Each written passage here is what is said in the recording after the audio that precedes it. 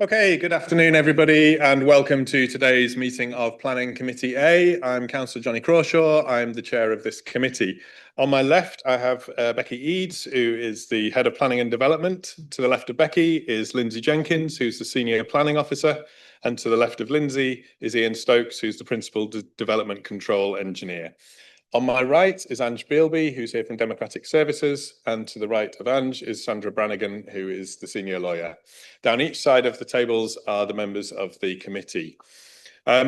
Just in terms of some housekeeping before we get started, if I can just make sure that anybody who has their mobile phone with them has that turned off or on silent. We're not expecting fire alarms today. If there is a fire alarm, we'll escort members of the public from the building. Members in the public gallery, if you need to use the toilet during the hearing, they're through the door behind you to the right-hand side as I'm looking at it. And a reminder to members of the committee that we can't leave the table during the hearing, although there will likely be some adjournments throughout today's meeting. There's one or two people on the committee that you'll see are using laptops. Some people prefer to have paper copies of their reports. Some people prefer to have them electronically. That's why some have laptops out and others don't. When members and officers are speaking, if you can please make sure that you speak directly into the microphone in front of you. The acoustics in this room are not fantastic, and they're not fantastic for people watching online as well. So please be very clear and project into your microphone when speaking. In terms of how today's meeting will run, I'll just talk you through the way that we operate here in York. So first of all, this is a business meeting of the council that's held in public as opposed to a public meeting per se. That means that there are very discrete points where we do accept public participation, which is by registration in advance. When we get to those, I'll explain how they will work. As mentioned, we will likely need some adjournments during today's hearing. If we do take an adjournment, it's really important that members of the public or sitting in the public gallery don't seek to speak to or interact with members of the committee. And likewise, members of the committee don't discuss any aspects of the application during those adjournments. When we're going through the application, we follow a sort of set process as we go through applications. And so I'll just talk you through how that will work as well. So first of all, I'll be inviting Becky as the head of planning to talk through the plans that are before us. And I think there'll be some additional comments from Lindsay, who's been managing this application. There'll then be the opportunity for committee members to ask any questions that are just points of clarification around the plans that are before us. I'll then invite officers to provide an update on the report, and committee members and members in the gallery will have seen that it's quite a significant update today. So once we've had the overview of what the update is, my intention is to give everybody 5 minutes to just make sure that you've all had ample time to read through the update.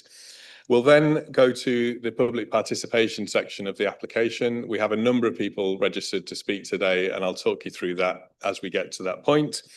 There's then an opportunity for members to ask questions of the officers on anything that they've seen within the report and anything that they've heard from the public participation. We then move into debate where we discuss the application and the things that we want to take into consideration before finally considering the officer recommendation. We will always consider the officer recommendation first, and if there's any disagreement with the officer recommendation by the majority of the committee, then we look to what other options would be available at that point only. So that's how the meeting will run today. Before we begin with the main agenda as well, I just want to remind members that our role in the committee is to consider planning issues that are set out in the report against our newly adopted local plan, and that sits within the context of the MPPF. The report that we have received has got a summary of positions from a range of contributors who will have had detailed and often lengthy discussions before arriving at their positions. And it's the view of the planning authority that the report that we've received today contains all the information we require to make a robust decision. Likewise, as we're asking officers for their opinion, they will be giving us their opinion and judgment based on professional qualifications, knowledge and experience. I'm saying this not in any way to inhibit questioning or deter debate, but I do want us to keep that in mind when we're conducting today's meeting. And likewise, I will be very happy for members of the committee to put questions to any of the public participants or officers during the hearing at the points as I've set out.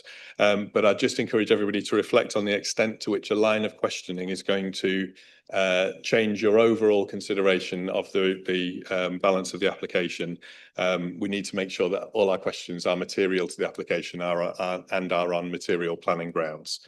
So with all of that said, I'll move us on to the substantive agenda for today's meeting. Item 1 is apologies for absence. There's a number of apologies and substitutions, so I'll just read them through.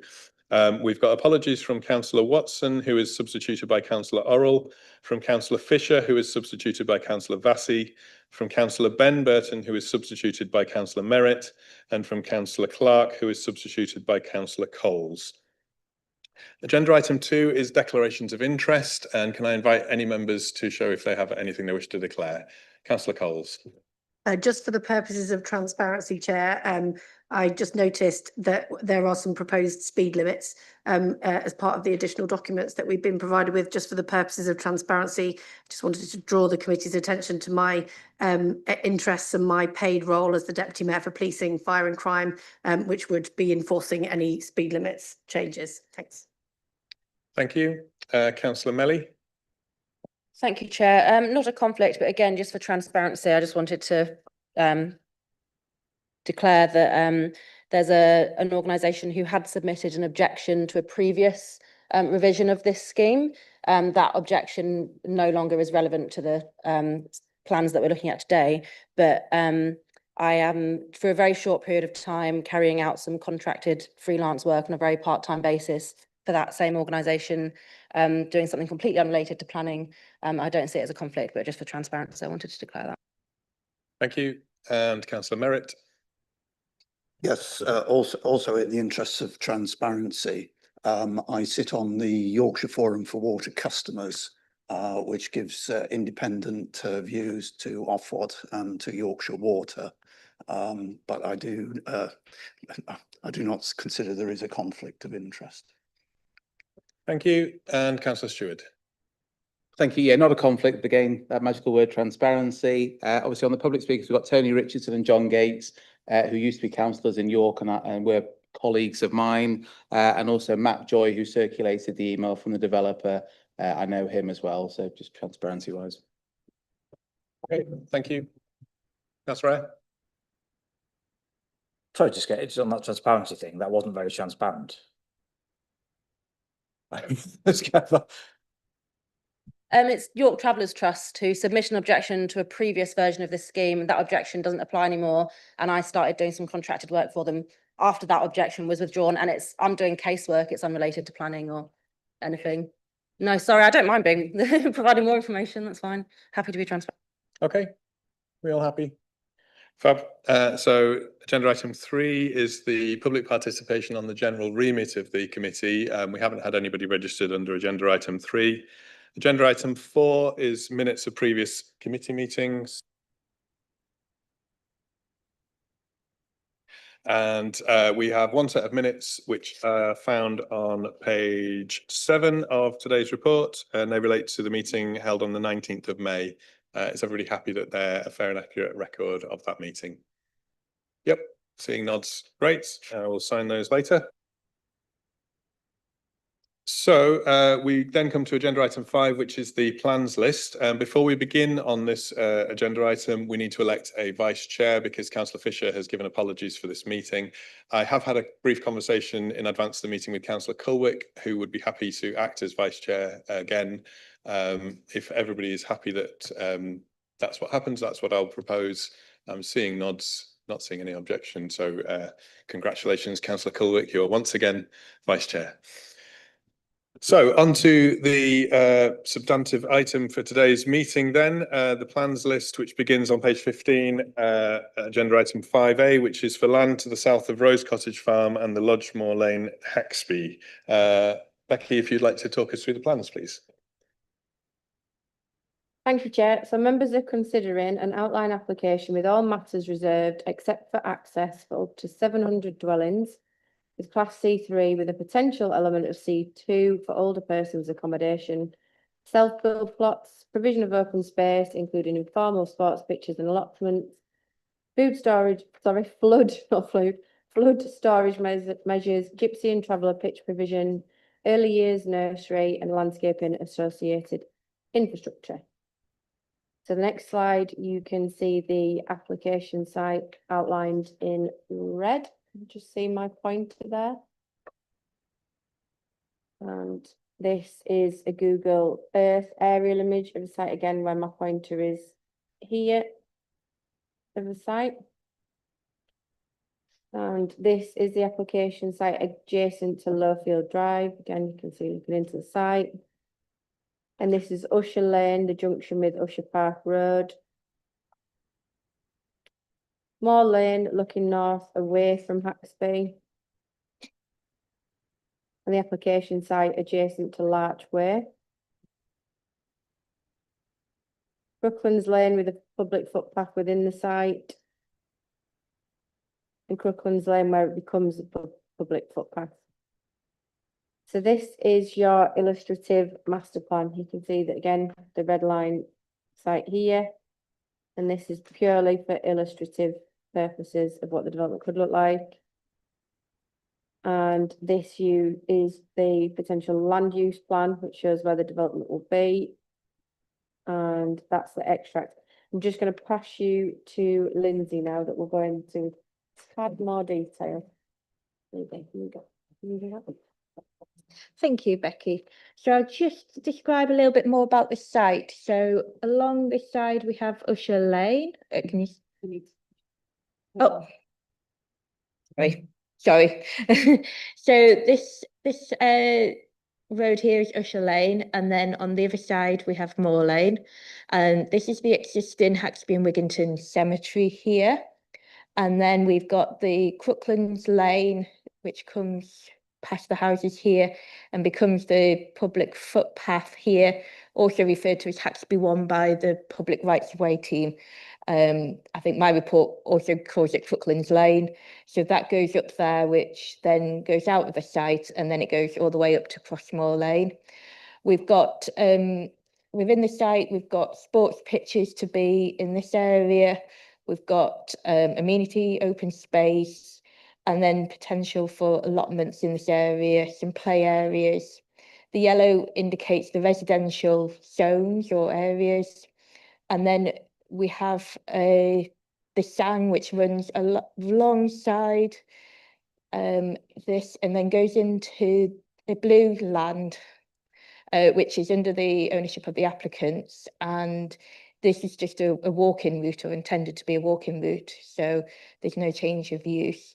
And then the SAN comes along here, and then it follows the external areas of the site, coming along here, comes back down, and then it comes across here, up there, and then down again, and joins back down here. I'm just going to interrupt you and anything? just invite you to explain to anybody who may not know what a SAN is. Sorry, yeah. So a SAN stands for Sustainable Alternative Natural Green Space, which is part of the mitigations on Strenshaw Common, which have been identified as recreational pressures from dog walkers. So with the application site being within the zone of influence to Strenshaw Common, there is a requirement to provide open space and a walking route, and that's the walking route provides that mitigation. Okay, so members, if there are any questions on points of clarity in terms of just understanding the plan as it is before you, does anybody have any questions at this stage? Not seeing any hands, so I can move us on then to the officer updates. Members, you'll see that there's quite a significant in terms of volume. We normally get 1 or 2 sides, and I think there's 16. So I've just asked Lindsay to talk us through just highlighting any aspects of it, and then I'm going to give everybody 5 minutes to make sure that you've had the opportunity to read the updates.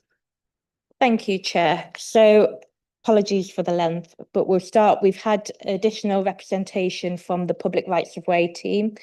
Within that, they refer to the northern section of the path, which is outside of the application site boundary, and they relate to how that will be significantly impacted by the increased use that the development will bring. They have requested a financial contribution of at least £15,000 for targeted improvements. This is a lesser request than what was previously requested, which is outlined in the report. And this is to secure the absolute minimum needed to avoid insurance claims from future users, to ensure the ongoing safety and accessibility of this path after the development is complete. They also talk about issues in regard to accessibility. Sorry, they just talk about how that requirements will impact on the policy SS11. And then they talk about the details of how will they prevent unlawful use of vehicles on the public footpath, and regarding and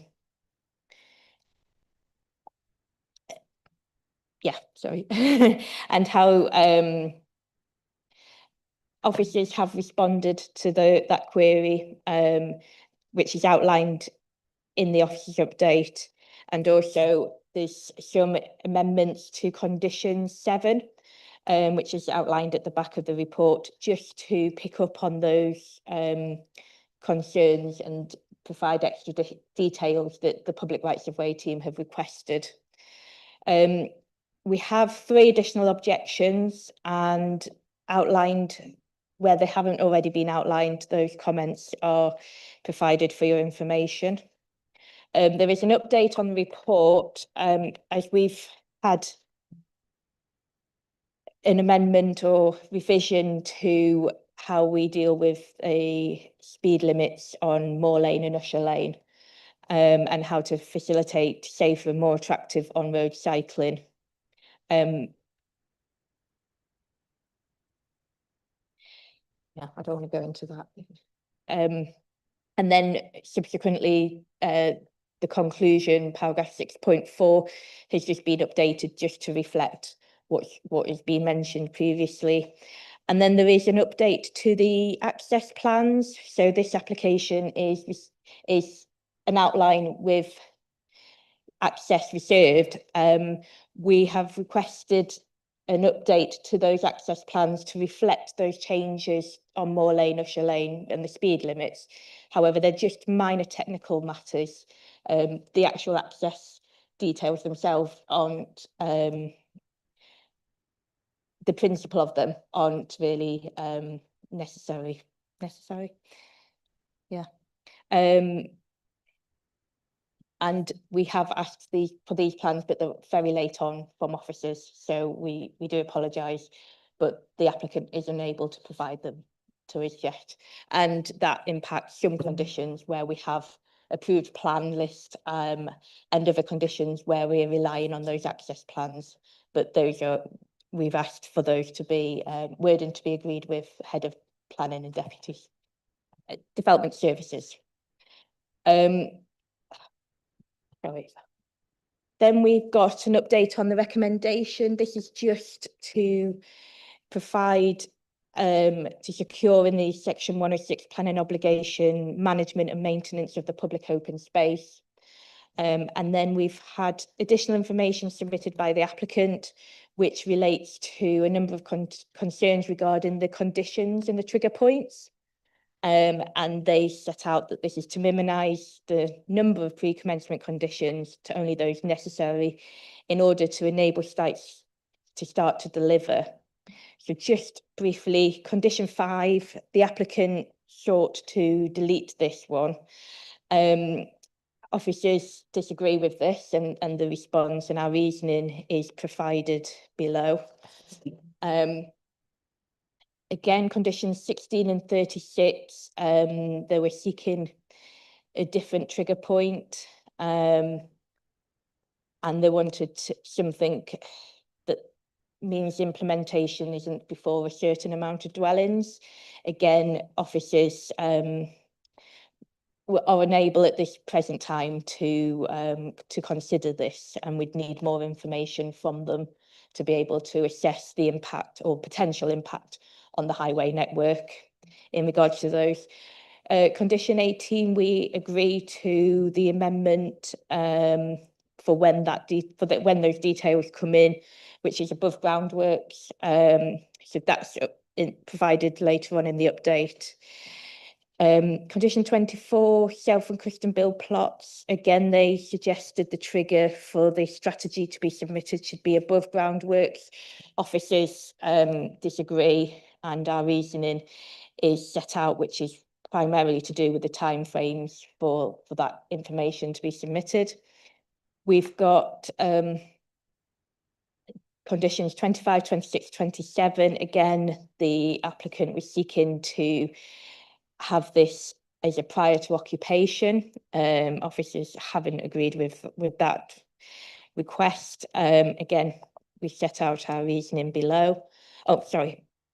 We haven't agreed to prior to occupation, but we have agreed to a different trigger point that sets out for no development other than enabling works, so it doesn't preclude some development to go ahead. Condition 28, the materials. I think we consider that the trigger has been met that's suggested by the applicants. This is for the details to be submitted beyond foundation level, so it's not pre-commencement.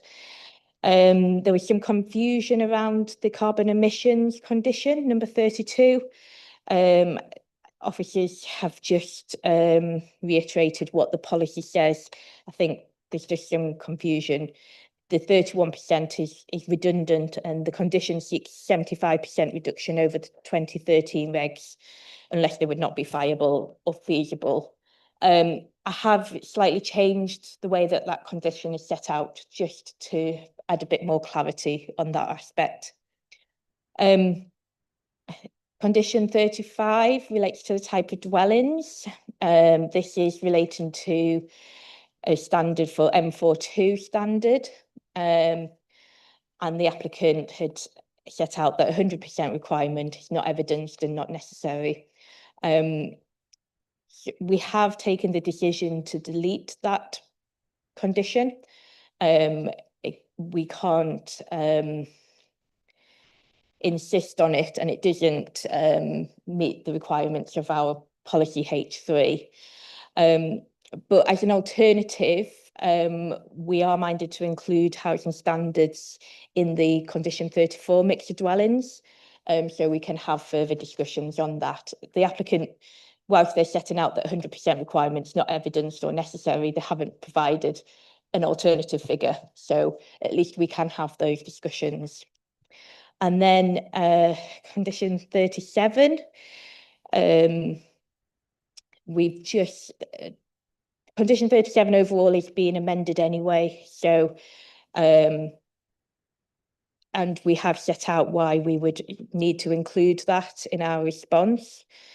And it's to be updated to take into account the changes to Moor Lane and Usher Lane more generally. And it's just a point on that one. The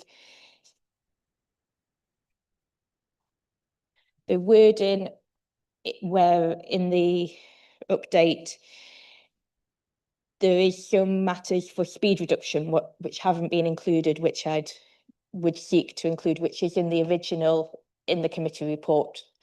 So we would amalgamate the two in there. So it would include the segregated share use path on Moor Lane and the footway on Usher Lane, as well as the speed reduction measures as well.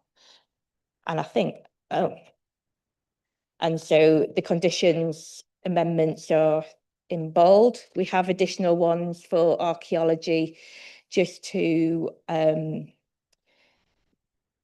more precise in the areas that we're asking for further works on. And then we've just got an additional condition which relates to a construction traffic management plan and method of work statement. Thank you. Thank you very much, Lindsay. I appreciate there's a lot of information to take on board, and these updates were not available to members in advance of this meeting. So my intention now is to just give us 5 minutes to satisfy ourselves that we've read through the conditions. There will be a point after the public participation where there's an opportunity to ask questions both on the report and the update. But I do want to make sure everyone's had time to read the updates. So what I intend to do, this won't be an adjournment. We will still be being broadcast from the point of view of transparency. But I'm going to just suggest that we take 5 minutes now up till 5 o'clock to have a read through. I'm going to sort of keep an eye on everybody, and if everybody's indicating that they've read and finished before that, then I will be happy to go back sooner. But I would like to make sure we've all had time to read and digest that information. Councillor Airy, you just wanting to make just a point of clarity on the update before I try to digest it. I mean, a general point on the fact that updates of this level sort of render the committee a little bit relevant, but I was trying to get, I didn't understand the public right of way issues, because on page 83 there are £40,000 worth of public rights of way requests, which is the 35,000 for the bridge and 5,000 for the kissing gates. Then the update says that there was a lesser request and mentions 162,658, which isn't in. It seemed on everything we've been given as a committee, public right of way are asking for £15,000 more than the committee papers, but the update says that that's a lot less, and I can't square that circle. So we're into the realm of you asking a question on the update, which I would rather come to in a bit, but I will allow you to do that bit, but I don't want to get into questions on the update per se right now, but please do answer. So not outlined in the report, but the public rights of way team did request a contribution, which was 162,658, and that's in the office's response to that, which was for the upgrade to the path outside of the boundary. Just checking where I've said it in the report. No. So I've included what was agreed in the report, but not what was also asked. But then Public Rights of Way have come in and asked for a lesser amount, which is £15,000.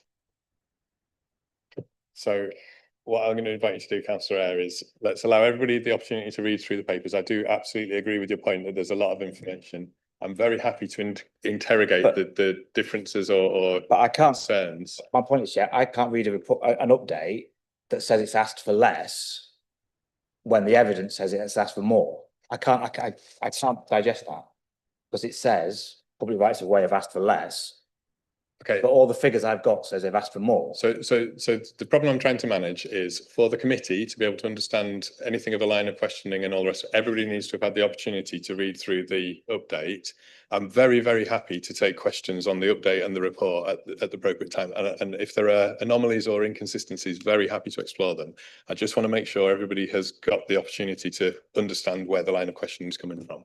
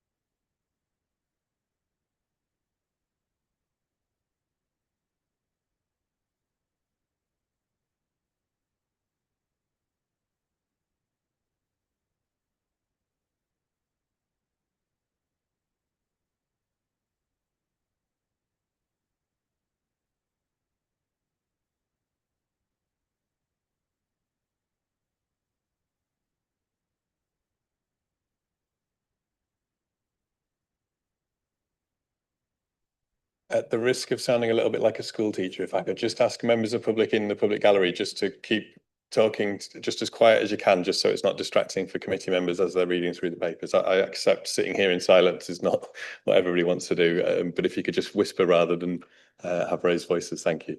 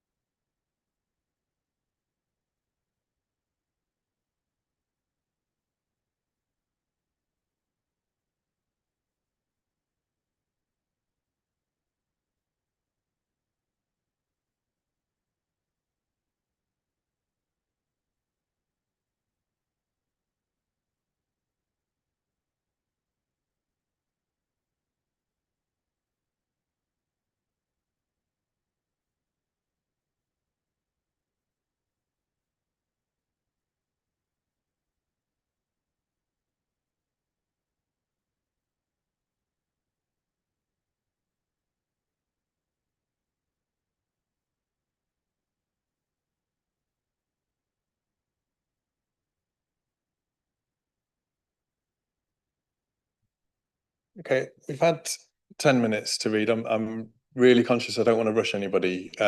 Is most people finished? Do we need another couple of minutes just to read through things? I'm just looking for any indications. Councillor Burton, it looks like you're still reading. Do you just need another couple of, you're almost, in which case I'll just give us a couple of moments. I really don't want to rush anybody. I want to make sure everybody's had the time to read through the papers properly. But I also don't want us all to be sitting here when everyone's actually finished, and it's quite hard to judge from this end. So, okay.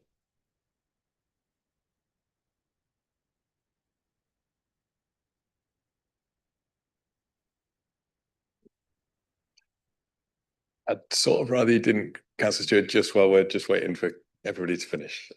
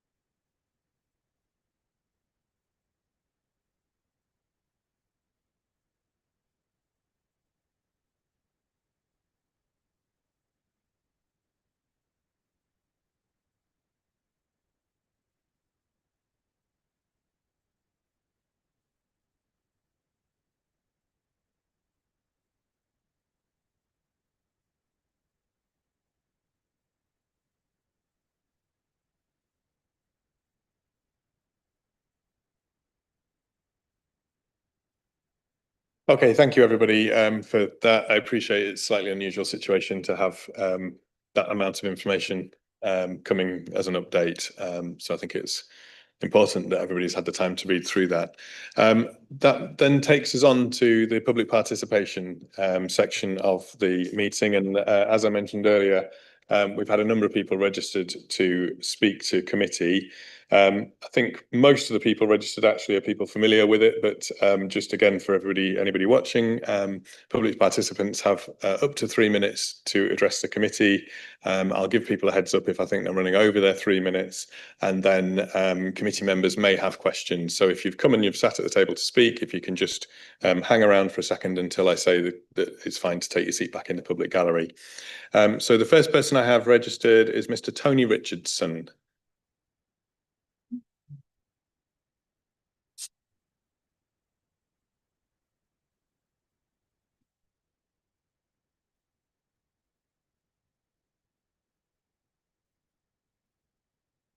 Afternoon, everybody. Okay, so Mr. Richardson, your microphone's live. If you just want to start in your own time, and then, as I say, I'll give you a heads up if I think you're running over your 3 minutes.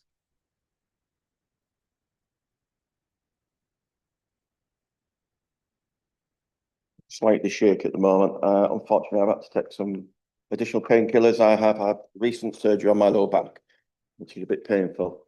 So I'm rather a bit floating, shall we say, but I apologise. I'm here to talk in objection to this application that has been brought before the committee. I, as a previous city councillor, spent 2 years going through what was the local plan application. That meant consultations, meetings, questionnaires, etc., for 2 years. And we ended up with what we believed was what the people of Haxby and Wigginton wanted.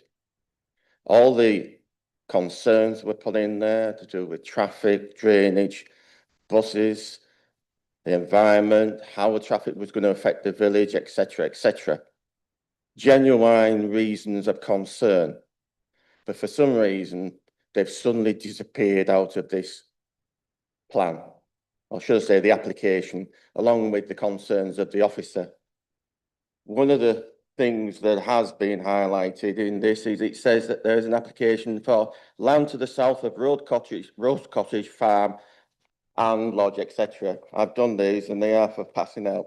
As you can see on the first part, it is your drawing that you've had up on the, all right, I'll do it now, you can have it afterwards. This is what you have just highlighted on the wall. Just hang on 1 second, because we don't normally accept circulation of material. This is what's missing from your picture on the wall, yet is in the application. Strangely enough, there is not. If you just pause for me 1 second, Mr. Richardson, I just need to take some advice from the officers as to whether I can circulate information that hasn't been circulated. This is a fundamental point to the point about application that is flawed. If you just pause for me 1 second, I'll invite you to continue speaking in just 1 second.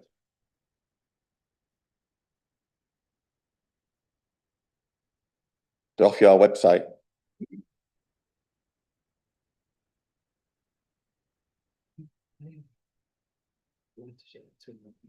I've got some more.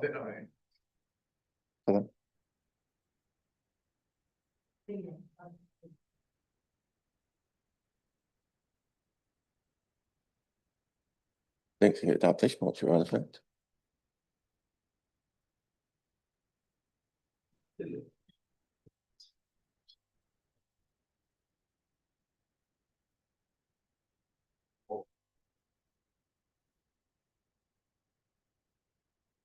We've always had, well, I've always had them before.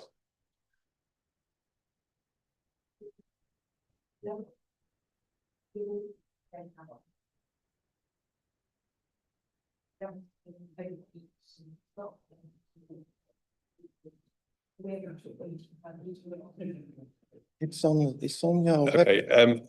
I'm sorry, Mr. Richardson, I'm not going to be able to accept circulating material that hasn't been received in advance of the meeting. Would you mind putting up onto the screen the application for Rose Cottage and the land attached to it that you claim that for some reason I am lying, which I am not?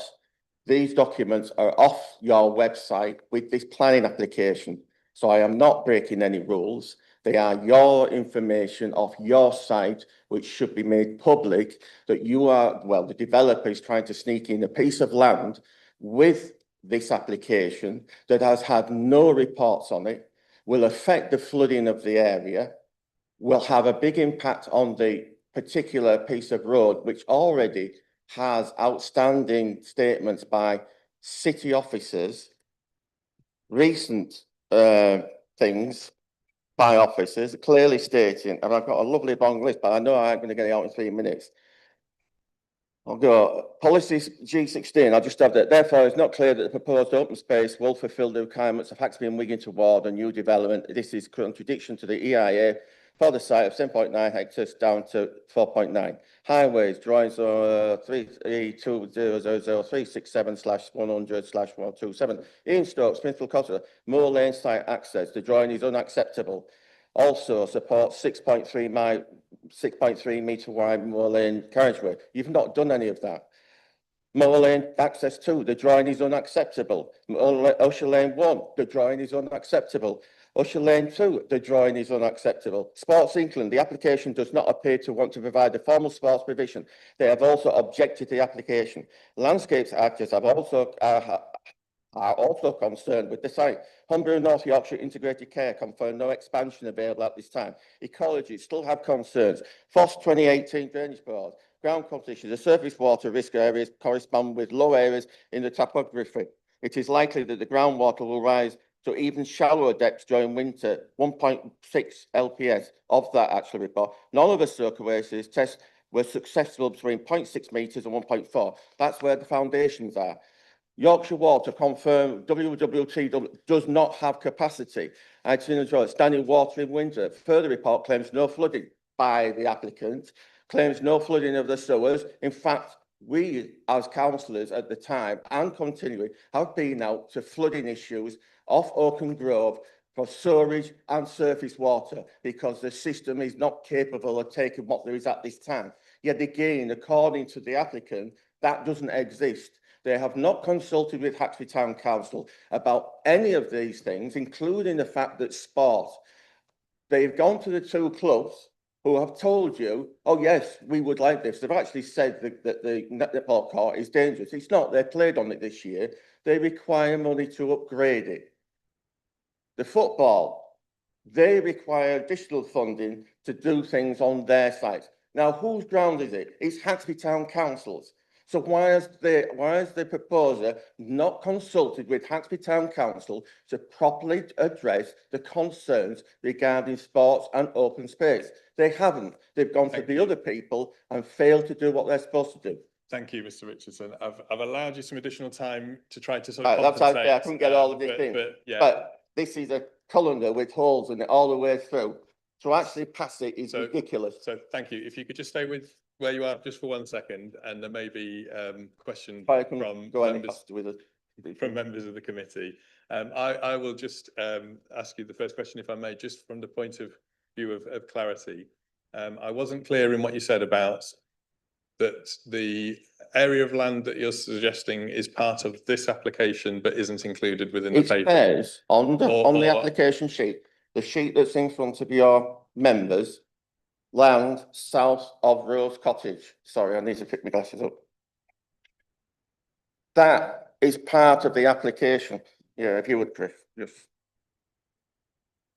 And if you go into the thing on the website, it says 6 documents.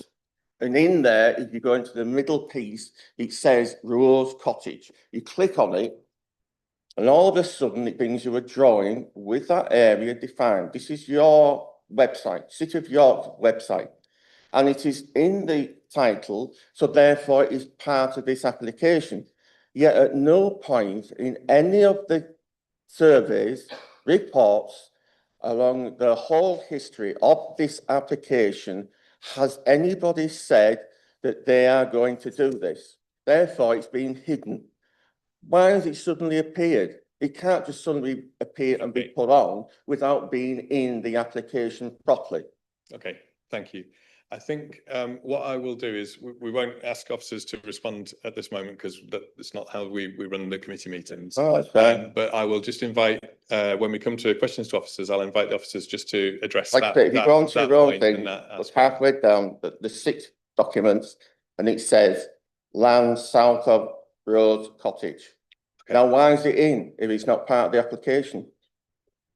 I'll ask officers to address that point when we come to the questions to officers.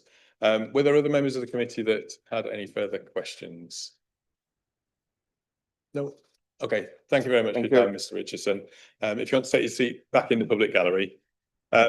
Next up, I've slightly changing the order of the public speakers as they're published on the paper that's gone around. So next, I would like to invite Councillor Fisher, who's speaking on behalf of Haxby Town Council. And Councillor Fisher, you'll be very familiar. You have 3 minutes to address the committee, and if you want to sit tight if there are questions beyond those 3 minutes, and just start in your own time. Thanks, Chair. Haxby Town Council believe this application does not comply with the adopted planning policy, will not deliver sustainable development to meet the needs of future residents, and will have adverse impacts on the existing community and environment. The summary of the Town's Council's objection is on page 31. There are very many reasons to refuse application, including but not solely the sewage disposal, which is highlighted by the Yorkshire Water Report, impact on the highway network and the lack of community facilities on site. But I'm going to concentrate on 2 areas where the application clearly breaches the policy set out in the adopted local plan, giving firm grounds for refusal. The local plan is adopted, so its policies must be given full material weight. Paragraph 12 of the NPPF requires that applications are determined in accordance with the statutory development plan, unless material considerations indicate otherwise. In the absence of these, we are perplexed as to why the council is recommending for approval an application that is clearly not compliant with the local plan. Policy SS11 sets out how site ST9 is to deliver approximately 735 dwellings. The applicant is proposing up to 700 dwellings, which is 5% less. There are no explanations as to why the proposed number of dwellings is so far from satisfying the policy requirement. If the council does not achieve the policy requirements on allocated sites, it will put pressure for other sites to be allocated to compensate for the shortfall. At one point, the number of proposed dwellings was as high as 800, so the site clearly has the capacity to deliver the full local plan allocation. It is unclear why the proposal continues to fail to comply with policy S11 when the applicant has previously suggested it can do so. Reducing the number of 4-bed houses and increasing the number of 2- and 3-bed homes might solve this to some extent. Policy SS11 sets out how development must include the creation of a new open space that may include a cemetery. Reference to cemetery in the adopted planning policy on the basis that the City of York Council and the Planning Inspectorate recognise that a 2.4 hectare extension to the existing cemetery is necessary to meet the future needs of the community, and this is the only site available. The Town Council vehemently disagrees with paragraph 547 of the report. The site proposed for the extension has exactly the same ground conditions as the existing cemetery. In any case, the joint cemetery response shows clearly that interments are at a level well above 1 metre above the established level of groundwater. So there is little or no likelihood of groundwater contamination. The Environment Agency only object on the grounds that groundwater contamination may occur. The detailed investigation to prove this can be satisfactorily managed has not been carried out by the developer. If the required extension is not provided in approximately 15 years, Haxby and Wigginton will have nowhere to bury their dead. It is clear the submitted application will not secure the nature or amount of development required by policy SS11 of the statutory development plan, and no justification has been provided. For this reason, the local planning authority is directed by paragraphs 11 and 48 of the NPPF to refuse permission. Thank you very much. That was bang on 3 minutes. You've clearly done this before. And members, if you have any questions for Councillor Fisher, Councillor Eyre. Thank you. I think expertly condensed everything into the 3 minutes pretty well. The one bit was sort of, but you gave brief reference to the beginning in terms of sewage. And I did note, and I apologise because it's my first time on an iPad, so I realise page numbers don't always tally, but it's page 50 if you're on an iPad, so probably about 53 if you're on anything else, but it's paragraph 5106, where Yorkshire Water do seem to suggest that the wastewater treatment can't cope, and there is no explanation as to how they will fund any necessary improvements. Is that a substantial issue in the area? I'm not particular. Yeah. In my own ward, I've had issues with sewage and how that in fact, I'm not familiar with flushing toilets in Haxby. So any background you can give us as to how big a problem that might be? It's a massive problem. Walbert Sewage Works is very old. It's extremely smelly. It doesn't actually treat sewage. It separates out, and I'm sorry if you're squeamish, the solids and transports them by tanker to Naburn for onward treatment. So that involves tankers going through Strensall Village on a regular basis down a narrow lane, which has a public footpath down it. It treats the liquids and does that fine and puts them in the river. But the biggest problem is not just Walbert Sewage Works, it's the Cops Cottage pumping station. Now, Cops Cottage is the pumping station that takes the sewage in and then pumps it up to the sewage works. That has 2 stormwater tanks which deal with massive amounts of surface water during heavy rainfall, because the large chunks of Strensall have got a combined surface water foul sewage system. And so in heavy rain, those sewage tanks can fill up in less than half an hour. And if anyone would like to have a look, I can show you countless videos of those storm tanks overflowing and discharging raw sewage straight into the foss. So obviously any increase in the demands on Walberts is going to exacerbate that problem. And I've spoken with Yorkshire Water previously about when they're going to do something about it, and they can't give me any guarantees whatsoever that Walberts will be upgraded. Obviously, as an adopted site, they ultimately will have to do it, but the time frame for that could be very considerable according to what they've told me. Okay, thank you. Just apologies to the committee for the level of detail that was brought forward. Question. Councillor Stewart.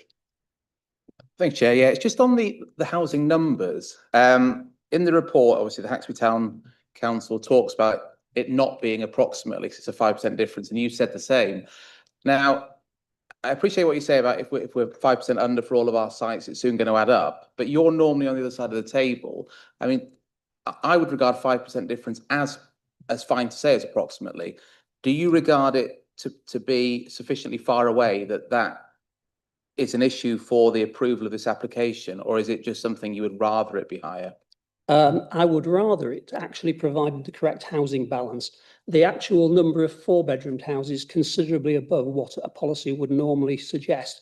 The demand, which has been shown time and time again in the Haxby and northern suburbs areas for 2 and 3 bedroom properties. And by reducing the number of 4-bedroom houses, that would release more space to put more 2 and 3 bedrooms, which would be more accessible to first-time buyers. So that, I think, is the solution. It wouldn't increase the actual amount of development in terms of footprint, because the 4-bedroom houses would have a reduced. You could the 2 and 3 bedroom houses would fit on a 4-bedroom site, but it would also, because 2 and 3 bedroom houses tend to produce children, it would also justify, in my view, the requirement for a school on the site. But okay, thank you, Councillor Burton. I've got a few questions, Oh, and please tell me if I'm not allowed to ask these or not. Could I ask you, Councillor Fisher, has there been consultation with Haxby Town Council by the developer? I just asked the chair of Haxby Town Council, and she told me that they think that the developers have attended one meeting with Haxby Town Council, and I believe I spoke to the chair of Wigginton Town Council just now. I think he thinks possibly 1, possibly 2. So there has been some But it's been negligible. Okay. Not to the level that you would require for a development of this size and importance. Okay. Now, another question. Councillor Burton, before you ask that question, can I just invite you to bring your microphone closer? Even closer, yep. Oh, is it Councillor Fisher? Oh, apologies. Sorry. Councillor Fisher. Sorry, I do. If you can, yeah, just have your microphone close to you so that everybody can hear. That would be great. Thank you very much. Right. Okay. This proposed development is in the local plan. Yes. Area in Haxby, which we all voted on. Mm. So why is there a discrepancy now? Just, I mean, it's a legitimate question. I'm not being making. I can't answer that question. That's up to the developers to ask why there's a discrepancy. I mean, the site is in the local plan. It will be developed, but it's getting it to be developed in an appropriate way. Okay. That's the point, with the right number of houses for the site, so that we don't get other houses. And I can think of at least one of the sites in Haxby, which if this produces a shortfall, I just think of another site in Haxby, which is highly vulnerable, which I thought a planning application stopped way back in 1992, I think it was. So if the sewage situation was sorted out, then this would be suitable for that site. It would remove the problem with the sewage disposal, but it wouldn't solve the problem of the fact that, first of all, there's no cemetery extension, and that is critical. I should perhaps declare that I'm on the Joint Cemetery Committee for Haxby and Wigginton, and we have approximately, at the present level of interments, about 60 a year, about 15 years supply of land. After that time, there is no other suitable site. This is the site. This whole cemetery site will be landlocked if the cemetery site isn't allocated. The site isn't allocated for a cemetery. And yes, there are groundwater problems throughout Haxby, but the Joint Cemetery Committee has shown that the level of groundwater is 2.5 metres and interments in Haxby take place at 1.35. So there is a 1.15 cushion between the groundwater levels. And unfortunately, the developers have not done sufficient investigation to show that that land isn't suitable. We believe it is.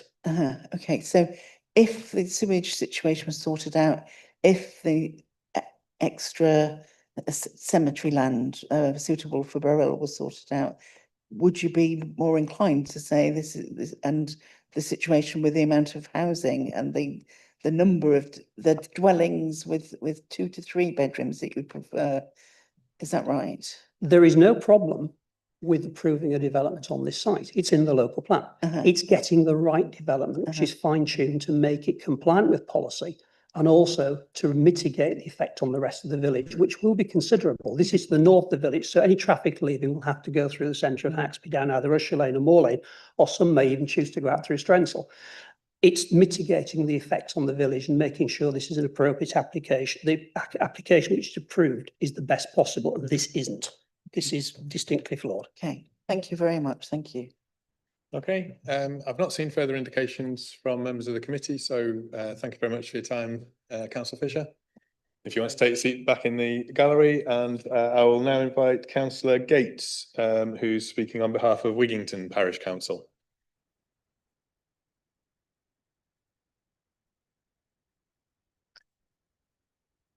So, Councillor Gates, as previously, if you put your microphone on and start in your own time, and if I think you're running over your 3 minutes, I'll just give you a heads up, and then if you just stay put in case there are questions from members.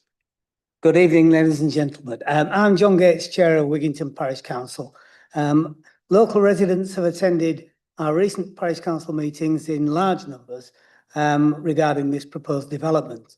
All residents who attended were firmly against a development of this size. I will now run through some of the valid objections which have been raised, and more detailed information on all of these points is provided in our written Wigginton Parish Council objection letters that are already submitted online. Greenbelt protection. The proposed development is situated on Greenbelt land. The National Planning Policy sets out that the fundamental aim of Greenbelt policy is to prevent urban sprawl. Omission of cemetery extension has already been mentioned, but all of the previous discussions and the local plan indicated the necessity of an extension to the Haxby and Wigginton Cemetery, supported by City of York Council, which would accommodate future community needs and is necessary to provide for a growing population. Lack of detailed plans for means of access. There are no detailed plans with access arrangements onto the site and no detailed plans for the Moor Lane junction. Increased traffic impact. The proposed development will lead to a substantial increase in traffic through Wigginton Village and significant detrimental impact along the B1363. Strain on local facilities. The local Haxby Group Health Centre is already under considerable pressure and health services are struggling to meet the needs of current residents. Foul water, sewerage and drainage has already been mentioned, but I have some figures.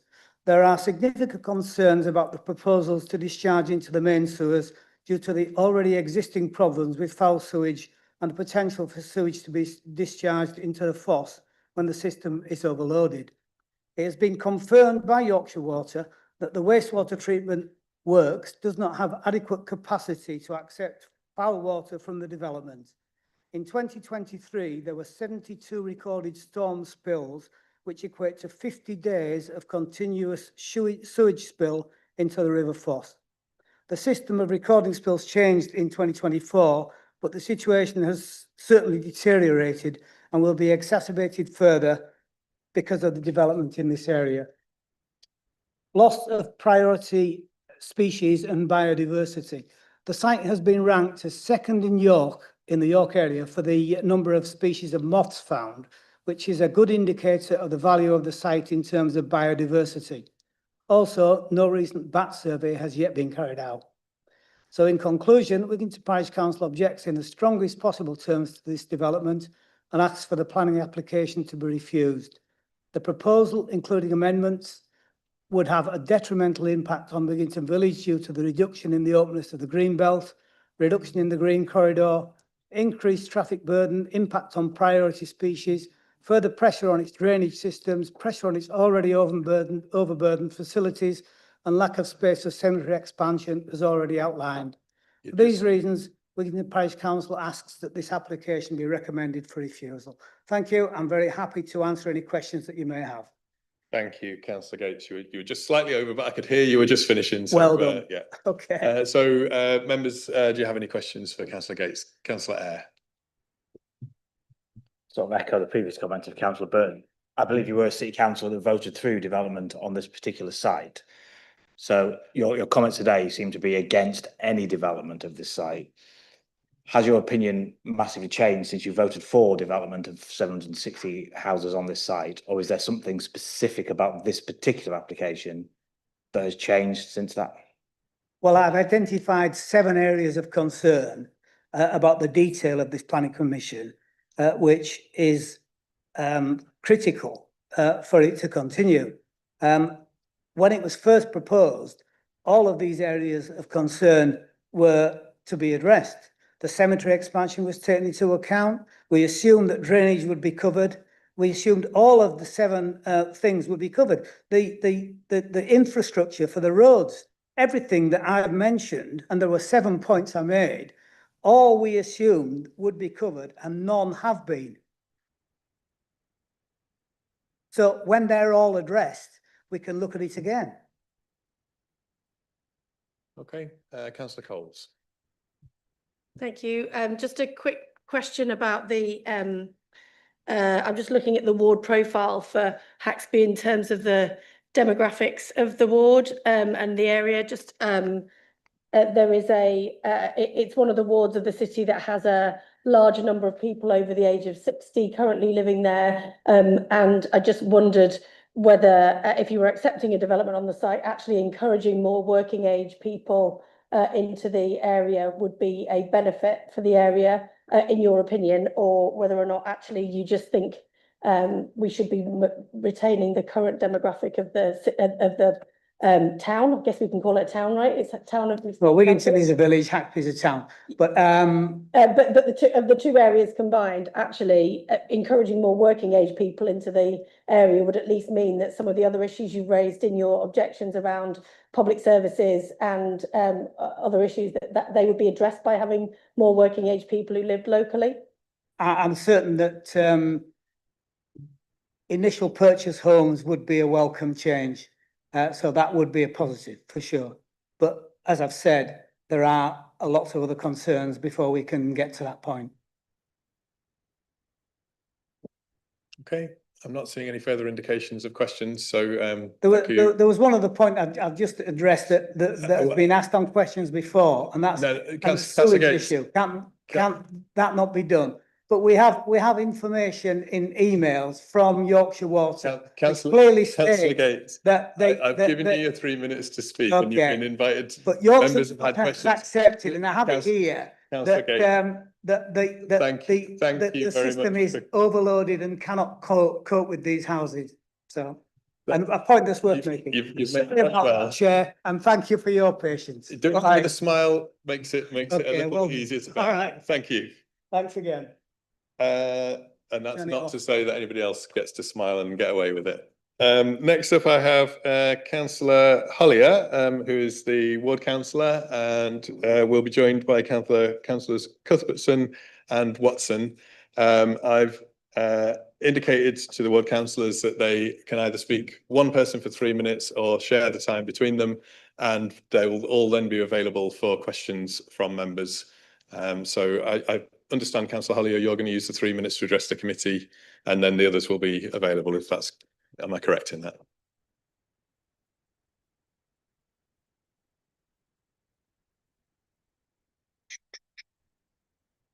Okay, thank you, Chair, and thank you as well to the hundreds of local residents that have submitted their comments to the council.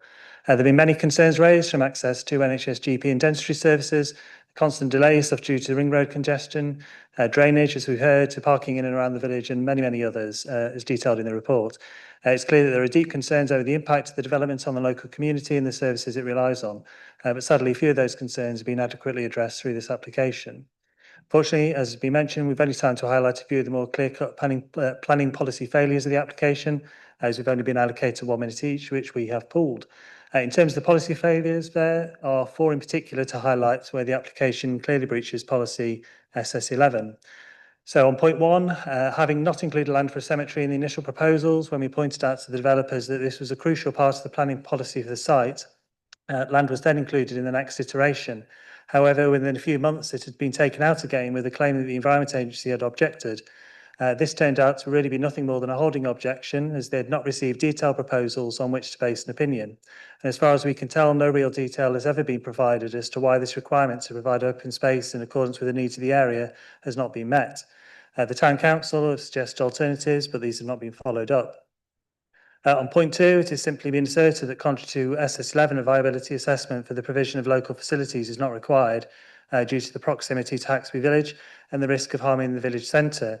However, this is entirely backwards. Some areas of this development are over 1 kilometre from the village, and parking is already a real issue in Haxby, which is very busy. The area is now without a post office, and the impact of the development on this issue, or the potential to help solve it, has not been examined. On point 4, it is impossible to assess the impact on road networks or for residents to input meaningfully into the process. All comments to date have been predicated on an understanding that the ring road dualling was to go ahead, only for the rug to be pulled less than a month ago. The proposal shall be reconsulted on in this new context prior to any decision. It's hard to believe that the minor contribution proposed to move a few curbs by a few centimetres at the 4 roundabouts will not lead to a worsening of congestion, which daily backs up from the Haxby Road roundabout up to Hollytree Lane within Haxby, along a route used by many school children cycling to school. Finally, point 7, it's clear that Usher Lane access is intended to be secondary, with its use minimised due to capacity and safety issues.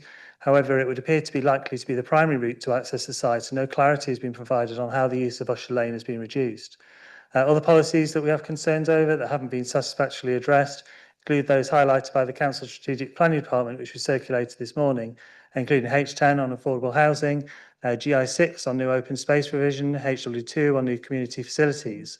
We've also got concerns over bus provision. So we consider there remain too many question marks over the development as proposed to be approved today. At the very least, a deferral is required in order to consider the many outstanding issues. It is a binary yes/no choice, and the application as it stands should be refused. Thank you. Thank you very much. That was bang on 3 minutes. And members, if you could indicate if you have questions, I've seen a few. So if you can keep your hands up until I sort of acknowledge you. The very first I saw was Councillor Eyre. Thank you. I have 2 questions. I have to take one and then pass it around and come back but that comment about curb realignment, I admit I was particularly surprised there. So I had a meeting this morning at Green Hamilton, and it took me 25 minutes to get from my house to the A59 and then 5 minutes to get from the A59 to Green Hamilton. I was equally surprised that a minor amendment to curbage to the roundabout, which causes me the most amount of congestion getting around the ring road, would solve anything as traffic is now. Could you expand on your views about what the potential increase in traffic on that junction would be and what a potential minor curb alignment might do to alleviate it? Yeah, so it's not just the effects of this development on its own. The north of York is slated for huge amounts of traffic generated by numerous different housing developments in Huntington, in Clifton Moorgate, in Haxby, and various other places. It's going to add, thousands and thousands of houses and cars to roads that are currently gridlocked. Every day you can easily sit in traffic between the Wigginton and Haxby Road roundabouts for 15, 20 minutes just to get that small stretch. And that's as it is now. And none of that is particularly, I couldn't really get my head around how, as I say, these tiny changes of moving a curb by 30 centimetres could fix any of these problems, or at least not make them substantially worse, which I guess is the issue. And why, if it could have helped that much, it's never been done before. But I guess that's where we are.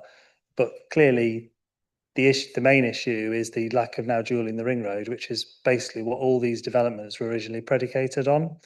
And obviously now having that sort of, certainly at the very least at risk, raises a huge question mark, I think, for everybody about how exactly we've sort of got to this situation of having approved all these developments in the north of York predicated on the ring road that now very likely won't go ahead.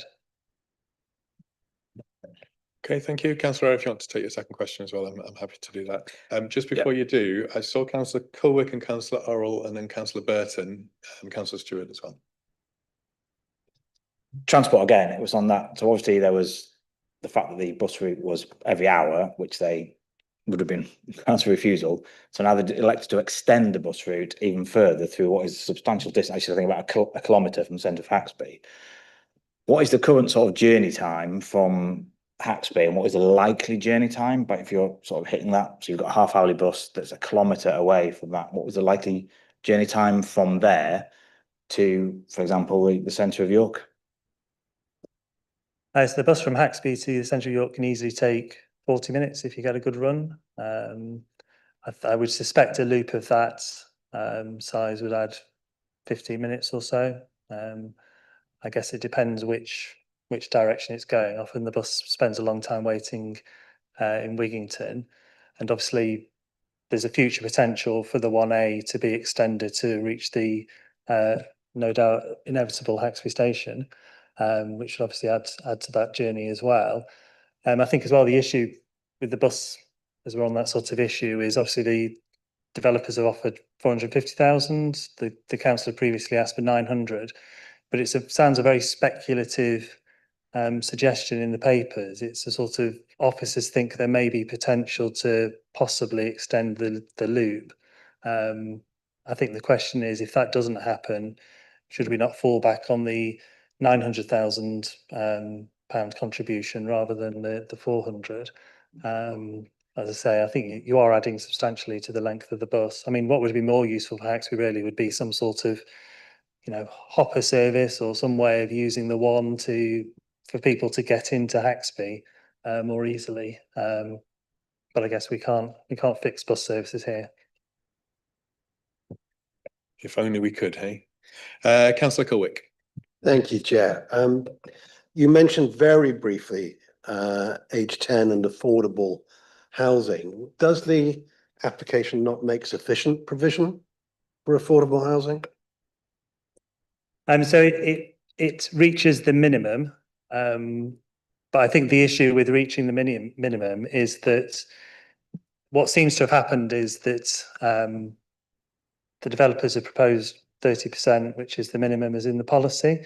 The Strategic Planning Department have said that they've done viability work previously, which has shown that the site could potentially go to 50%, and particularly with the lack of infrastructure being provided. Now there's no school, there's no local facilities, etc. It should be able to support a higher affordable housing contribution. Actually, the council officers have then gone to the developers and said, would you like to provide more than 30% affordable housing? And unsurprisingly, the developers have said, no, we'd rather make more money. And unfortunately, it doesn't seem like there's a way of then getting the evidence to back up the assertions that there is not potential for more affordable housing, which seems to me to go wholly against the spirit of that policy. Because if what we're really saying is that if the developers say they don't want to produce more than 30%, even if they potentially could, and we'll just accept that, then the 30% minimum simply becomes a 30% maximum. It's never going to be exceeded. And that to me seems to be a fundamental issue with the application, which is obviously not meeting, the broader objectives of the plan to supply, as much affordable land as affordable homes as possible. Okay, thank you. Next was Councillor Orrell. Thank you, Chair. You mentioned the policy relating to community facilities. Is there anything more we need to know about that? I think with this one, again, it's the Strategic Planning Department, which have highlighted the fact that a community facilities assessment wasn't completed, which means that there isn't the clarity that there should be in terms of satisfying policy SS11 or HW2 in terms of the capacity of surrounding community facilities. Now, I know that Haxby Town Council are trying to get funding for the new pavilion on Ethel Ward, or to upgrade the existing one, which is in a very poor state. And I think that's the sort of information that could have been brought out by that sort of assessment on community facilities, and that might have highlighted the need to improve those facilities as part of the kind of open space or the sports provision that's been provided or suggested to be provided. So hopefully that might be something that could be taken forward as well. Thank you. Councillor Burton next. Councillor Ayres covered what I was going to ask, actually. Okay, thank you. Councillor Stewart then. Thank you, Chair. The comment I'd make very briefly is I think it's a great shame that 3 ward members have 180 seconds to articulate the views of their 10,000 plus residents, and they're having to email stuff to the committee. I do think it's regrettable, and I thought that a few hours ago, to have sat in silence for 15 minutes while we read an update that could have been emailed, I just think is absolutely bonkers. My question though, and there's 2 questions if I may, thank you, Chair. In the report, it talks about the lack of commercial space, and obviously, and you've touched on that being a concern. What tangibly does that equate to? One shop, or that's the first question. Yeah, I think without having done the viability assessment, it's difficult to say, but certainly you wouldn't really be thinking for 700 houses of more than a corner shop where you could buy a pint of milk and the essentials that wouldn't then necessitate getting in the car and driving all the way round to Haxby Village Centre, finding a parking space there and driving back again. Certainly there are, shops in the south end of Haxby and similar sorts of communities of, new build at the time housing that provides that sort of role of a, very small sort of local shop that has no discernible impact on the village centre. But, without having any of that work being looked into, I guess it's difficult to say, but you could certainly see a role for a corner shop, a hairdresser. Thank you. And my second question is on the housing numbers, which you haven't mentioned just now, but obviously has been talked about. Now, obviously, in the local plan, it's 735. and then we're talking about drop to 700, but of course the application is for up to 700. So it can't be 701. To what extent does that concern you, that it's going to go even fewer houses? And again, possibly from when you sit on the other side of the table, what will be your thoughts on what the committee may do about that? Yeah, I think again, it's the mix. I think that's probably the issue more than necessarily the absolute numbers. I think, you know, people living in the area that want their kids to live locally or want smaller, you know, starter homes, and you know, we like to see a bit more of that sort of affordable nature rather than, you know, the big, you know, 4-bedroom houses that are primarily just bringing in you know, people from elsewhere. So it's not too fussed necessarily about the absolute numbers, whether it's 800, 640, 700, as it's, you know, chopped and changed through the time. I think more important is getting the mix right that suits, you know, the needs of York and the local community, rather than the profits of the developers. Okay, thank you. I'm not seeing further indications. Oh, apologies, I did have you written down. Councillor Vassy. Thank you, Chair. Yes, I was just wondering if you might set out how you characterise the cycling provision in Haxby and the opportunity that this proposed development would or would not contribute to supporting active travel and cycling. Well, I'd characterise the cycling infrastructure in Haxby as woeful. Clearly, there's very little by way of clear cycling provision. I think the developers have suggested a cycle route which would take you down South Lane and then Old Orchard, bringing out onto Holly Tree Lane, which is, you know, a residential streets covered in potholes, very narrow, and they're absolutely not suitable for cycling. Appreciate the officers have suggested an alternative route, which is similarly difficult. I'd expect most people would cycle straight down York Road, which can be quite a, you know, fast road. I mean, it's, you know, in the morning it's full of school kids cycling to school. But by way of sort of actual cycle provision, there's very little. And I understand that the cycle lanes, such as they are on York Road, are going to be painted over at some point anyway, because they're too narrow. So we're going to end up with even less formal cycle provision. Obviously, with the ring road, that was going to bring some cycling and active travel benefits, but obviously that's now up in the air a bit. So, I mean, certainly I don't see any benefits particularly from this development in terms of active travel or, you know, particularly cycling, and trying to point people down Old Orchard or South Lane is never going to be a serious sort of approach to that. It needs proper infrastructure. Thank you, Chair. So from what I see on the plans, there's no shops or cafe or anything like that proposed within the site. To what degree, given what you've just set out, do you think that people who move into these homes would feel encouraged to cycle into Haxby Town to access local shops?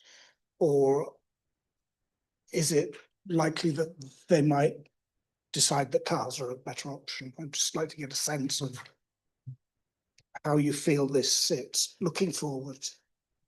Yeah, I'd say that the links between the bottom of the development and you know, people would presumably, if they were cycling, they'd cycle immediately south, percolate through the snickets at the bottom of Oak and Grove and the streets off, down onto North Lane and then down onto the village where there are, you know, cycle parking and things like that. I would say the routes through the snickets are incredibly bad. They're, you know, they've never really been sort of looked after because they're owned by nobody. So they're sort of entirely potholed messes really, that without significant improvement, I can't see anybody trying to take a cycle through that way.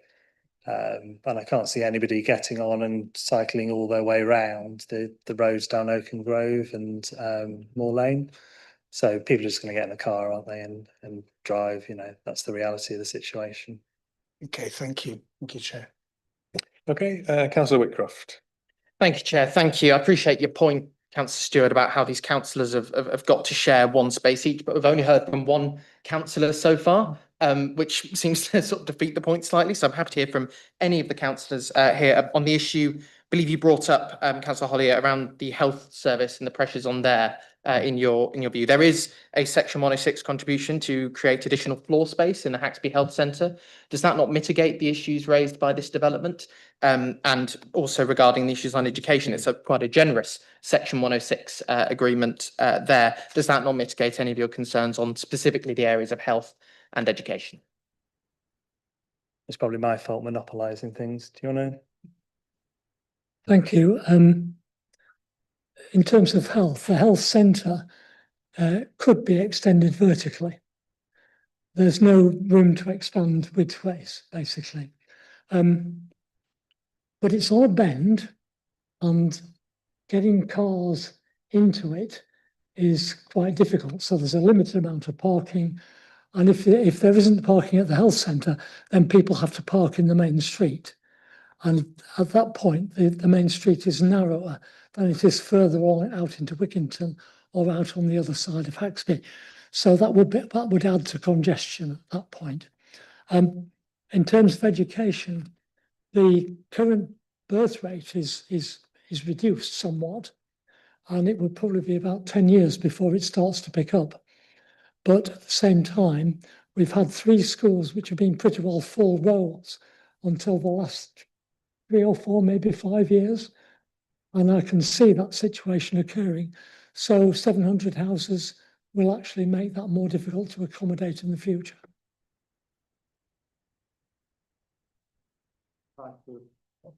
If I could just come in on the question of medical facilities, it's one thing to talk in terms of providing the bricks and mortar, and at the end of the day, that is a limited site. It's quite another issue, however, talking about the provision of the services themselves, and they are already hugely under pressure. Councillor Coles. There's a slight chicken and egg problem with some of this stuff, isn't there? Because if you build hundreds of more houses in a place, there will be somewhere for the people who work in those services to live. And that will potentially mitigate some of the, I completely understand the concern, but ultimately there is an element of chicken and egg about some of this. If we don't build the houses, then the people who work in our health and education services won't have anywhere to live. And if we don't build affordable houses, that's even doubly made more difficult. So I suppose I just wanted to challenge that presumption. I completely agree that you need the people to work in the buildings as well. But if you don't build the houses for them to live in, then they won't be able to afford to live in those places. And so therefore you compound other problems around traffic and everything else because people have to travel to work in those places. So I suppose I just wanted to challenge slightly that presumption that you can't address the issues in the public services, you know, by building these houses, when actually I feel like actually the opposite might be the case. Well, I think the issue is at the moment there's an under provision of services because of a scarcity factor, and that can only be exacerbated by increasing numbers. Yeah, there has to be some form of forced contribution to address the supply of personnel. Okay. Any further questions? I just oh, go on, Councillor Colwick. Yeah, right. Dare I ask one further question? Just a comment, if you will, on the adequacy of the open space provision within this proposal. It seems at the one level to be satisfactory, but there have been lots of comments made about how kind of variegated and disjointed and disconnected, and I wonder whether you would want to make some comment about the provision for open space, which I think we've all recognised as being so important, even more so in the light of the recent events at Strensall Common, how we need to be so careful of the pressure placed on that very special site. Yes, I think in the original plans, the band of open space to the south of the site was a lot bigger than in these plans at the moment. Although there is sort of, I think, technically a kind of, they're over the suggested sort of amount of space that's required to meet the policy. But I think a lot of that space, as the planning department have said, is ponds, it's strange shaped spaces, it's things like that, rather than the sort of bigger band that people were expecting. Because I think the under provision in Haxby is for it's for formal parks, it's for those sorts of larger areas, rather than paths and hedgeways and things that are sort of sprinkled through, or attenuation ponds and stuff like that has sort of been added to sort of technically meet the open space requirements, but not in the way that perhaps people would want. And that particularly goes back as well to the cemetery issue, which obviously has been removed. If I could just add to that, the buffer strip as initially envisaged was far greater than it actually appears on the plan now, and therefore the breaking up of the urbanisation is diminished. Okay, thank you. So without anybody else indicating, just checking, I just want to double check that I've written down, you mentioned in your opening remarks, Councillor Hollier, the local plan policies that you felt were not being met. I think you mentioned SS11, H10, GI6 and HW2. Have I got all the ones that you mentioned? Yeah, I think R1 as well, which is related to the retail aspects, which I'm not sure whether or not I explicitly said it, but that's implicit in what I said, perhaps. Okay, thank you very much. Thank you all for your time this evening. If you want to take your seats back in the public gallery. Members, we have another public speaker, which is the applicant. Ordinarily, I would go to the end of the public speaking and then take an adjournment. Are we happy that we continue with that before taking an adjournment? Well, I'm conscious we've been going an hour and a half. Yeah, okay. In which case, we will move to the next public speaker, who is Stuart Natkus, who is the agent speaking on behalf of the applicants in support of the application. Mr. Natkus, you will know you have 3 minutes to address the committee if you want to start in your own time. And if I think you're going over your 3 minutes, I will give you a heads up.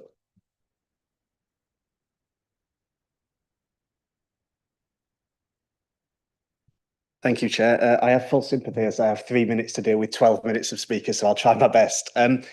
This is an allocated site in the local plan.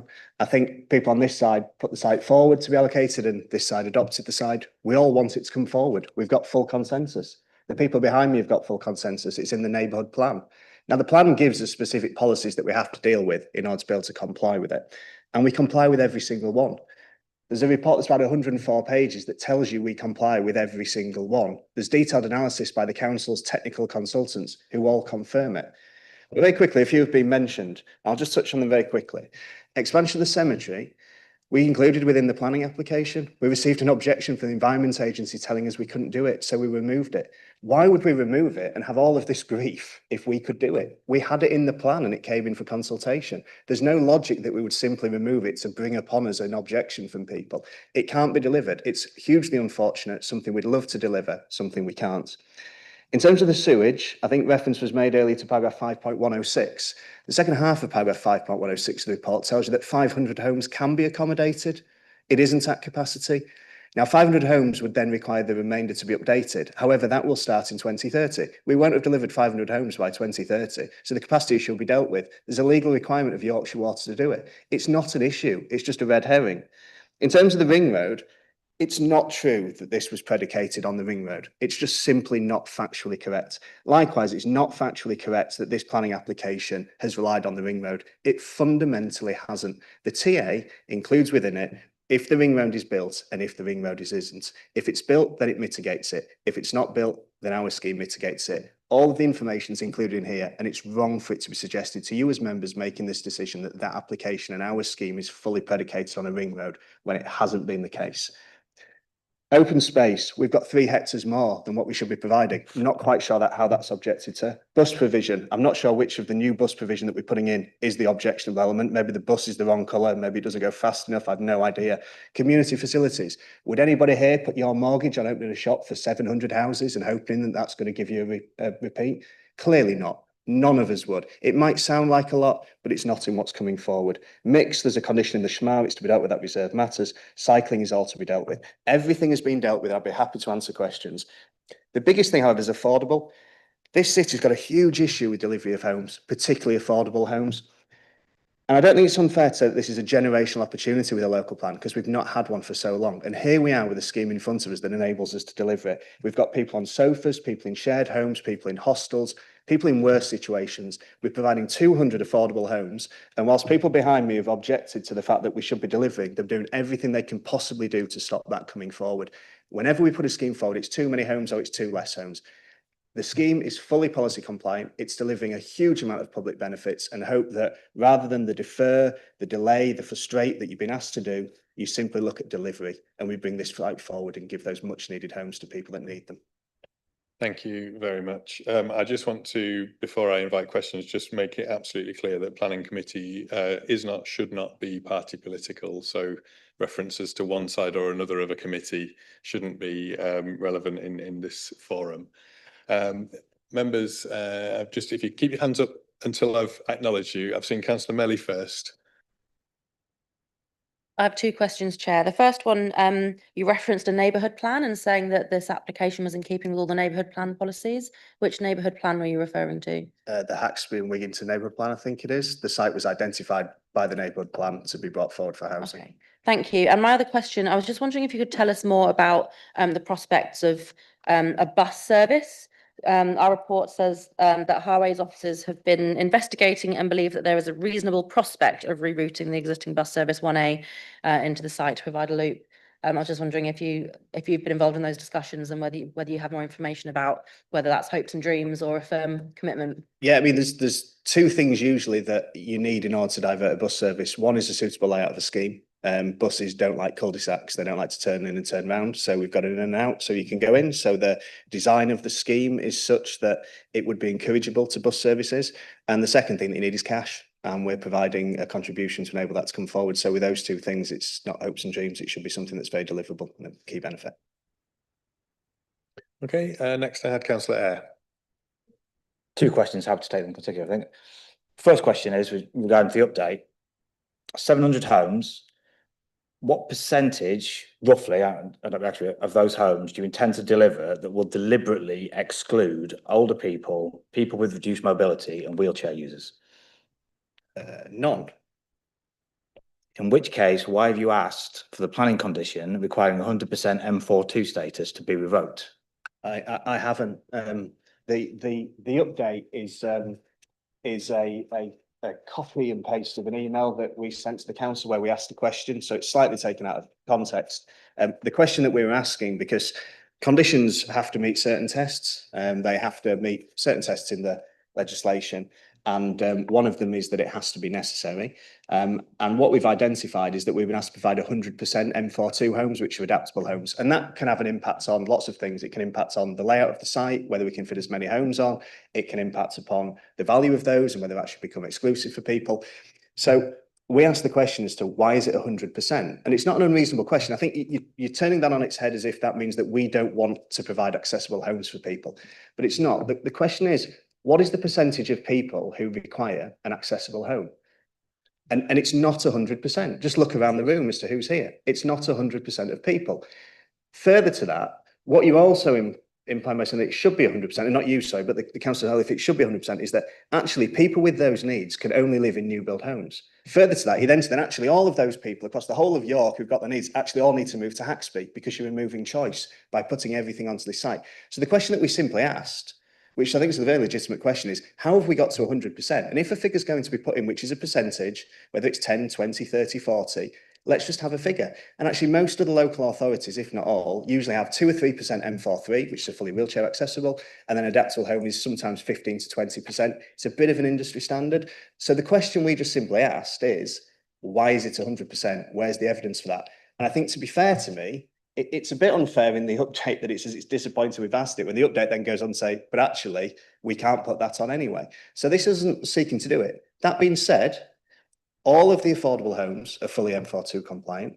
All of Vistry's homes, which is half of the scheme, is M42 compliant. So around 60% will actually deliver, which is probably more than you'll get numbers-wise. What, 60% of 800 houses, 480, probably more than you'll get on any other site in Leeds, in Yorkshire, other than Elvington and north of Clifton Gate. So I think it's a pretty good provision that we're putting forward and not seeking to exclude anybody.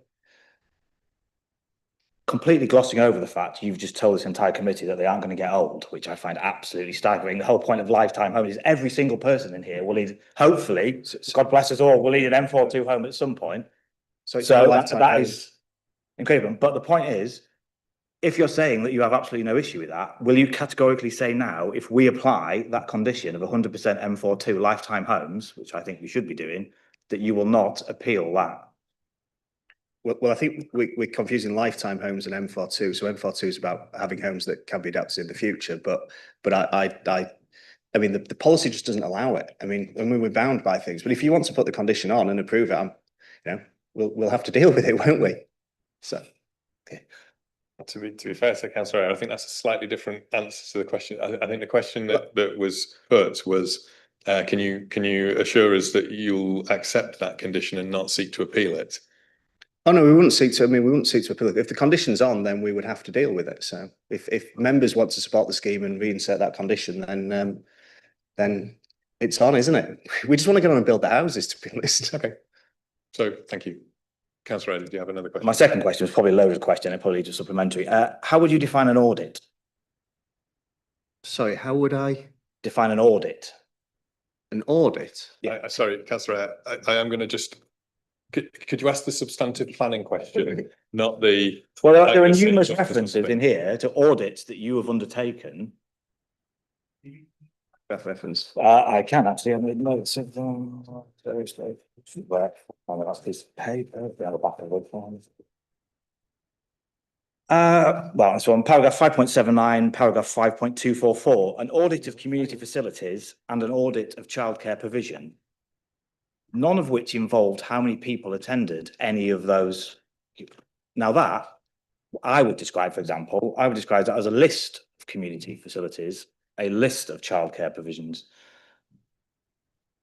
What do you class as being an audit? If an audit doesn't include how many people attend it, what the capacity is, how many people use it, what's your definition of an audit when you say you have audited all the community facilities and you've audited the childcare provision?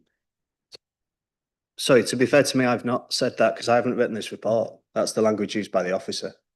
I think that's just an adjective that the officer's chosen to use. That isn't a quote from anything that I've written. Well, that's interesting because the policy, I believe, refers to audit. So you have to have conducted an audit to have met the policy. You said you met every policy, and now you're saying that you don't reflect the word audit. But either way, whether we get hung up on the word audit, an assessment, we can call it whatever you want, an assessment of community facilities, an assessment of childcare provision was necessary for policy compliance. Officers have said at no point have you provided any evidence of what the current capacity is of those community facilities and what the current capacity is of childcare provision. That doesn't meet the policy test. So I think we have to be really careful that we use the policy test. So the policy says that we should create new local facilities subject to viability, prevent shops, etc., and provide a new primary school or required financial contributions to existing local primary and secondary residents.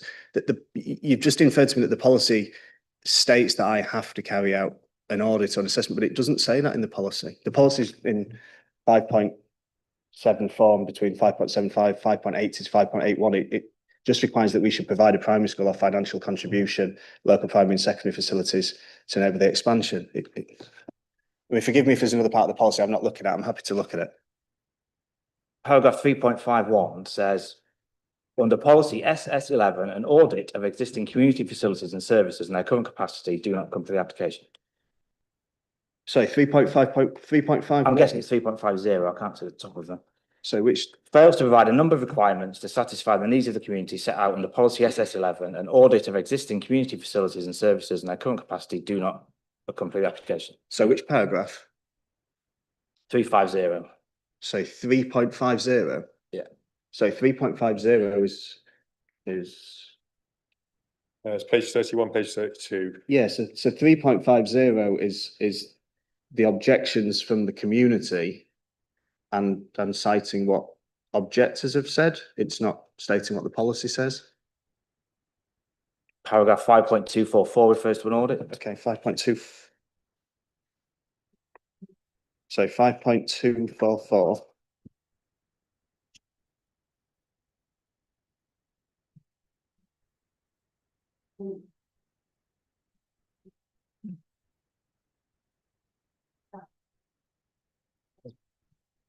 Multiple reference, that's 578, it's 5.244.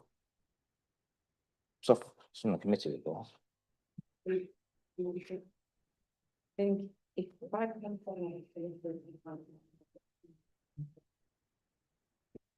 So I think in terms of the here and now of this meeting,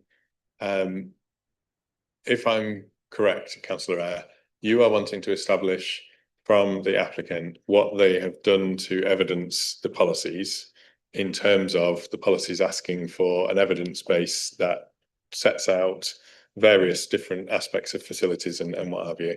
I think if we get into the sort of the minutiae of the local plan policies, that's questions for officers that we can explore and understand. I think in terms of the applicant,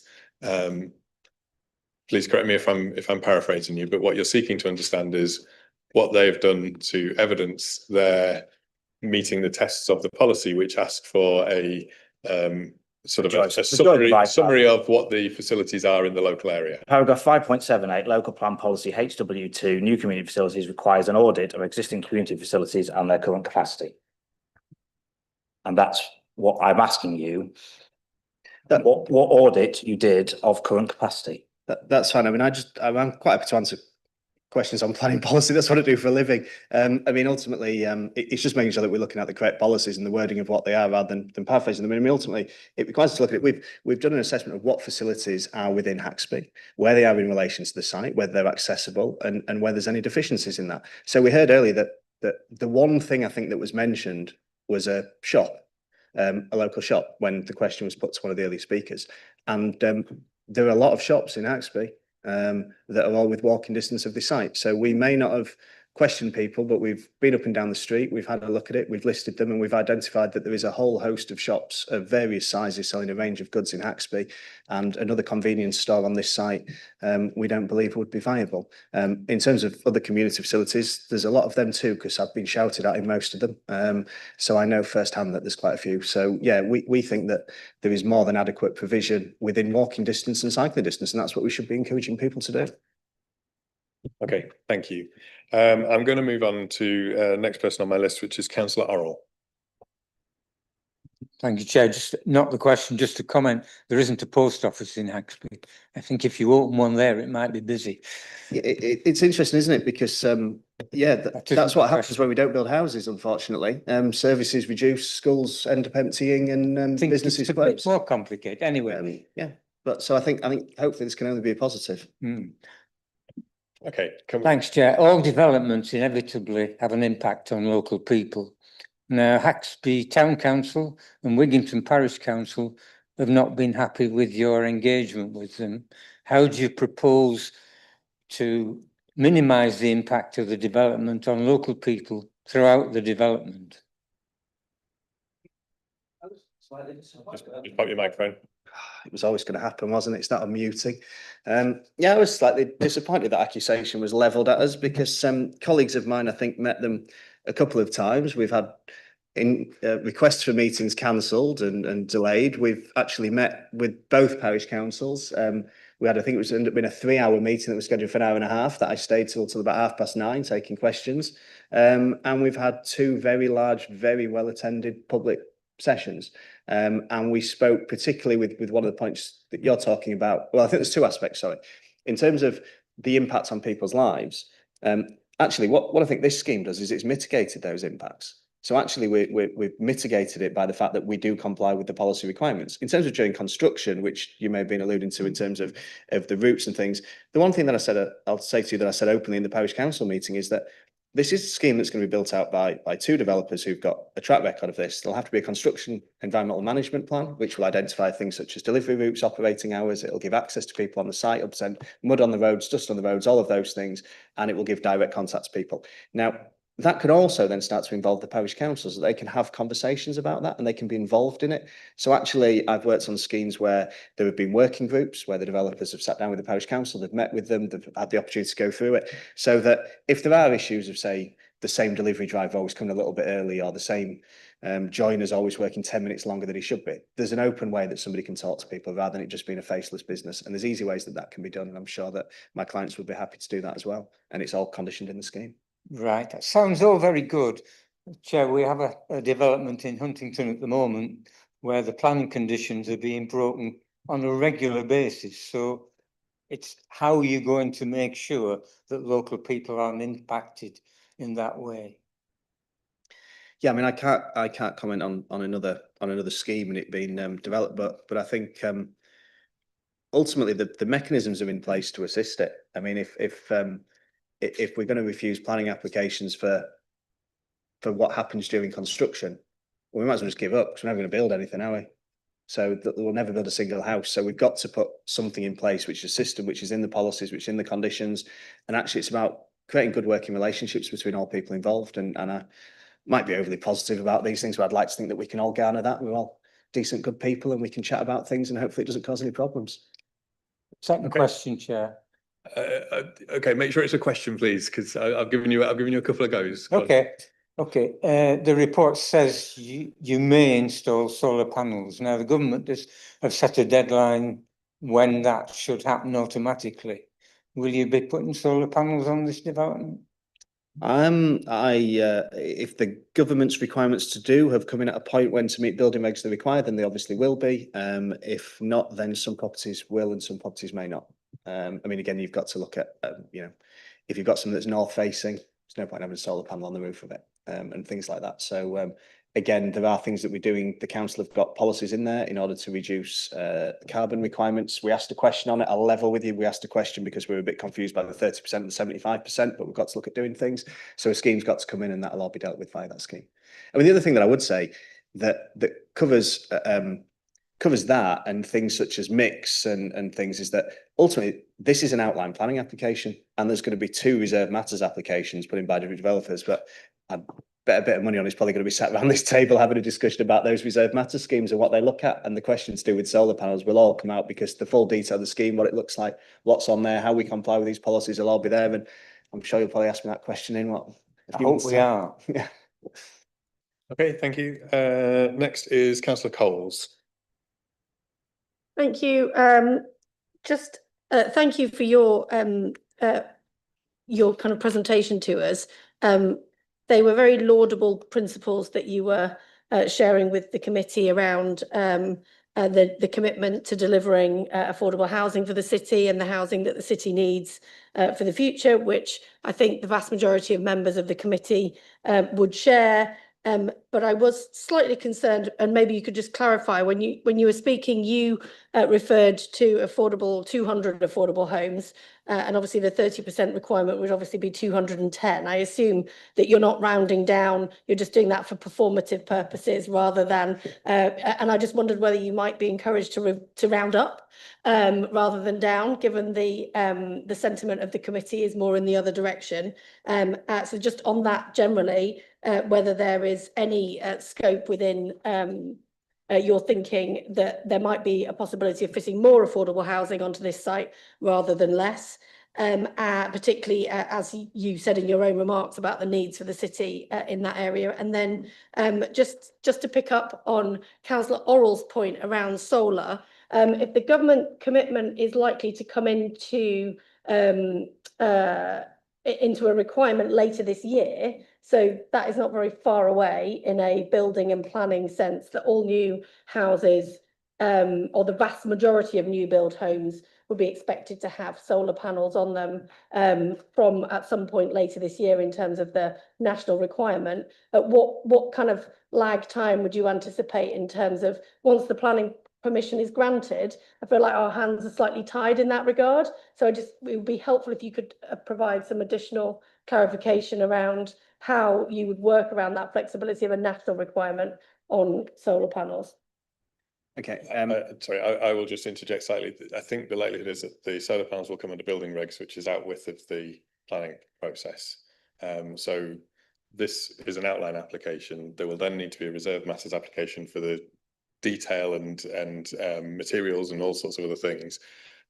Separate from that, there may well be an update to building regs in the intervening time, and any new build has to be built to the current building regs, even if they're outside of the planning. In which case, I'll just rephrase my question as what preparation are you making for that anticipated change to building regulations in terms of this particular development, if we anticipate that to be happening later this year? Just on the affordable, yeah, apologies. That was my trying to condense 12 minutes into 3 minutes, and 200 sounded quicker than 210 in my head. So you're absolutely correct. It is 210 homes as per the report. I mean, just on the affordable, it's really interesting over there. I was at the whole of the local plan, and from the start of the local plan examination to the end of it, the amount of affordable homes in York had actually dropped, I think, because of the right to buy, which was just an amazing stat as we went through that sort of 3-year process. So it's absolutely vital that they do come forward. There's 2 house builders on this, Barrett and Vistry. On a number of sites, they have provided an over provision. It's usually done through an uplift outside of the Section 106. Effectively, grant funding is available for more affordable housing, but it isn't available if it's within the Section 106, so it can be delivered through schemes. So more and more we are actually seeing on sites that there is I think it's referred to as additionality is the technical phrase, so that house builders are delivering more than what the Section 106 does require, but it comes down to individual builders and the times that they're doing it. In terms of the solar panels, well, I mean, ultimately, it is coming in. We've seen it. It will be done through the building regulations, and it will have to be delivered. So I imagine that my clients, along with many others, are talking to people who can source solar panels and provide them and fit them for them. In the same way that there's always been changes to building regs and things. I mean, we talked about M42 and M43 homes earlier. I mean, that wasn't in for quite a while. It came in. National Defined Space Standards, again, wasn't in a few years ago. It was in some local authorities, not other. And on every single one of those things that's coming at a national level, they've had to adapt in order to be able to do it, even just down to building regs to do with water coming out of taps and how quickly it can do. So there's constantly changes, things that they're doing, and they're quite agile beasts some of the time. So yeah, I think it won't be a problem delivering if they have to. Okay, thank you. Councillor Stewart was next. Thanks, Chair. There's 3, if that's okay. The first is just, it may be just me, but on the Gypsy and Traveller provision, which obviously has been an area of much talk at the council, the wording says Gypsy and Traveller pitch provision will be agreed at outline. But we've got these 3 pitches that sort of, they will be there, they won't be there, they will be there, but the developer doesn't approve it. Will 3 pitches definitely be built or created or whatever, or allocated within the geographical boundaries of that site? Or will the developer be seeking a financial contribution instead? Do you want to ask me all 3 and I'll scribble them down, or do you want to go one at a time? You can, that's a good way to hide questions, but I'm sure you're not going to do that. No. The second question is on the car club provision. There's a condition that there must be at least 1 pitch, which to me for 700 houses seems why we're bothering. Now, obviously there might be a commercial case if you're doing more than 1. If the committee was to go into the outlandish territory of saying a minimum of 2 pitches or potentially 3, how would you feel about that? And the third question is, there's a comment in the report about the self-builds, and basically it's quite weird, I think the way it's worded. It refers to the council would like the 2 developers to split the self-builds unless there's a legal agreement between them. Now, is there a legal agreement, or what is the intention on the self-builds and the split between the 2? It doesn't particularly concern me about who builds them or doesn't build them, but just I'm interested given that wording. Yeah, thank you. So in terms of the Gypsy and Travellers, yeah, it's a policy that that evolved, I think it's fair to say, as the local plan went through, as our application was being determined. So the whole local plan was effectively delayed for further sessions on this. The policy required a cascade approach whereby it goes on site. If it can't go on site, it should go on an alternative site. If not, then it should be commuted sub. And our view was that, you know, we could comply with the allocation of the site, with all of that's compliance with the Gypsy and Traveller, because there wasn't a requirement for Gypsy and Traveller through that policy. And we could also comply with the Gypsy and Traveller policy because of the cascade approach if we were paying a commuter somewhere looking for off-site provision. However, through discussions with through the council's clear preference is it should be on site, even at the, if we were to reduce open space or something like that. We've not had to. We fit everything on site that we need to, including the Gypsy and Traveller, which is why they're on site. The plans were amended so that the parameter plan now clearly identifies the areas that are shown in orange with now got a red line around them saying that could be Gypsy provision as well. So that will be included within those developable parameters within the red line of the site. In terms of the car club, I thought exactly the same thing myself. So not a silly question. It was just a request from the council for one car club space. It feels like a lot of people fighting over it. So yeah, if it was to go up to 2 or 3, obviously at the reserve matter stage, they'd be identified as to where they can go into the site. It's probably not as simple as that because there's also commuted sums being paid as well, just in terms of who can use them, but it'd be easy enough to deal with. It's just a little bit of technicality. And in terms of the self-build, yeah, again, I agree with you. In terms of the self-build, we've committed to providing them. They will be on the site. It's an outline planning application with 2 developers with different parcels, and they have got contractual obligation. We'll deal with things. Where they go, we don't know at this time. And I personally don't understand why they have to share that 50-50 if they don't want to. And that was the point of the question that we listed in the update on that condition, because the condition is effectively asking for a scheme. But we just believe if we can submit a scheme that shows one developer taking all of them and the other not providing any, so what? I mean, we see this as one site. We've delivered it as one site. We've planned it as one site. Everything's been shared so far. I just don't see the reason of splitting it up. So yeah, I think there's probably flexibility in the condition that says we have to put a scheme forward. We're not pushing that it has to be 50-50 split. If it is, it is. If it's not, it's not. So it shouldn't be an issue. Thank you. Councillor Stewart, you might want to ask officers about condition 5 on page 100, which is talking about the master plan, which sets out where specifically within the site things will come. So that it's a prior to commencement condition. Councillor Whitcroft was next. Thank you, Chair. Thanks very much for sitting through all these questions. We've got, I just want to ask about the housing mix here, because we are obviously facing quite a difficult situation in the city with housing affordability. I think I have the distinguishment of being the only renter on this committee at the moment. I know how hard it is to try and get on the housing ladder. Having a larger percentage than what we might usually expect of 4-bedroom plus houses might not speak necessarily to the affordability options that we have for this site. I appreciate it comes under reserve matters, but why wasn't there sort of in the outline a higher representation of 2 or 3 beds? Because we know those are the houses that we need. And also, why was it, and in terms of that holding up as we go into the reserve matters, I don't know whether that's something that you've been thinking about, but why is that the set allocation that you presented to us? That's fine. Yes, we looked at the SHMA and what's within that, and the policy in the SHMA don't quite align in terms of the different areas. I think we heard earlier about the ageing population of Haxby, and I completely agree. There has to be a need to get more people of working age in. People of working age will often have a family as well. So actually the need in certain locations like Haxby for 3 and 4 bedrooms is potentially bigger than it is for elsewhere in the city, which is where the SHMA comes in. We're not overly precious about it. We linked it to what the SHMA is. There's a condition on for mix, and ultimately when the reserve matters comes in, the mix will just correspond with what is in the SHMA and what goes with that, and that will guide us with what is required within Haxby and within the area and whatever that mix will be. So this isn't just a case of let's whack as many big ones in as we can and not many small ones. You can sort of see from the overall mix there are still those 1, 2 and 3 bedrooms. So there's that element to it. In terms of the affordability as well, the other element to it as well is 2 things. There's affordable housing and then affordability, which I noticed you said, and York actually has a massive affordability issue as well, not just a lack of affordable housing in terms of when you look at its indices against regional and national averages from the ratios. But actually, by delivering some 3 beds, actually starts to free up the 1 and the 2 beds that other people are in.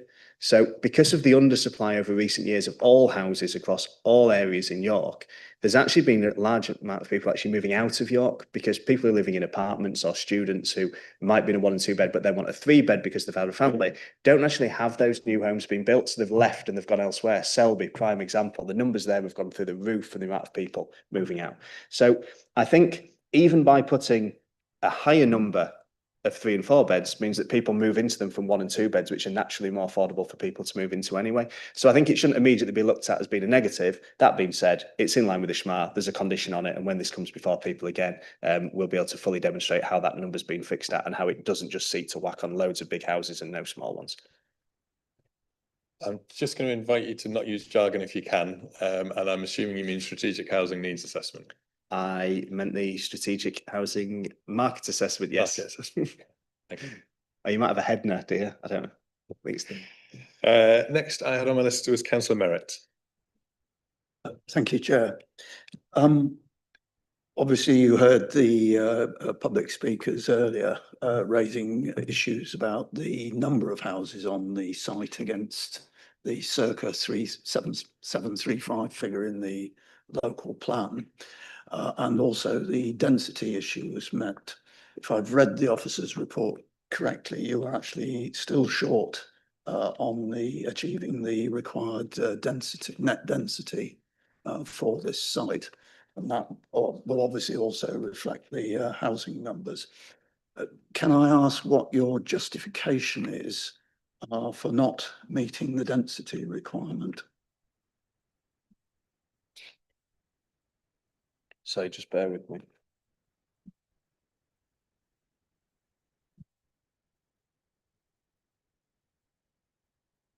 I can't find it, but I'll remember it, don't worry. There was, so just on the density numbers, the policy says approximately 735. So that's ultimately what we're here to look at. Do we comply with the policy? And it was alluded to earlier that a 5% reduction doesn't, I disagree with that. I mean, I think 5% clearly falls within the realms of approximate. So I think in terms of that, we are policy compliance, which is the fundamental. Notwithstanding that, I think, you know, it's a very sensible question to ask and reasonable one. The scheme originally came in at 800 homes, which shows that we felt that complied. So that was 65% more. It was nearly what, 8-9%, and we felt that came within it, hence the 5%. However, having looked at the scheme, there's a lot of constraints on site.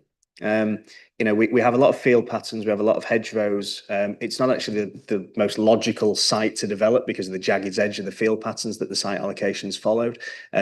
We've looked at putting 3 hectares more open space on there because of how that's been developed. At one point, we did have the cemetery expansion. We've got the gypsy and traveller accommodation that's gone on site that originally wasn't proposed to be on site. The policy in the local plan, without getting too techie about it, required a area of open space to the south of the site. But it didn't require it to match on the plan. It was to be determined at this stage. And our first application had that around 45 metres, which we felt was a sufficient distance as an area of open space. And that enabled us to have the 800 homes. We were told by officers and lots of objectors that that should fully match the indicative plan that was in the local plan, and therefore had to increase it to circa 100 metres, which it is now. So we lost effectively 65 metres on that. The local plan didn't plan for that full amount of land to necessarily be done. Further to that, the bit that I was looking for in the officer's report, which apologies I can't find, actually explains how the site was looked at when it was done by policy officers. So again, the number 735 that we're looking at is a number that was generated by the council through an assessment of all sites, looking at a certain developable area and then applying a density to it. And actually, because our site is now smaller than anticipated at that stage, the number actually comes to 703. So we could argue that we're 3 houses less than what we should be. But it is in the officer's report, the response from policy confirms that if you took the size of the site that we've got at the moment, applied the exact same methodology that was done at the time of the local plan coming forward, you would have had 703 rather than 735 houses. So we're slightly out, but the density at 38 dwellings per hectare is still a really good use of land, and one that that I think matches the local character as well. You can have a second. I'm just going to, I appreciate you going from memory. It's 704 is the number that comes out. Councillor Merritt. Yeah, okay. It's yes, on the affordable. If you attended the local plan inquiry, you'll know that that was a big debate at the inquiry. And as a result of the representations that were made, I was actually involved in, policy SS1 was amended to set a target for the amount of affordable housing that we need to achieve, 45% of the estimated affordable housing need, which in terms of the housing numbers in the local plan requires us to achieve over 32%. affordable on average over all the applications. Clearly, we can't get, it's much more difficult on brownfield sites, and therefore we need to do better on greenfield sites, and that is reflected in policy H10 para 1, which basically says that we look to do better than the minimum that is specified in the policy. And so I just wondered how, why you have only come in at the minimum. I do have one more techie supplementary question to that. I'll get it out. You've committed to the minimum affordable housing, and the mix in terms of the SHMA. Can I just ask about the actual allocation of affordable housing and the council officer's request for an 80-20 mix rented to purchase? Have you also committed to that split? Thank you. Yes, I mean, obviously that'll all be dealt with in Section 106. We haven't objected to that split. Is something that I can confirm. So yes, it's in the report. That's what will be in the heads of terms, in line with the council's policies. I mean, in terms of the minimum, again, it's a tricky one, isn't it? Because we are here to deal with, are we policy compliant, and we are policy compliant with the 30%. The policy wording is. It's an interesting one. I quite like it because it provides that encouragement, doesn't it? It says, we should be seeking a minimum of 30%, which is giving guidance that people can come in higher and you can look at it. But equally, I think when a scheme comes in at 30%, we have to accept that it does comply with that policy. I mean, a figure of 50% was talked about earlier in viability, which I have never seen anywhere and was definitely not in the local plan examination, otherwise that's what the figure would be set at. The actual policy itself was based on detailed viability analysis anyway, and I think the minimum was there to try and encourage where it's possible to deliver. I mean, I think it's fair to say we're not scrimping on this site. When you look at the contributions that have been provided, bus contributions, junction work that's been taking place, 10 million quid on education, there's a heck of a lot of money that's going into this site alongside that affordable. So yeah, if some of that were to be reduced, then perhaps that number could go up. But on balance, 30% is the figure in line with everything else that's come forward on it. Okay, and Councillor Vassie, I'll come to you. I have got your councillor as well, but I'm going around people who haven't asked a question yet. Councillor Vassie. Thank you, Chair. So I want to steer you towards the comments that the York Civic Trust made about adverse cumulative transport impact and sustainable transport, and to understand how the applicant feels about all of that in the context of, first of all, a series of quick questions. Do you agree that outline applications are a place to look forward and address infrastructure and basic layout? If so, do you agree that this proposed development would be better placed to develop national and regional sustainable transport ambitions and be more attractive to people who want to live there if there were a direct active travel cycle path linking to, first of all, Haxby town and looking forward to the proposed new Haxby station? We're at this moment where we have the opportunity to think big. That's what this is. And my question is, would this development benefit, in your view, for the community and for people wishing to live there, if there was first-class cycle links from there into Haxby town and therefore ready to go towards a proposed Haxby station? And I'm the wrong person to ask because I can't ride a bike. However, you're right. Looking at creating links for people on foot as well, not just cycles, but pedestrian and cycles is something we should look at.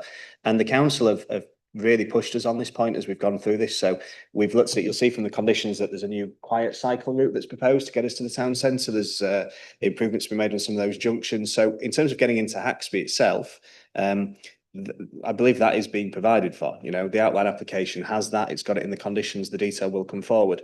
In terms of the train station, I mean, ultimately, again, I think the train station is a great idea. I mean, if that comes forward, it should be absolutely coming forward. It's out of my hands whether it can come forward. It's out of others. But equally, you know, I think that train station has to do a bit of the heavy lifting as well on some of these things. So actually, they should be looking at actually where the people come from, where they go into, and looking at putting routes in so that people can do it. But probably just outside the realms of what we're doing. But we've got people into Haxby Town Centre. We're looking at improving that as well and encouraging the cycle. There's the usual in there, you know, your cycle vouchers and things like that, and storage on each property. So hopefully it'll work. Thank you for that. Is that supplementary, Councillor Stewart? Go on. Yeah. So just on page 79, related to Councillor Vassey's question, we're told that the welcome pack will equate to £400 of cycle and public transport vouchers per dwelling, and will amount to a cost of £280,000. Is that something? And it's obviously something you've gone with, but is that something you think is a good use of the money? I sort of think that that's a hell of a lot of vouchers that might go nowhere. And I think that the sort of things that Councillor Vassey mentions of tangible infrastructure could be potentially better. I'm not sure. The request for that contribution has come through negotiation with officers. I'm not sure that we're in a position to start renegotiating some of those aspects. I think officers would possibly advise us differently.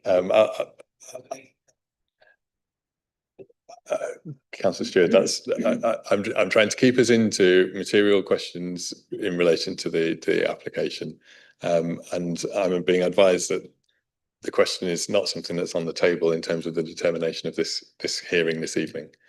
So on what basis is that particular thing not on the table?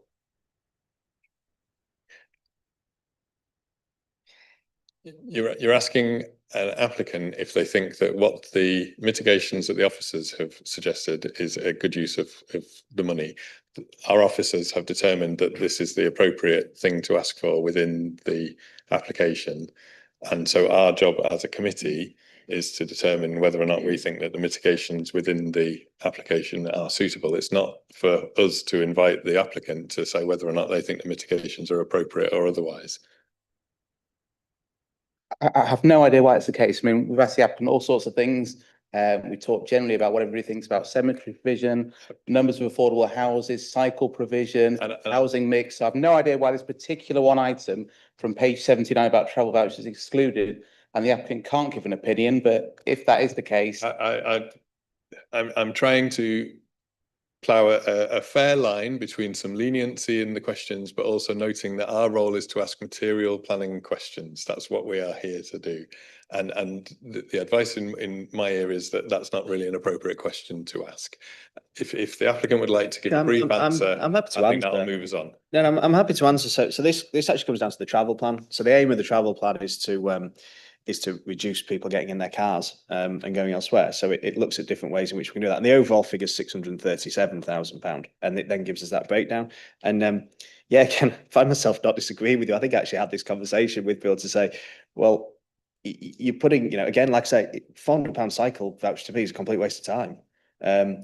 So actually, the money comes within the 637. How it's then spent, we don't really have an issue if there's an alternative that's done and used for. And if it all went on buses and that went towards contributing to the bus in order to bring that through even more, then happy days. So I think the 637 is the main overarching figure. And if we've got no issue with that, if there was a view that £280,000 should be diverted to something else within the travel plan rather than on top of it, then I don't think we'd have an issue. I'm not sure what the exact wording of the condition is, and it may be that the condition allows for further discussions to take place. And as I say, perhaps that could be diverted to a bus if it was felt appropriate. But yeah, perhaps on the conditions, it's when we discuss it with officers.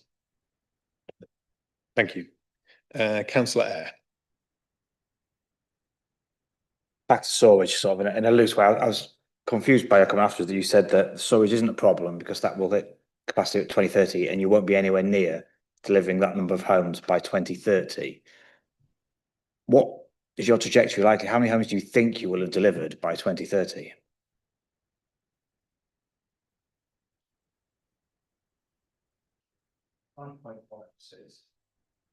Just pop your microphone on. Yes, it's 5.106. So it says Yorkshire Water outlines that the receiving wastewater treatments cannot currently accept the additional load that we've generated. The maximum development that can be accommodated without detriment to the treatment process is 500 dwellings. So we have a position where the first 500 homes are absolutely fine with no upgrades.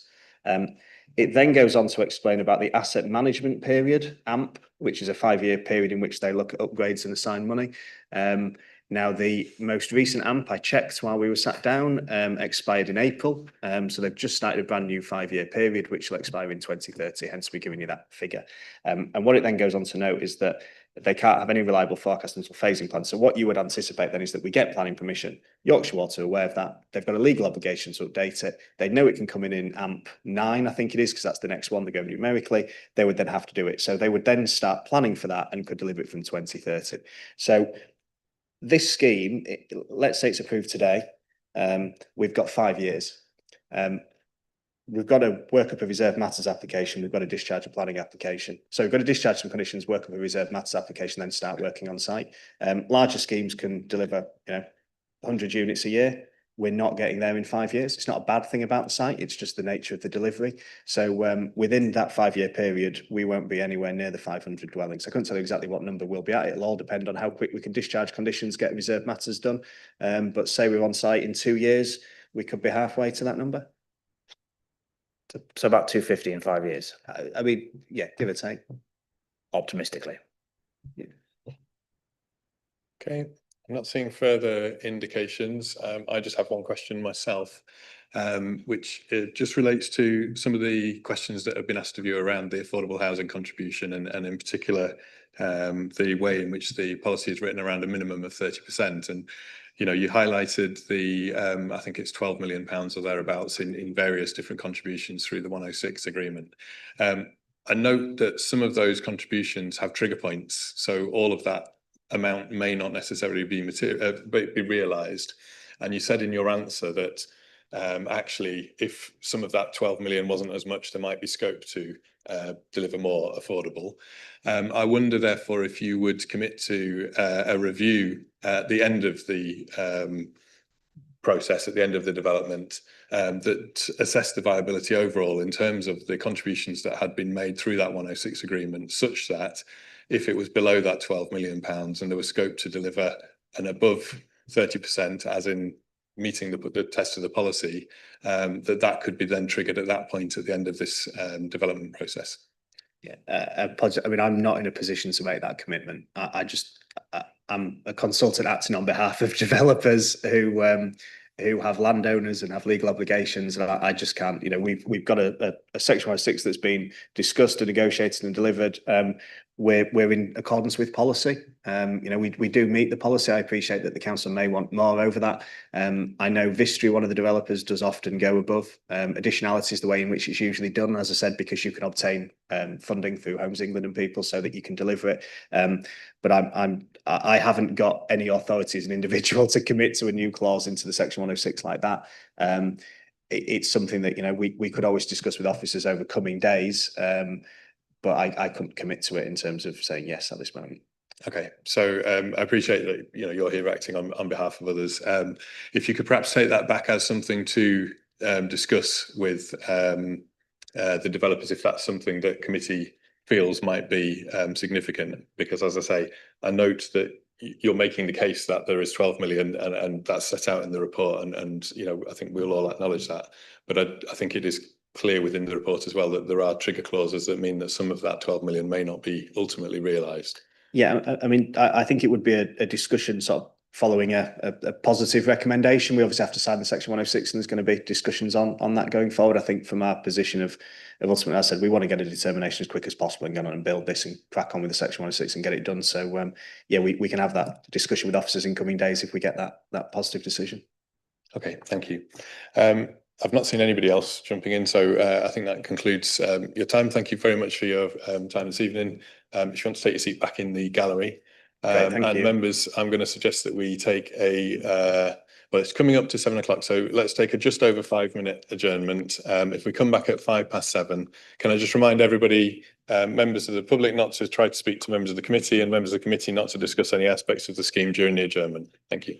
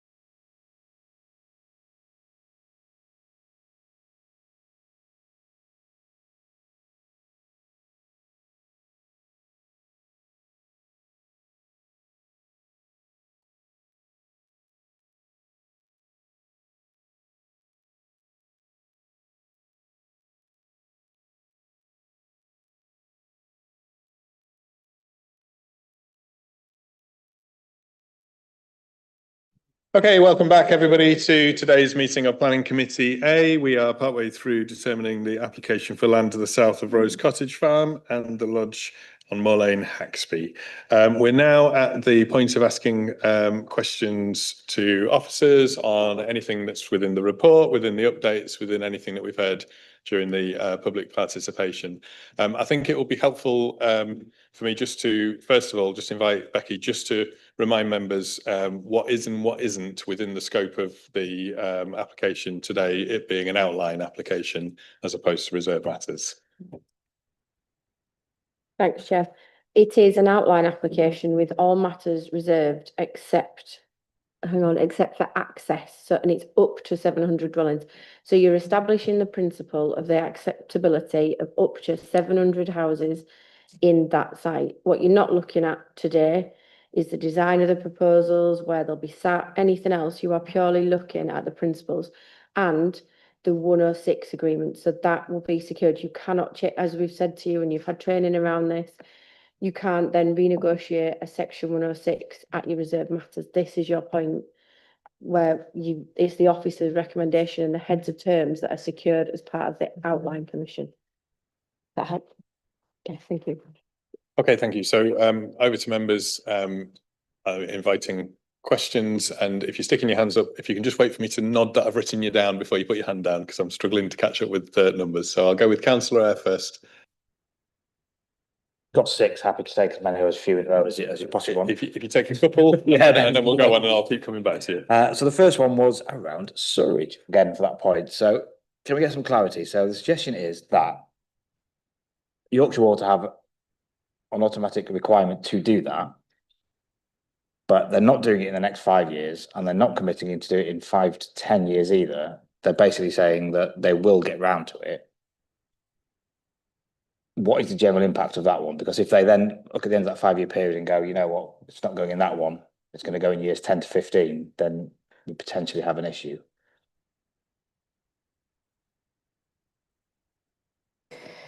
Well, I think they won't be able to put it in a programme now because the application is not being permitted. So they can't set out any required upgrades to the wastewater treatment works until there is an approved consent.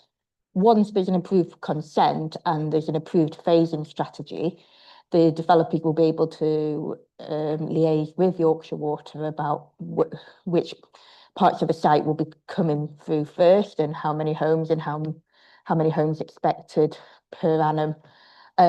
And those negotiations will be undertaken with Yorkshire Water. What Yorkshire Water have said is that they have their own funding streams and mechanisms outside the planning system, so they don't get involved. We don't, in the same way as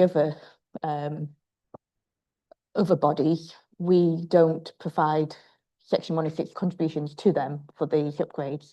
That will be through their programme. So again, so they've got their phasing programme. They've said they've got their 5-year plan in place. If this is approved, they'll then look to add it into their future plans.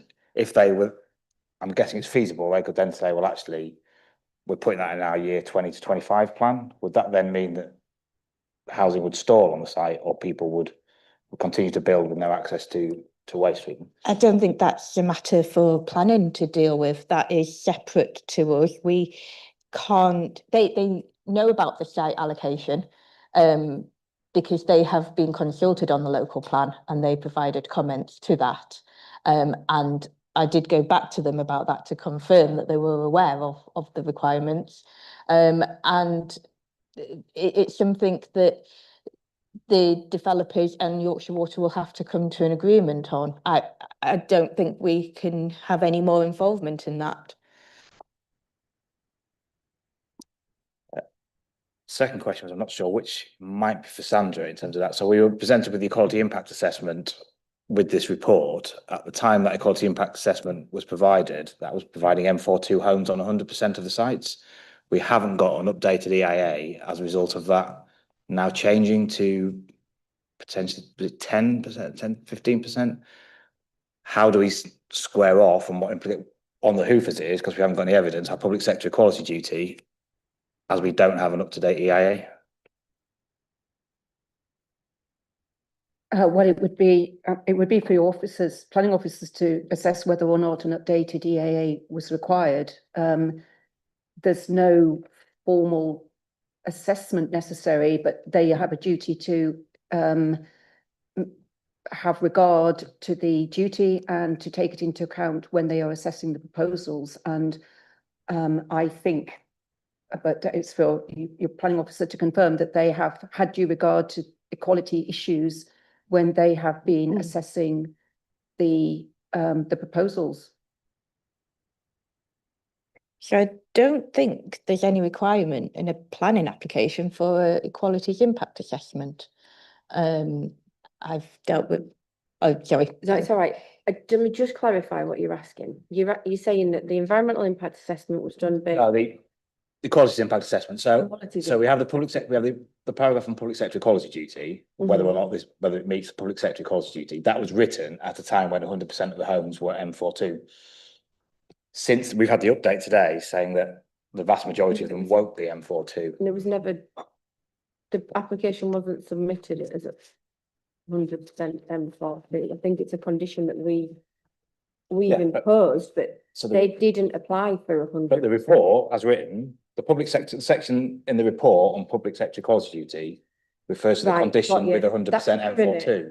Right. Since that point, the application we're now looking at is no longer 100% M42. Therefore, that paragraph on public sector equality duty really should have been updated to check whether we are, and it hasn't. So how certain are we that we are complying with the public sector equality duty if we're allowing them to not have? Got you. Took me a minute. Yes. I blame the questioner. There should have, apologies. There should have been an update around that. Officers are still content that, given the scheme as a whole and the provision on site, that we think that the public sector equality duty is still complied with.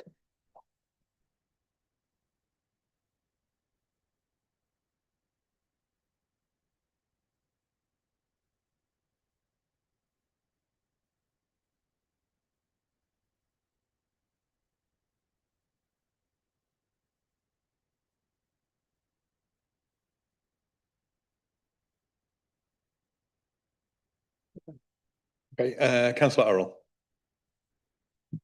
Chair, the update, number 40 talks about the construction traffic management plan. Will that come to the reserve matters application?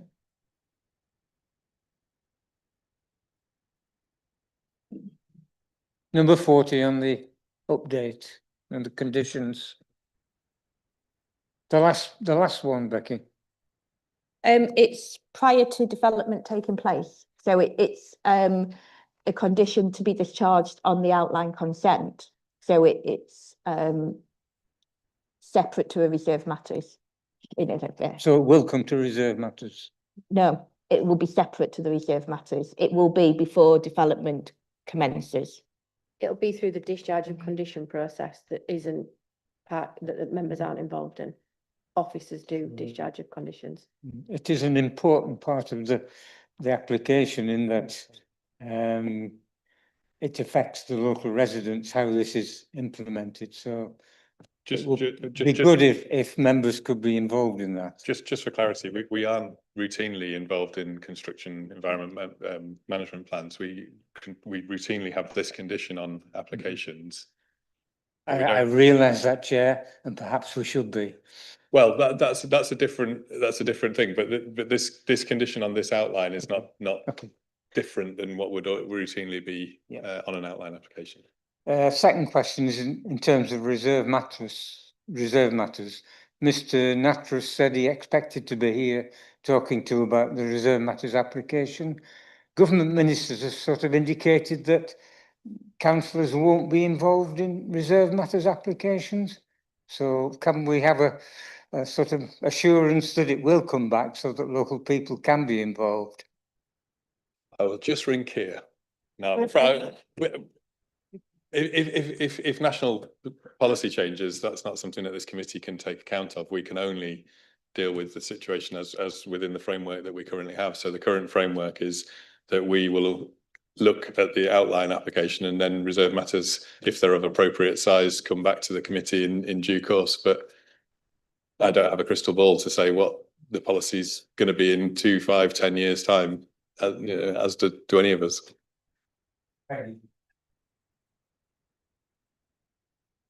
Councillor Melly. Thank you, Chair. A couple of questions. In terms of, when we're looking at the sustainability of the location and the transport links to this site, is there any update on the potential of the bus service? The wording in the report is that officers, at the point of writing the report, officers felt there was a reasonable prospect of rerouting the bus service 1A. Is that something that can be conditioned or relied on, or would the development still go ahead if there was no bus service to the site? Yeah, so we've discussed this with our colleagues in the sustainable travel team, the sustainable transport team, before we considered what level of contribution we should be asking for a bus service. The site accesses now will be sufficiently wide to enable a bus to be routed through the site currently on a loop. The additional distance that currently the 1A does through West Nooks will actually be the same as the additional distance that will be taken through the site, give or take 100 metres or so. So in terms of the overall journey time of the 1A, there'll be essentially very little difference. This has been the result of general progression and negotiation through the development of the scheme over 2 and a bit years. There is no policy requirement specifically to route a bus through the site, unlike some of the other strategic sites. But the applicant has set out in the travel plan a target to increase public transport modal share by 2%. We believe that the option of routing the bus through the site is the best means for the applicant to realise that target, rather than any other of the measures he may have proposed in the past. The 1A service is currently hourly. The 2% increase in public transport set out in the travel plan would result in excess of 60 to 70 additional passengers in the peak hour, which is approximately 1 extra bus. The applicant has not given any evidence so far to suggest that there is sufficient bus capacity in the existing network to meet that additional demand. Hence the reason for asking for the additional contribution to increase the capacity in the bus service by whatever means, if that's to provide an additional bus to maintain an hourly service, or to provide an additional bus to provide a half-hourly service. It's a mixture of ensuring the maximum amount of the development is within walkable distance of a bus stop, which it currently isn't, and it can meet the anticipated passenger demand. We also have to realise this is a development of 700 dwellings, which could have somewhere near 1,400, 1,500 people living on it, which is a big pool of potential bus passengers. The applicant, through Section 106 negotiations, has offered a £400 per dwelling voucher, which goes to either cycle purchase, cycle equipment purchase, or public transport fares. So in addition to providing the service, there is an incentive for first occupants to use public transport for the first year. So everything that we believe that can be done to encourage modal transfer from a car to a bus has been done through either the routing of the bus or the additional contributions that we've asked for. Thank you. That was a very comprehensive answer. I appreciate that level of detail. Could I ask a different question? Or yeah. It was in the update that we received today. Kissing gates are specified as the type of gate at the edge of the site to connect to footpaths and nearby countryside. I was just wondering why kissing gates have been specified, and whether that could be vaguer and more open to negotiation, because I don't think kissing gates allow for access for wheelchairs and pushchairs. It's something that's come directly from the Public Rights of Way team, and I think it's to do with the installation of them. I've not got into any detail over the accessibility of them, but if you give me a minute, I'll have a look through my emails about what they were actually requesting for. Okay, if you just let me know when you've got something for Councillor Melly, and I'll move on to Councillor Stewart next. Thank you. Yeah, I mean, that's helpful on the, the fact the voucher could just be a cycle and everything like that. On a similar point on the page, car club membership is going to be £147,000. Can you just explain more detail about what that is? Is that like a sort of discounted cash flow, cost of subsidising one space, or what's that paying for? Yeah. Just bear with me, I've got to find the actual information. So the car club contribution is a mixture of annual membership for the first year for first occupants, plus a certain amount of drive time. So it's equivalent of £210 per dwelling. So you've got £150 worth of drive time contribution, plus what is currently the £60 annual membership for a car club car membership. In addition to that, it was mentioned about having just one car and whether that would be suitable. We do have some information from the applicant that there would potentially be up to 3 cars on the site. So it's not just one. Okay, fine. So if we were to increase the condition from 1 to 2, that wouldn't increase that cost then, would it?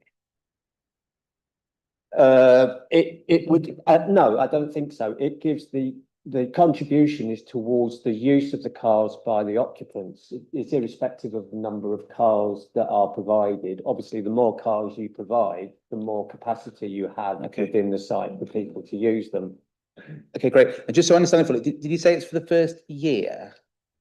It would be, because, you know, you have to limit to see what is reasonable. If you encourage people to use car club membership through the first year membership being free and some initial usage, the idea behind that is once they're used to using it, they wouldn't mind paying for it. Okay, so my only slight concern on that for as a general point would be the fact that if people don't really use it, that money presumably disappears off to, is it Enterprise that run the car club? No, with all Section 106 contributions, if they're not spent, they're returned. It's not taken. Okay, fine. And then my second question is just on the monitoring of the travel plan by CYC, £210,000. That's a lot of monitoring. What does that look like in terms of getting for that? We did ask for a further breakdown of that expenditure to be put within the travel plan action plan, but that's a contribution that the applicant has offered, so we've accepted it. Right, but I mean that would give us more scope to actually be more effective in how deeply we examine the success of the travel plan and how well it's performing against targets. But that is a contribution that has been offered by the applicant, so we wouldn't want to look to reduce it. No, that's fine. It's just that it's 6 people working full time if there were no other costs. Well, we've got 700 dwellings, so it's more than just one man working 10 minutes a week. Well, okay, if it was just for a week, it would be 300 people. The applicant did have the choice of doing travel plan monitoring himself, but he offered the contribution instead. Okay, next. Oh, have you got your answer for Councillor Melly? Yeah. Just in regard to the kissing gates, so Public Right of Way team specified the installation of 2 times kissing gates to replace existing difficult to use timber stiles, which would be subject to landowner approval, and I think they're out of the site. And I would imagine, I'm not certain, but there would be livestock to consider potentially. But I don't know how much public rights of way will be involved in accessibility in designing those, but I presume it can be a question to raise with them. I mean, kissing gates definitely are more accessible than stiles, but they're still not completely accessible. And I wouldn't want us to approve something that limits it to kissing gates if it might be possible to look into other options. We can take that away in terms of that. That's a reasonable question for us to ask the public rights of way team in terms of accessibility. We can do that. Okay, is that supplementary on this? Yeah. Sorry, it's supplementary to that. I was going to raise the same issue, but it's not just the kissing gates. There's also reference to putting steps in footpaths later on, over the on the next page. Yeah, in the additional, the first full paragraph on the top of the second page. PRO also seeks detail of the steps to prevent unlawful use by vehicles on public footpath, Haxby 1.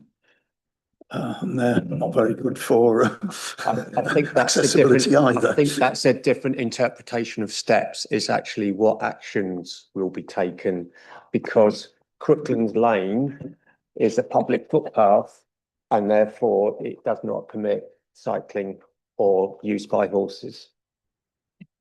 It's that time of the evening already. Councillor Merritt, I had you next for a substantive question anyway. Right, a couple of questions on the update. That one's probably dealt with. The second one I had on the update was in terms of the noise issues and the proposed changes to only be taking into account above ground works. Where, I mean, it may be that there isn't requirement, but if they are piling, which presumably is below ground, treated as below ground, piling using certain types of equipment can be incredibly noisy and disturbing. So I'm just want to make sure that we're not providing an opening that might not be very helpful. The noise survey is required for the dwellings. It's not required for existing residents. It's related to protecting the residents from external noise sources. So it's ensuring your glazing is satisfactory and those sort of things. Okay, so noise control in terms of construction will be under the management plan, will it? Yeah, okay, thank you. The third one I had, in terms of the mix of dwellings and the condition, the references in the section 106, there's no reference to the balance of affordable housing, the rental versus purchase type issue. We obviously had the assurance from the applicant, but should that be somewhere explicitly stated in the approval that we give?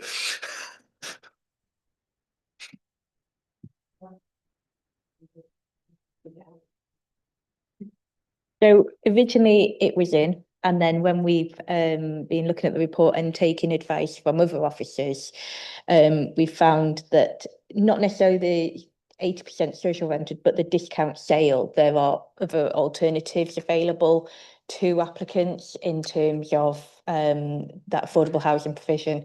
So we felt rather than restrict the applicants in that, we would leave it open and they can come in with other alternatives. I think there's other ways that they can provide. Yeah. Sorry, that was me. The 80-20 split would still be there. It was just we were looking at the specifics around it. See, we know that rental is the really big ask for affordable that we've been struggling to deliver. Yeah, okay, thank you. Final question. Councillor Merritt, what I'm going to do, if it's okay, is just ask you to hold that question because I'm trying to just keep everybody to a couple of questions each as I go around. Right. Okay. I will put you back on my list. I've got a couple of people who've got further questions, and I'm just trying to be equitable in terms of how we're doing the questioning. Councillor Burton, I have you next.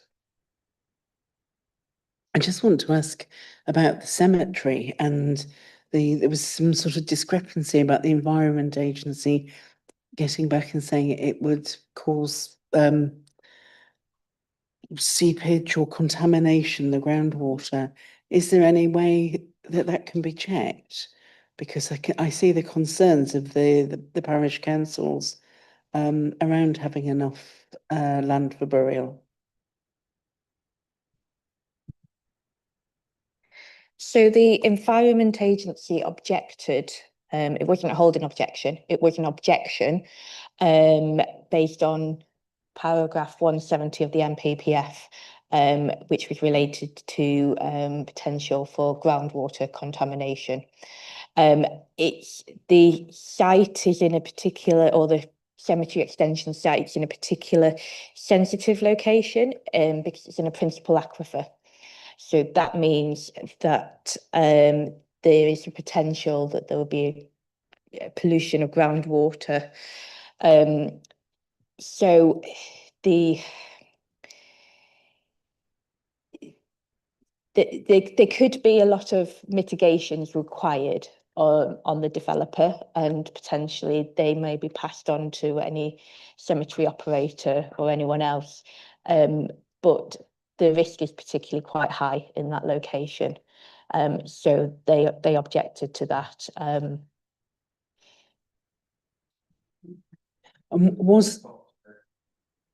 Was that in the local plan that land should be set aside as an extension to the cemetery?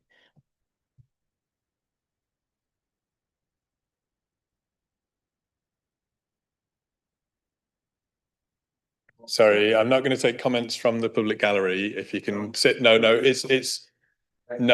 I'm not going to take any comments from anybody in the public gallery. I said at the start of the meeting, we've got a very clear point at which there is opportunity for public participation, and it's the way that we have to operate. Thank you. So policy SS11.3 says provide a detailed site-wide recreation and open space strategy and demonstrate its application in site master planning. This must include creation of new open space to the south of the site in accordance with policy GI6 to reflect the needs of the Haxby and Wigginton ward. This may include formal pitch provisions, informal amenity green space, play provisions, cemeteries and allotments. It is not an explicit requirement. It's a may. It is the open space can provide a number of recreational facilities, and these are what may be appropriate. Okay, and Councillor Orrell, yeah, supplementary on that. Do we know if the Environment Agency have done any testing there? Because council official was quite clear that it wasn't a problem. I don't think it's for us as a planning department to start questioning the Environment Agency. They're a statutory consultee, and we take on board what they say. We don't have any, as planning officers, sorry, go on, you're about to say something. I was just going to say that it's demonstrated in mapping that the Environment Agency have, that it demonstrates where the aquifers or any other bedrock or anything else which has been provided. So that is their evidence in effect. Yeah, so it's a paper exercise, yeah. Okay, thank you. Is this a supplementary on that as well, Councillor Coward? It is a supplementary, Chair. In that context, if it is a given, how far was there any exploration of using that site for interment of ashes rather than burials?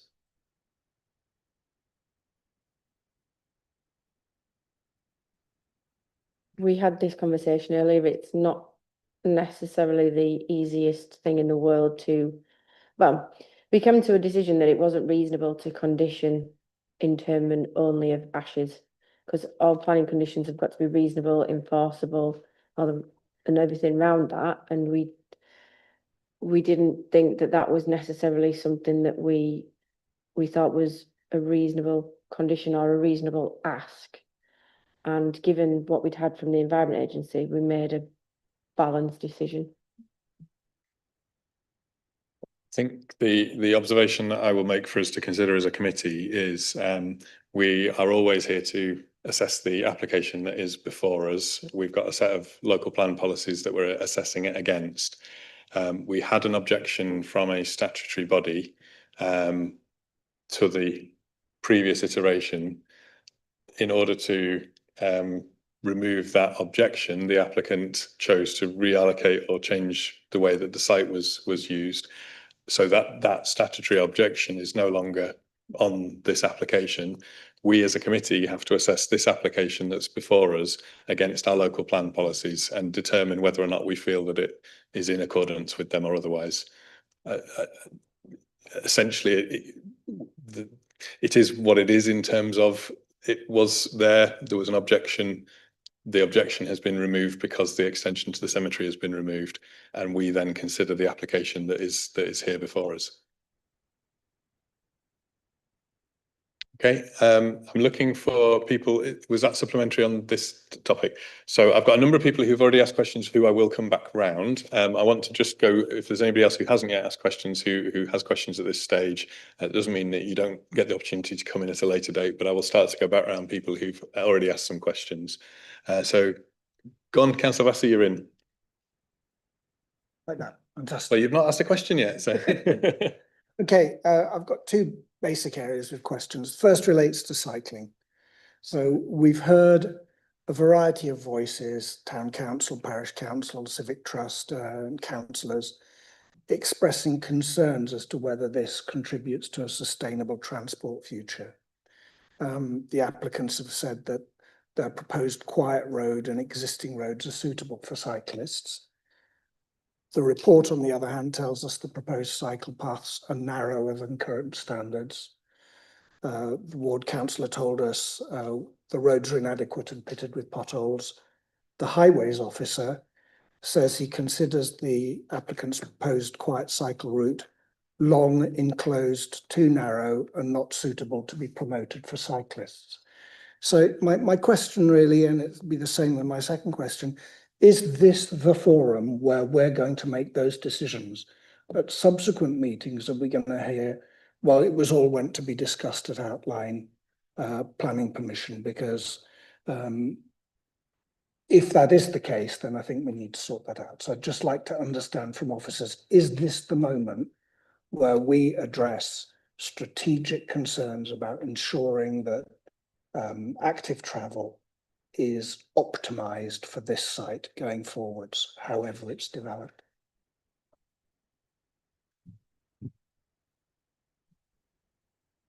In short, yes. If to go further on that, the applicant's agent said earlier on that they have been pushed on this application, and we have pushed to make this site as sustainable and as accessible as we can, given some of the issues around the site. So what we are in a position now is we are proposing to provide improved infrastructure on Moor Lane by means of a off-road shared use path that would connect into, as near as damn it, an existing bridleway, which allows access then to the village without having to go through the Moor Lane, the village junction. We are also expecting the quieter routes from the south side of the site. So I can't remember the name of the roads except Lowfield Drive and the one slightly west of that to be the main walking and cycle exits from the south of the site onto then Oaken Grove and then on to Usher Lane. So that's what has led us to say we were looking to reduce the traffic speeds on Oaken Grove and Usher Lane, because from what was a cycling strategy in local transport plan 2, when you're considering interventions for improving the environment for cycling, you do a traffic reduction and speed reduction approach first. So actually, to encourage cycling would first of all result in a reduction in traffic. To lower the speed would make the environment more conducive to cycling. And then for Moor Lane, we considered that it was inappropriate to reduce the speed because you're looking to do that to encourage on-road cycling in cycle lanes. But to enable that, you'd have to widen Moor Lane. And then that was considered to be not proportionate in terms of cost. So it failed one of the NPPF tests. So we've got all of these issues to contend with. So we've got a mixture of traffic speed reduction, some off-road provision, and some on-road cycling on speed-reduced roads to provide the best facilities that we can for cycling while they cycle. Okay, thank you for that. And then, so my second question is similar. There's a lot in here. Paragraphs 5207 to 5230 are all about ecology, habitats, protected species, and the like. And again, my question is, you know, is this the opportunity we have to address all those issues about habitat and ecology, or will that come back? And the reason for my question is that officers referred to the zone of influence, which, if I've understood correctly, is another way of saying the impact risk zone, because we're next to Skipwith Common at this point, so not Skipwith, sorry, Strensall Common at this point. So if I'm right, and this is the moment when we consider this, I'm mindful that there are some objections raised in those paragraphs about issues like 700 homes and anticipating 500 cats or whatever it is. And efforts can be made to minimize that, but I'm mindful of the fact that 55 million birds are killed every year in this country by domestic cats. And this is within the impact risk zone of a triple SA. So is this the moment where we have to consider putting in place measures that will discourage or make it harder for domestic animals to get to that triple SI? Is it something we can revisit later? Or is this our only chance to make sure we've got it right?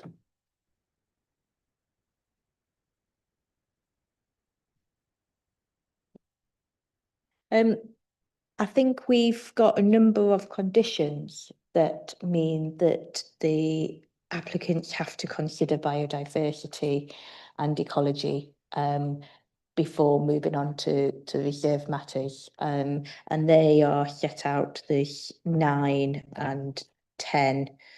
And I think, so we are dealing with, we can deal with some matters that come through at this stage, but the parameters will be set and move forward. But in terms of contributions to that, then that would have to be set now. But the application isn't a statutory biodiversity net gain, but there is some requirement for biodiversity net gain, and that is set out in the application and then followed through in the conditions. And it also allows for updates to those ecological appraisals because of the time since they have been dealt with. So if there are any mitigations required, any additional ones, because changes to ecology on the site have changed through that time, then they can be implemented at this stage. Thank you. And in terms of biodiversity net gain and a triple SI, those are separate things, aren't they? So if one's protecting a triple SI, it's not just part of making sure we've got biodiversity net gain, which I understand we're too late to get with this site. But so it's a separate thing, the physical protection of a triple SI. And that's dealt with through condition GI 2A, which talks about the zone of influence and the mitigation, which is where this SAN, the creation of the SAN walking route and the green space that Natural England have requested comes from. And that's to protect, that's to mitigate and to ensure that the users or the prospective occupiers of the development will use the walking route on the site that will be provided, rather than going to Strensdale Common and putting increasing the pressures on there. Okay, thank you. Okay, Councillor Coles was next. Thanks. I want just to pick up on something that was in the additional information that we were given this evening, and it was really just to follow on from the points that were raised in public participation around the construction works and whether or not officers have got sufficient resource or capacity through this planning application to respond during the course of construction to any ongoing concerns that residents might have.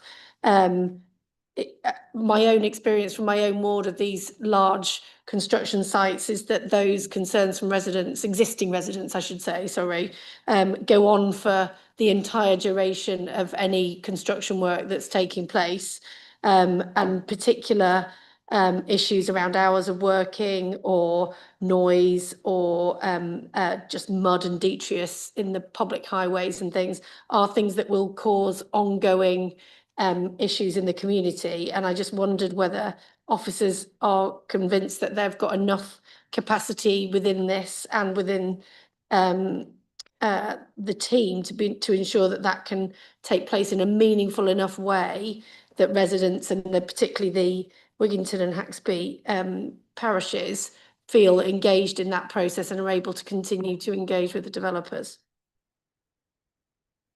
In terms of condition 40, there is a condition there. We can't reasonably ask for monies for monitoring a construction because that falls within planning enforcement, which is separate.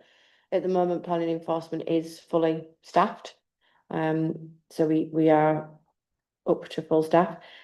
I understand what you're saying. By the nature of development, it will cause issues, and there's no point in me sitting here saying otherwise. It will. It's just that's how it happens. We will enforce wherever we feel appropriate and wherever we can, where it is expedient to do so, which is a test that we've got to do as part of the enforcement process. That might not always be agreed with the public. The public might not feel that we've taken the correct levels, but we are consistent in our approach and we're staffed in that team. Councillor Stewart, I think you had supplementary on that. Yeah, just on that, I'm pretty confident on the Tadcaster Road Copmanthorpe site, there is a particular amount of money for planning enforcement.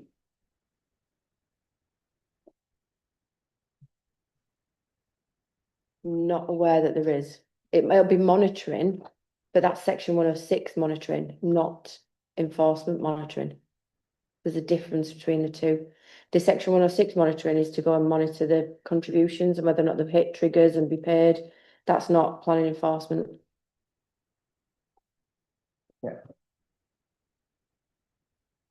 I think it is, but I haven't got it with me. I haven't. Yeah. I haven't got it with me. Try and find it then. Right. Unless there's other people who haven't had a first question yet, I'm going to go back around for some second openings, as it were. So Councillor Eyre, you were next. I think you had 6. You've had a couple. I'll give you a couple more and then come back do that. again. I'll do 2 simple ones and a more complicated one towards the end. So the simple one is, and I've discovered why my page numbers are off. It's because I've just opened the report, not the whole agenda. I'm about 10 pages off from everyone. So it's paragraph 5.59 regarding, well, 5.56 through to 5.59 regarding the sports provision. So it references the 4. 5.56 through to 5.59. References the consultation with the 4 national sporting bodies.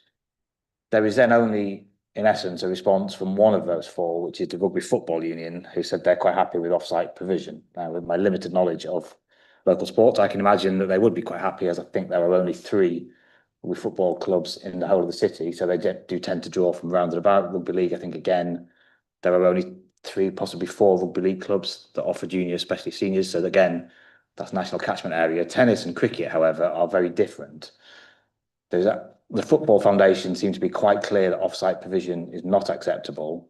I wouldn't imagine the Lawn Tennis Association or the ECB, English Cricket Board, would be happy with off-site provision either. So I'm confused as to how, based purely on the response of the Rugby Football Union, we've come to a conclusion that off-site provision is acceptable.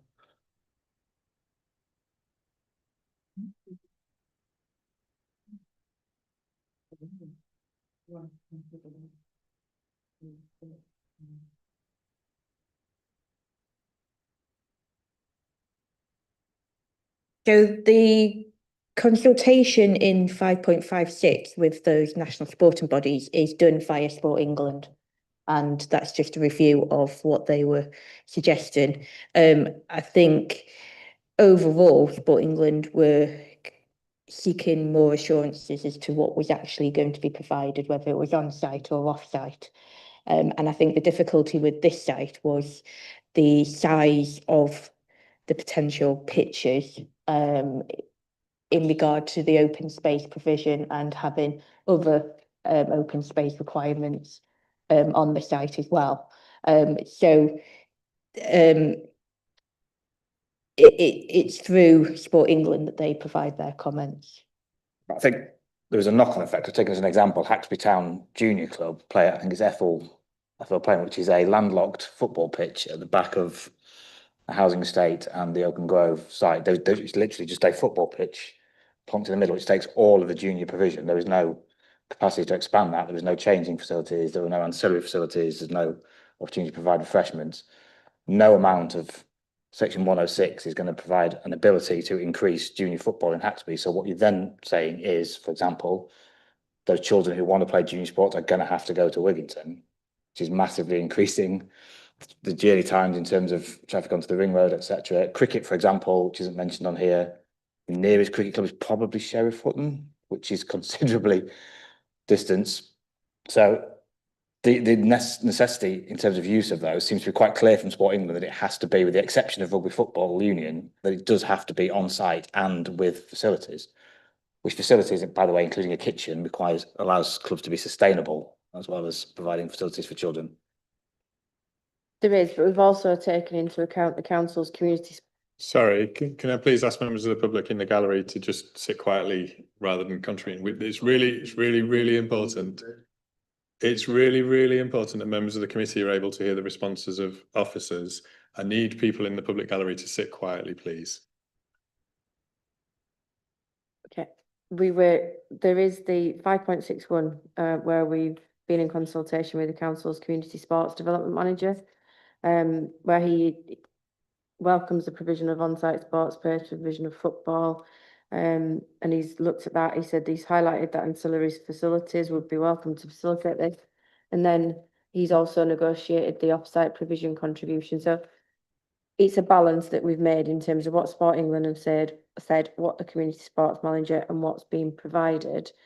If there had been, it does explain that if there had been a primary school on site, it would have been slightly easier in terms of community access and all that kind of thing. We haven't got that, so it makes it slightly more difficult. Hence why we've gone down the balance of on-site provision with an off-site contribution to make it work as best as we think we can. I think 5.61 does specifically say they need changing rooms, toilets, kitchen and storage. You can't provide off-site toilets to a sports pitch. But I'll address that later on. So then my second question. Just before you move on to your second, I think Councillor Orrell had a supplementary on that point. Supplementary to that, Chair. 5.57 mentions New Islwick Sports Club. Now, I'm delighted about that. Does that mean New Islwick Sports Club get some contributions?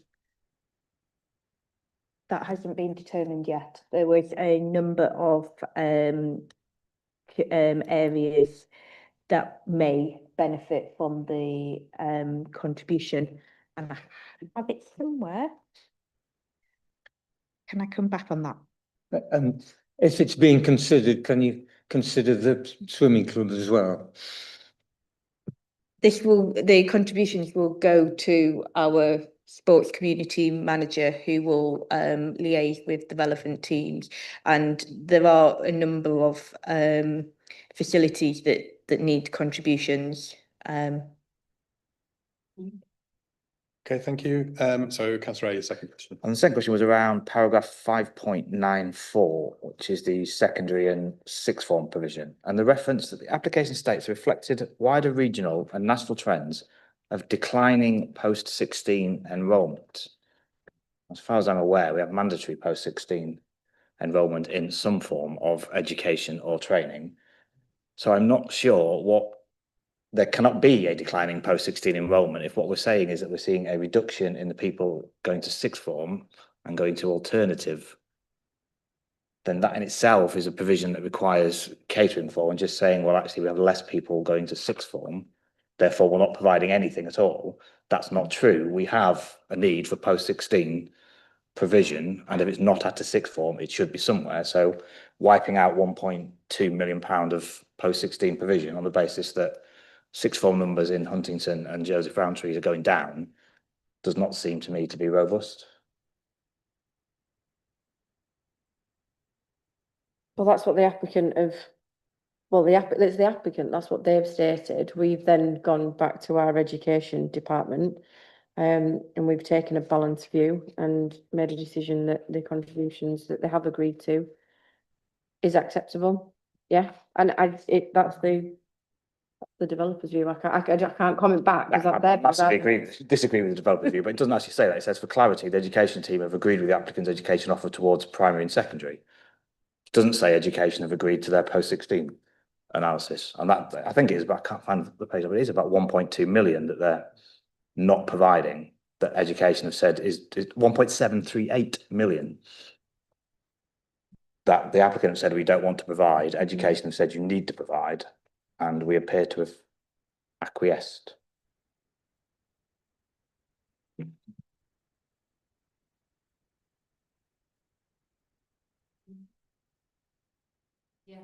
We've been in these discussions for over 2 years with education, 2.5, and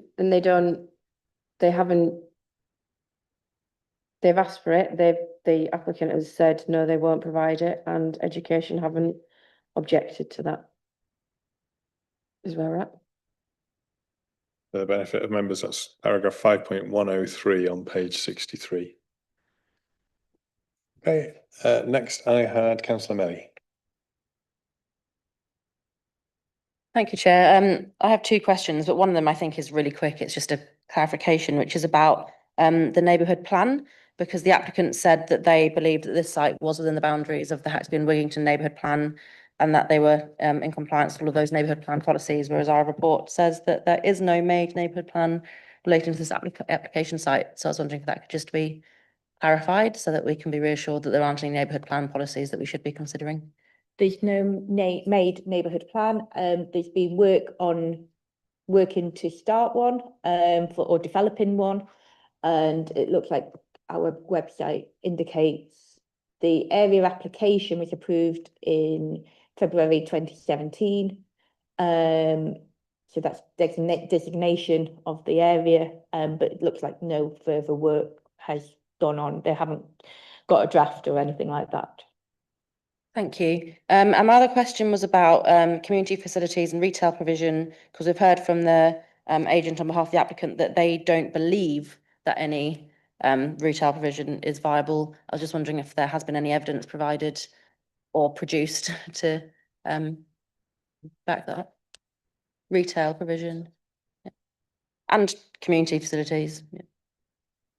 So my report 5.75 to 5.80 considers the local facilities in line with SS11.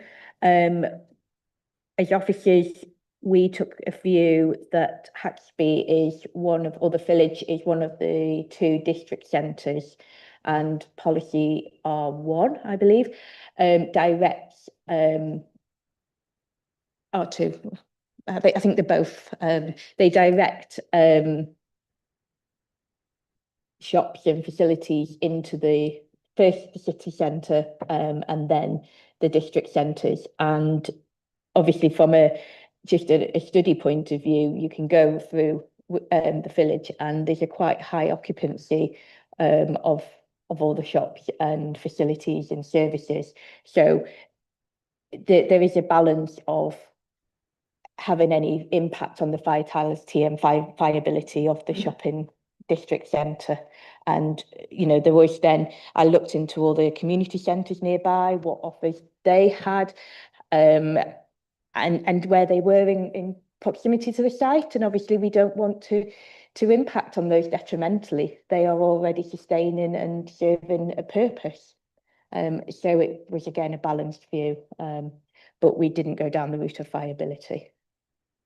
But was all that considered during the local plan process when it was said that there should be retail provision on this site?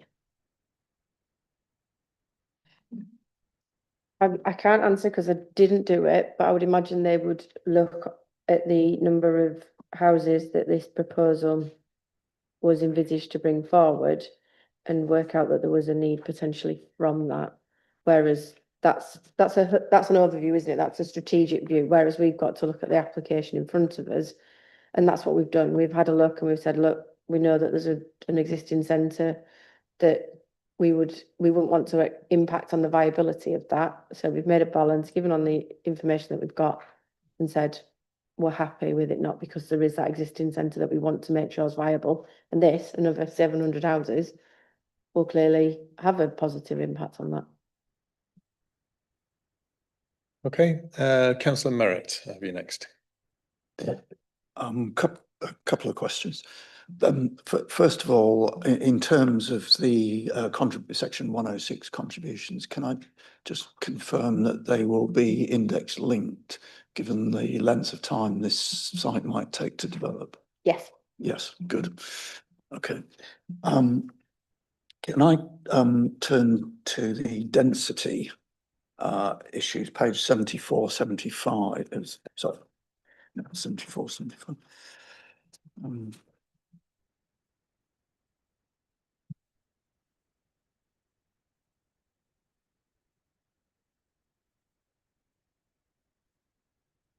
Sorry, page 47. I just wanted to clarify something about the numbers because there appear to be an inconsistency. If you, paragraph 5.16, where it said it's 38 dwellings per hectare, which is about 5% under the 40, would imply on a 700 total that we're talking about a difference of 35 houses, not 4. So something's wrong between paragraph 5.14 and 5.16, which is correct.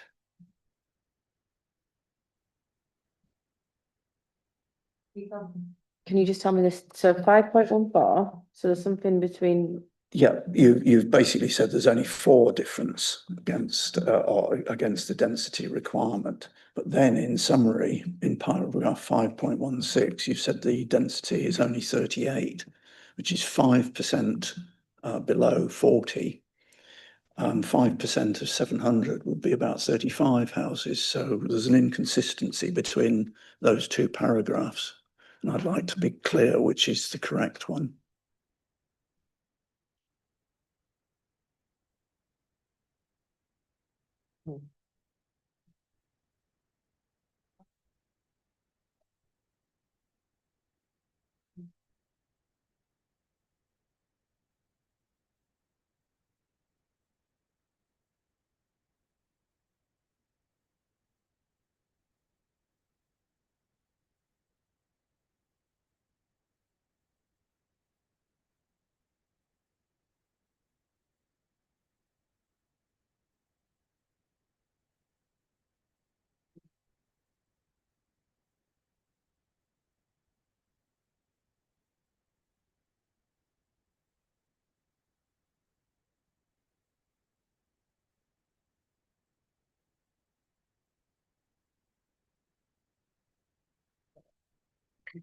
So referring to 5.12, which talks about the site allocation, and the application site is about approximately 1 hectare less than site allocation.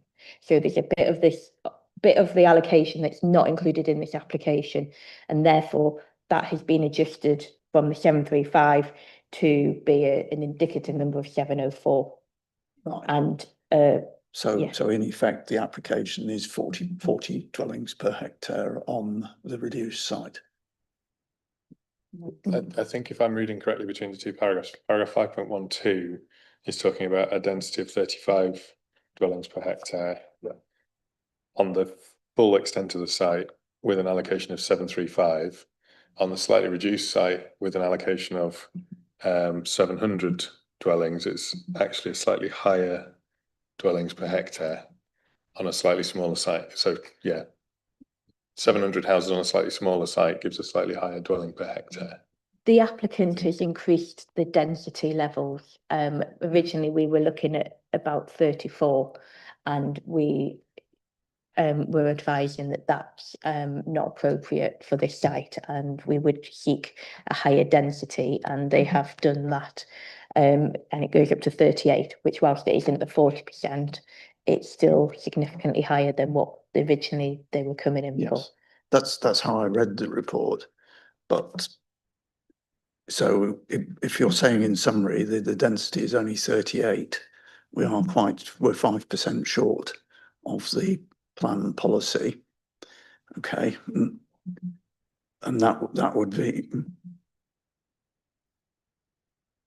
So I think, sorry, if I just summarise, if this is okay, I think what we're saying is that the plan policy asks for 40 dwellings per hectare on this site.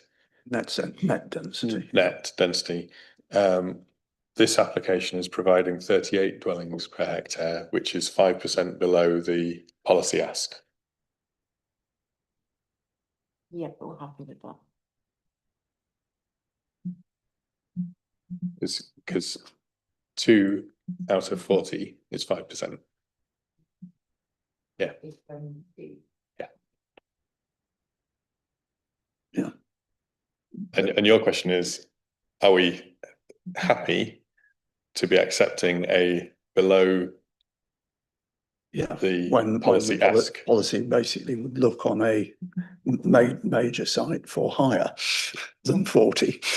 I think below 40. I think in terms of the density, I share some of the matters that were raised by the applicant, in that there are quite a lot of constraints that I don't think were maybe picked up at the local plan stage.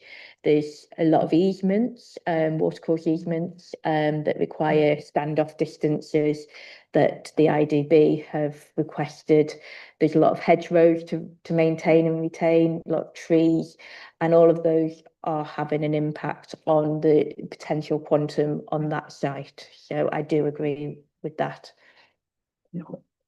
It's just that, this is the first large site that we're doing under the local plan, and we wave away our density requirements.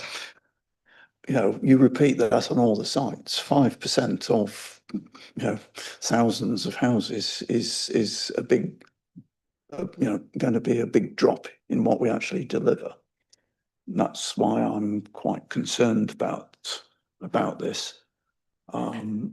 Accepting that there are constraints on the site, you've reduced, you've taken some of those constraints into account by reducing what is the developable area. But why can't we get 40%, 40 houses on the developable area? I think ultimately that becomes a question in terms of our consideration, in terms of the overall planning balance. Are we satisfied that we're meeting policies or otherwise when we come to the determination? Okay. My final question is on the housing, affordable housing issue. You've mentioned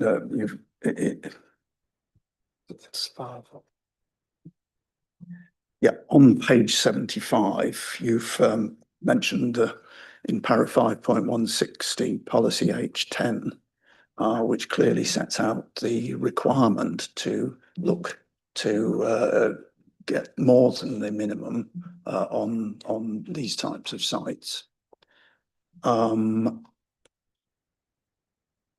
If you know, if you actually read policy H10, there is a requirement for a demonstration. If you do not achieve that, I'm sorry, I had it open and unfortunately my computer's shut down. I was going to quote the words.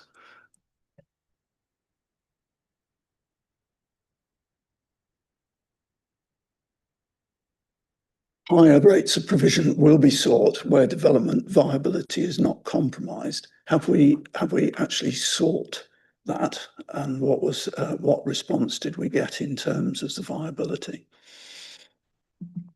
Paragraph 5.161, we requested a higher rate of provision of affordable housing with the applicants, and the applicants responded, setting out that the strategic allocations have been viability tested against all policy requirements, and whilst there isn't a provision of a school, local centre or other community facility, there remains extensive contributions that are being paid. And paragraph 5.52 of the local plan, which is the justification or the explanation, sets out that no individual site assessment will be required where proposals achieve the policy requirements of H10. Yeah. So we've gone to them. Yeah. There's obviously a conflict between 552 and the actual policy. Does the policy not take precedence? And should it not also be read in conjunction with policy SS1 in terms of the overall affordable target for the local plan, which we know requires us to deliver more than the minimum percentages? We've taken a view on this application that it achieves a 30% minimum requirement. We've also got to take into account all the other contributions that there are for this site, which are significant. And also we've had this, as we've heard several times, we've had this application 2.5 years. When we started negotiating this, the weight that this policy had was significantly different to what it has now, clearly. And we've taken a balanced view that it achieves the minimum. There's significant enabling infrastructure contributions, and that's how we've come to that we've asked the question. They've said they feel they're complying with the policy, and that's the assessment we've made. Have we actually done an individual viability assessment, taking those issues into account, as opposed to acknowledging that there are substantial other contributions? I mean, when the evidence that was provided at the local plan showed that there was obviously a significant variation in viability of different local plan sites. Some potentially could actually contribute quite substantially more than the 30%. Was quite clear. The 30% was chosen because it made sure that we were under for every single site in the local plan. So it's clearly important in terms of ensuring that we meet the aspirations of policy SS1 and H10.1, that on those sites which were more viable than the minimum that we achieve. And if you haven't done a viability assessment on the specific site, how do we know that we aren't missing an appropriate opportunity with this application? I think I've already answered as best I can the answer. We've worked through it over the last 2.5 years. It's achieved 30%. We've asked the question, the developer says no to 30%, and that's where we've come to in terms of a balanced view. I can't answer it any more than that, I'm afraid. Councillor Orrell, I think you had a supplementary. Just to follow up on that, Chair, we have been known in the past to, if there isn't a viability study, to actually ask for one before a decision is made. Whether that's appropriate in this case? I think as officers, we've taken into account everything that I've just said, and said that where we are at this point with the application, we don't think that that's necessarily an option that we were prepared to go down at that point, and that obviously that members can consider otherwise. But there is also the issue that we've only got an extension of time on this until end of June. So if the developer chooses, if it's deferred and the developer chooses, they can then go appeal non-determination. So we've balanced that and made a decision along those lines that it's 30% minimum is achieved in line with policy. And that's where we are. So you can defer it and ask for a viability assessment, but then you may not have the end decision. It's also supplementary, Councillor Melly. Just so in terms of that determination deadline, because the decision that we're being recommended to make today is to approve subject to the Section 106 agreement. So all of the Section 106, including affordable housing, needs to be done before the end of June. Or What usually happens is once there is an agreement from members to approve, we then renegotiate another extension of time to do the 106. Okay. But the developer won't agree that right now because they don't know whether or not they're going to get approval or not.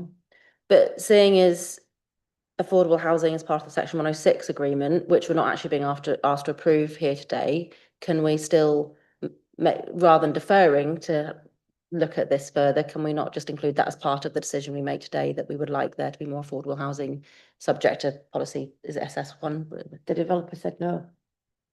They clearly said that they feel that they've achieved the policy. That's where we've got where we've got. But I mean, we can't knowingly sit here as officers, take it away and say, yeah, we're going to get more than 30% affordable housing, because that's not in line with the heads of terms.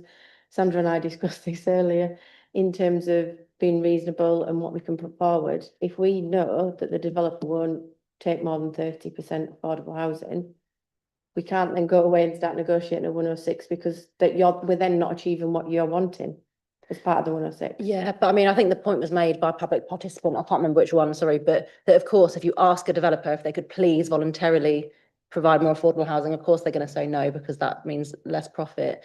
I just feel like the conversation needs to be more than that. And as it says in policy, that's supposed to be evidence-based, based on the viability of the site, not just whether they want to or not. So, and I mean, I'm just wondering whether we can make a decision here today that we would like it to be re-looked at, not necessarily that we're approving subject to there being more affordable housing, but that it can at least be renegotiated. I can't, because the developer clearly has said no. They've said that they feel that 30% is policy compliant, and we as officers have taken a view with everything that we talked about, and that's why we've come to the recommendation. Yeah, but I mean, it's not up to developers to decide whether they're policy compliant, otherwise we wouldn't have a planning department. No, but I said they consider, and we've made a view, given where we are, how long we've been negotiating, everything else that is in there, and obviously the other part of the policy does, well, it's not part of the policy, it's part of the wording behind the policy, and how long we've been negotiating. It's not, I know it's not ideal, and I know I'm sitting here saying it's not ideal, I don't, but we have to make a balance in terms of making a decision within the timeframes that we've got, and that's how we've got to the recommendation that we've got to. It's not taken lightly. So I've got a couple of further supplementaries. You said it's 2.5 years into, and we've got to determine. Is that there've been different iterations of this application? Is that 2.5 years from the first application or this application? This application has been in for 2 and a bit years. We've just been negotiating. Okay. For the 2.5 years, which is not an ideal situation, but we didn't have an adopted local plan at that point, so we've tried to, yeah. Thank you. And Councillor Stewart. Yeah, it's always weird, the world of developer. Can you build a bit more affordable housing? No, we can't. Oh, that's fine, you know. But such is the nature of some of these policies. My question was going to be, Becky, when you said about 2.5 years ago when we started, things had a different weight then, and I do appreciate a large part that I appreciate the 2.5 year deadline. My question was going to be though, when we started 2.5 years ago, we had an emerging local plan, and that had affordable housing levels in that.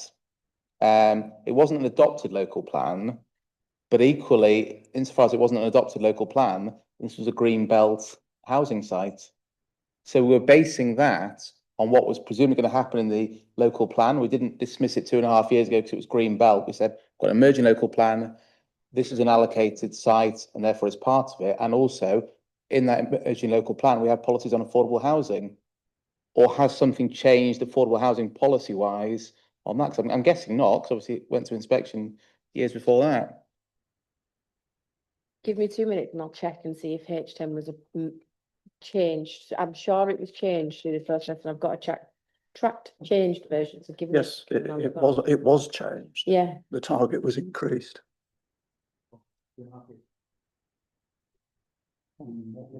Let's let Becky give us a definitive officer answer on that.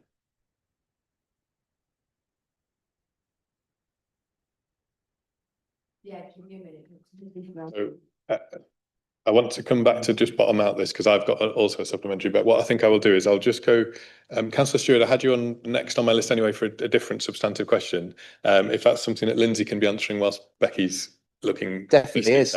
Very convenient. I've got one for Lindsay and one for Sandra. So Lindsay can do the nice easy one about the indexation. Are they indexed to CPI or RPI? I presume it's set in stone in some planning law, but for clarification. S106 contributions. Chair, can I assist on this one?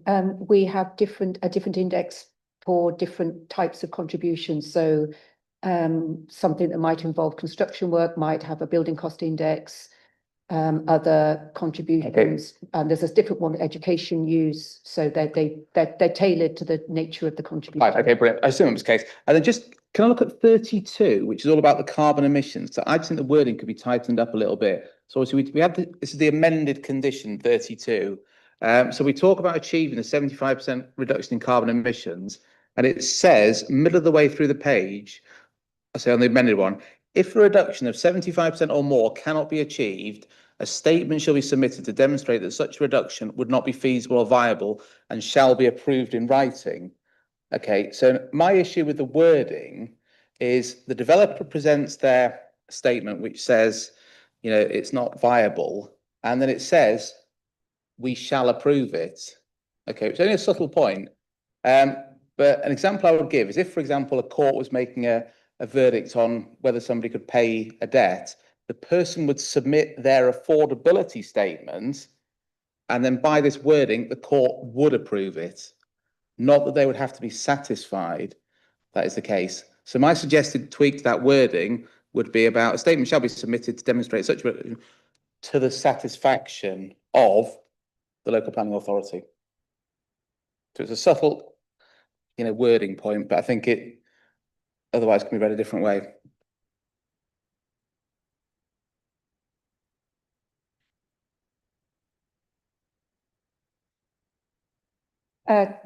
Chair, you're looking at it. I wonder whether there can be some tweaking to the effect that the statement is subject to approval. It needs to be approved. Not that it shall necessarily be approved, but it needs to be approved. It's subject to approval. Maybe there can be some officers can do some tweaking to the wording to take on board the point that Councillor Stewart is making. Yeah, happy with that. So can you take that as a note? I think if you just take out the shall be approved and subject to approval, that yeah. So Becky, do you want to take us back to policy H10? 2023 amendments to the local plan did add as a minimum into the affordable housing contribution, and the higher rates of provision will be sought where development viability is not compromised. So that was added in the 2023 revisions. And then you're going to add. I knew you were going to ask me that, and I just need to try and find the date. But this was submitted in April, was it? This application? Or January. So I would imagine that these came after. These changes to the local plan came after this application was submitted. Thank you. So you've asked your question, Councillor Stewart. While we're talking affordable, I think it's just an appropriate point for me to just query from our perspective. Obviously, you heard me ask the applicant about the difference in terms of the minimum 30% and the additional contributions that are being made through the 106, and the fact that there are within some of those contributions there are trigger points. So that 12 million total may not ultimately be realised, and whether or not there's any mechanism that we can employ that would give us that opportunity for a final assessment of viability, to ensure that we're compliant with policy. I think possibly what you've just said in terms of the time frame of that policy may slightly undermine my question, but I think it's worth just bottoming them out. I don't think we can. I'm looking at Sandra at this point because we don't have the agreement of the applicant. He said that and said that he can't give that level of agreement. So ideally, yes, we'd like it, but we haven't got the agreement, so we can't reasonably impose something. Yes, Chair, just to endorse what Becky says is that obviously conditions can be imposed on applicants or on planning permissions, but Section 106 obligations are negotiated and need to be agreed. And I think that my understanding from the applicant was that they would not agree to a viability reappraisal. I think they said that, so they would not agree to such a planning obligation. Thank you. I think, and I am slightly splitting hairs here, I think the agent said that they were not in a position to agree that, and that potentially that could be something that could be raised subsequent to this meeting if there were an approval. I guess there's not a way of capturing that other than it being on public record, and presumably there are some finer points of the 106 agreements that will be subject to discussion. You've got I appreciate that. I'm slightly clutching here. Yeah, there's no hook to be able to do that. Ideally, yes, but we've tried. Yeah. Understood. Councillor Eyre, I think I'm back to you for your third go. This was the most complicated of all the questions, but it might be simple. Paragraph 5.110, and I reiterate this to someone who at 10:30 this morning was travelling around the ring road trying to get to the A59, 22.5 minutes to get from my house to the A59 ring road at non-peak times. The suggestion here in these paragraphs is that minor curb realignment will deal with circa 1,500 additional residents. I think most people would believe that minor curb realignment wouldn't even do anything to deal with the current traffic flow at that particular roundabout. So I appreciate an explanation as to how we feel that curb realignment can in any way deal with the increased capacity, let alone an existing capacity. And then the second part of it is the confusing bit on the latter paragraph, that it says that there will be improvements of 4 highway junctions, which we've assessed as being costing 1.4 million. They've offered us 449,000, which according to this will deal with the 4 junctions. And the suggestions that they can do on-site works of around about £1 million.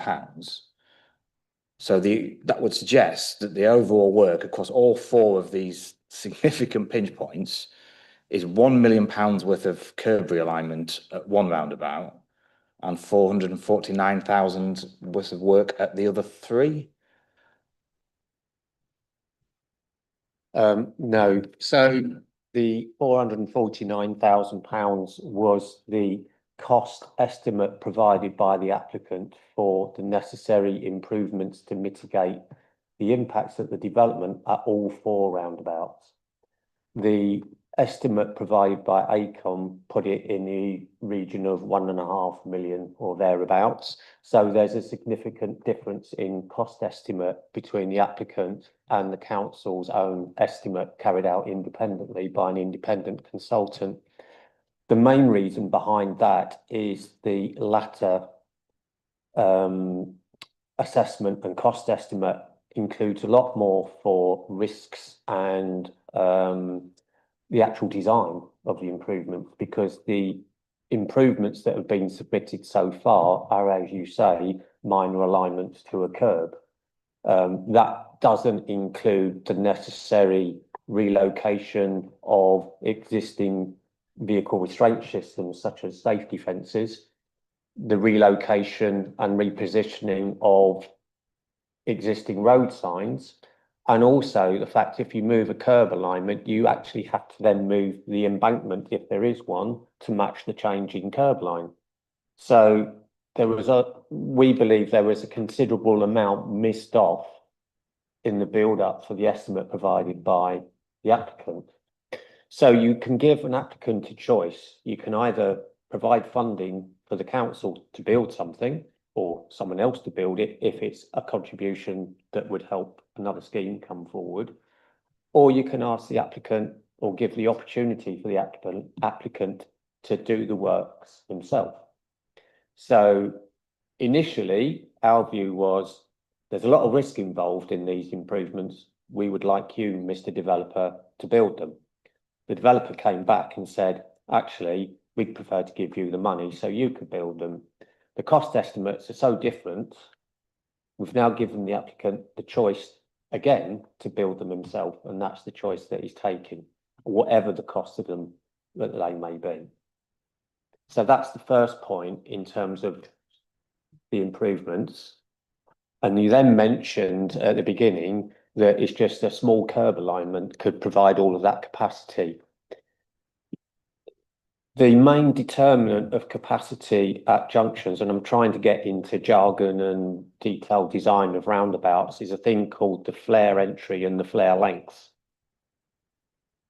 We have done, and the applicant has done, detailed junction modelling based on that new geometric information of the design. We have independently verified that to say, yes, that those small alignments, and you may or may not believe it, but it's done through the use of proprietary junction analysis software. The analysis has come back and said, yes, those small tweaks, as you might consider them, will provide additional capacity at that junction, sufficient that it mitigates the impacts of the development. And that's the position that we're at. I'll reserve my comments on traffic modelling, and we should allow residents to reflect on flare junctions and flare entries as they're sitting in 20-minute queues of traffic trying to get out of Haxby. But go back to your earlier point onto on-site and off-site, I still remain confused, because how can they, as the applicant, do on-site works at 3 roundabouts of which they have absolutely no land ownership and no responsibility for? Because they're improvements to the highway, which we do have responsibility for. So they can, under a Section 278 agreement, undertake works within the highway. And these works are, by and large, subject to more detailed design, all within the highway. So we own as a council all the required land at the Wigginton Road junction, the Strensall Road, Wigginton Road roundabout, the Strensall Road roundabout, and the Monks Cross link roundabout. And we have agreement with all the developers associated with those sites to conduct these works on those 3 completely separate roundabouts. We are the highway authority for those roundabouts. They are part of the adopted highway for which we have control over, irrespective of who the landowner is. Anything within the adopted highway, we are the highway authority for, and we can grant permission through an agreement for works to be done on the highway. But it's not that. If we're extending the curb line, that's going to encroach on somebody's land, and we know issues, particularly around Wigginton, where we've had problems that we can't widen the road onto someone's land without their permission or compulsory purchase. I think you're kind of misinterpreting what Ian's saying. He's saying the works that we've got, we think that we can do, that can be done, but as through the highway authority and through 278 agreements. That's the advice you're given. You might not agree with it, but that's the advice you've been given. Just seeking clarity, the advice you've been given is that this applicant will deliver £1 million worth of improvements to 3 roundabouts that are not anything to do with this development. They are as part of this development, because it is to mitigate the impacts of this development on junctions affected by it. So you can ask a developer to carry out improvements on junctions that are remote from the site, provided there is evidence to suggest that the developer is having an impact on that junction, which we consider to be an unacceptable cumulative impact. which is why we have asked for the improvements to be undertaken. Very final, speaking about the Wigginton, have we consulted all the landowners surrounding that Wigginton Road junction? Councillor, I think we're sort of going around in a circle here. You've been given 2 or 3 answers to the question. There is a mechanism that enables the Highways Authority to make the improvements. Those have been deemed relevant and mitigating effects of this development. Therefore, through that section 278 are reasonable. It's up to the Highways Authority to then sort out with the developer how they're delivered.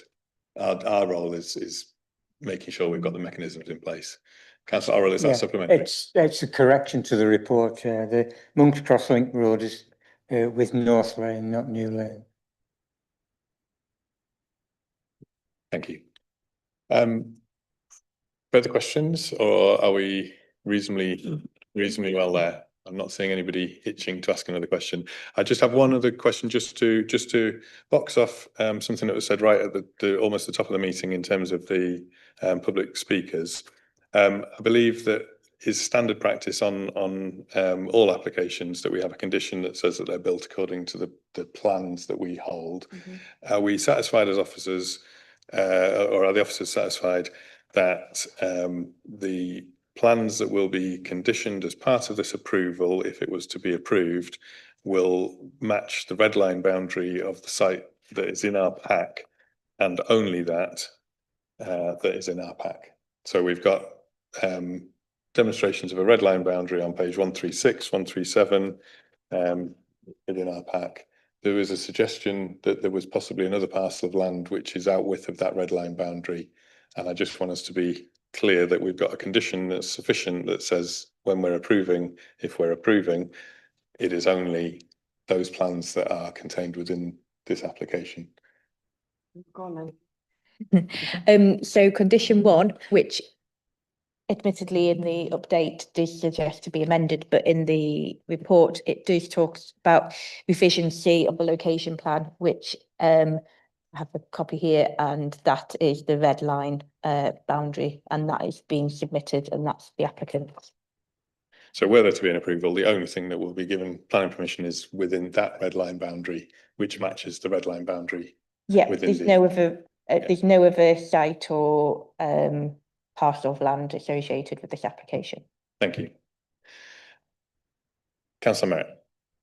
Sorry, it was one I forgot to ask earlier.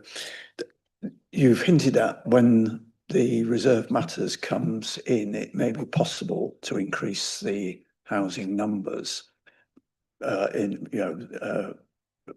part of that. How does that work against the up to 700 reference in the outline? Oh, I don't think either of us said you can. The outline is for 700 up to 700. So if the actual later proposals could squeeze in more housing, it would not be possible within the outline that we've. No, they'd have to revise that. Okay, thank you. Okay. I am very conscious of time. I'm also conscious that we do need to have a reasonable discussion, and then we need to move whatever we want to do. We've also been going for quite a long time, so I'm going to suggest that we just take a very short comfort break. It's just coming up to 1:45. Can we please be back here by 10:02 I want us to start again at 10:02, so it's a very quick, short comfort break, please.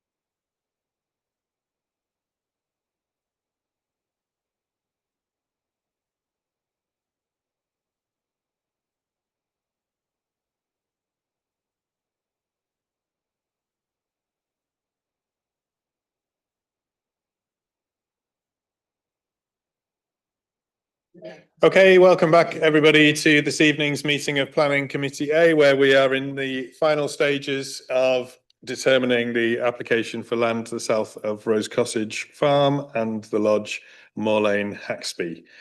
We are now into debate. So I'm inviting members to give thoughts and opinions on the application that's before us. There's obviously been a lot of questions, a lot of things to consider. So I'm looking for the things that you're considering, the things that you have concerns about. I'm particularly interested if you are got concerns, they need to be couched in terms of local plan. The test today is whether or not we are meeting the local plan policies of the adopted local plan. So with that, please, at the forefront of your minds, I'm opening the floor for discussion and debate. Councillor Eyre? I should endeavour to be brief, Chair, because everyone's been very patient. It's been incredibly long. I think I find one particularly disappointing, as we should really be at the point now of just nodding these applications through and ticking boxes and getting them through. This is almost there. It shouldn't have taken 2.5 years, but it's almost there. But I still don't think that it's actually quite there. If I was on the fence, I must have to say that the public speaker who spoke in favour of it probably tipped me off the fence in the wrong particular side. And I think if this is passed today, I do recommend that he reads the work of Dale Carnegie between now and the reserved matters in terms of his presentation.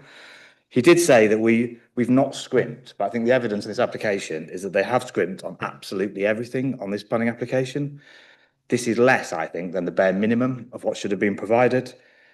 We set up a local plan that was aspirational. I think Councillor Moat and I share different views, but different disappointments at the restrictions that the local plan process puts on us in terms of what we want to do. But I think with all the restrictions that the local plan process puts in, we still pushed it to be as aspirational as possible. And we certainly should not be accepting. We should be wanting more than is in the local plan. And we certainly should never be accepting anything that's less.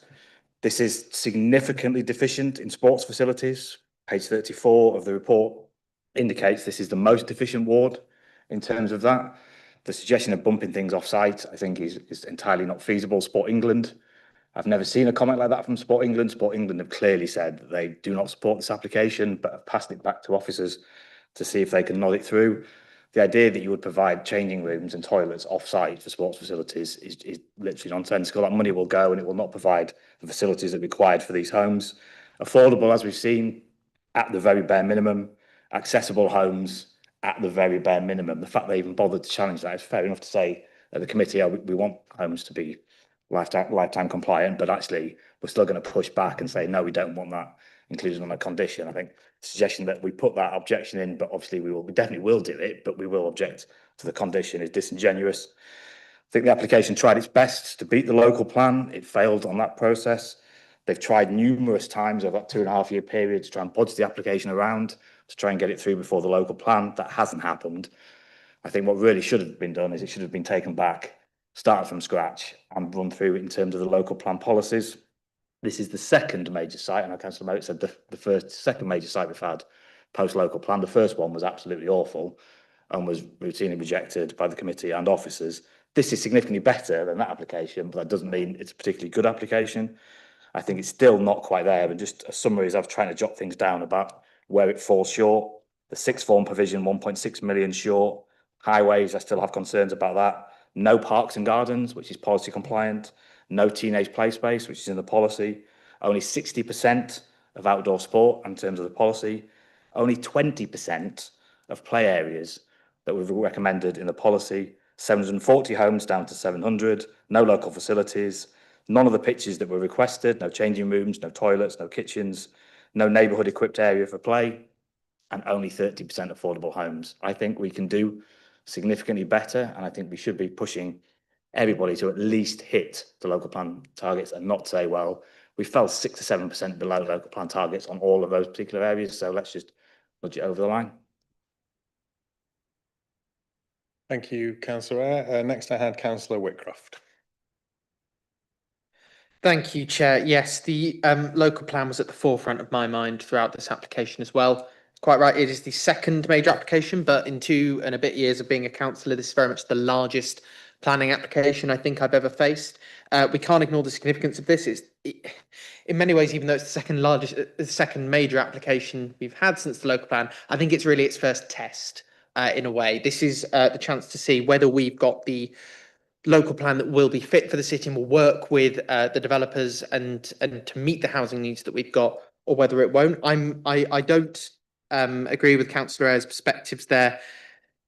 I'm in favour of building these houses. I think the Section 106 agreement is actually very generous there, related to the millions of pounds that are going to be spent, particularly on areas like health and education, which we know are important.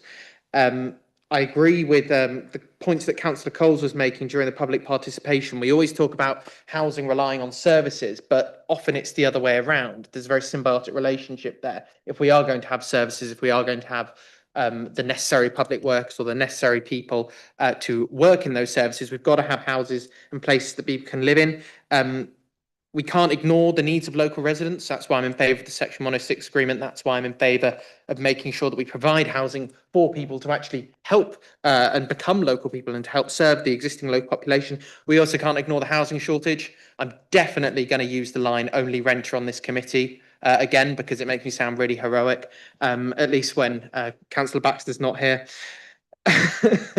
And I think that we do need to keep that in mind. We've got a serious problem with housing shortage in York, not just only affordable housing, the affordability of that housing when you take in the local and regional factors as well. I did raise concerns and brought this up in public participation around the housing allocation or the mix of different housing, and thinking having 4 and plus, so 5-bed houses potentially, wasn't a huge fan of, but I do appreciate there's that knock-on argument, which we kind of remind me of the argument around student accommodation in a way. People are often worry about building student accommodation, but when you explain that that may in fact lift off pressure from more HMOs and that kind of thing, I think we got the same argument here. With 4 beds making 2 and 3 beds in other parts of the city perhaps more available. So I do understand all of that. I'm going to have a little bit of a moan a little bit about the process, because I just want to draw a little bit what I was thinking throughout this situation, throughout the application process. I think having a really long update actually did stymie the process a little bit. I appreciate sometimes we need updates to come forward with a few pages of different changes. For me, a deadline is a deadline, and 16 pages of changes that the public weren't able to get pre-sight of, I would encourage that maybe to be less common. I appreciate that doesn't normally happen. It's 700 homes, but I did think that did cause some problems with the process. Some of the representations I saw, particularly in the update and other areas, accusing us of sort of, and the planning officers, some really nasty sort of stuff, I think, in a lot of those representations, not from direct groups, but under the other area. I think we can leave those out, possibly. There are some things that come through that just don't need to necessarily be read. And also, when it comes to public participation, I appreciate Councillor Eyre wasn't a fan of the agent on behalf of the applicant. I do have to say, given the fuss that there was around every single Haxby and Wigginton councillor wanting their own space to come and talk, the fact that only one of them decided to talk until I decided to prompt either of them to say something, didn't need to have a fuss around it. So that's my little moan about that. All in all, I'm minded to approve. I think the local plan needs to have that weight, needs to have that acceptance. If we're going to properly test it, if we're going to have a local plan that works, I think we've got to be able to be brave and approve these large developments. So that's my view. Thank you, Chair. Thank you, Councillor Whitcroft. Councillor Vassie, I had you next. Thank you, Chair. We all know and accept we need more new homes. At the same time, we live in a region that has declared the ambition to be the UK's first carbon negative region. We need houses to live in, but what kind of houses? What does affordable mean? Affordable to live in or affordable to buy? What is a sustainable community in the 21st century?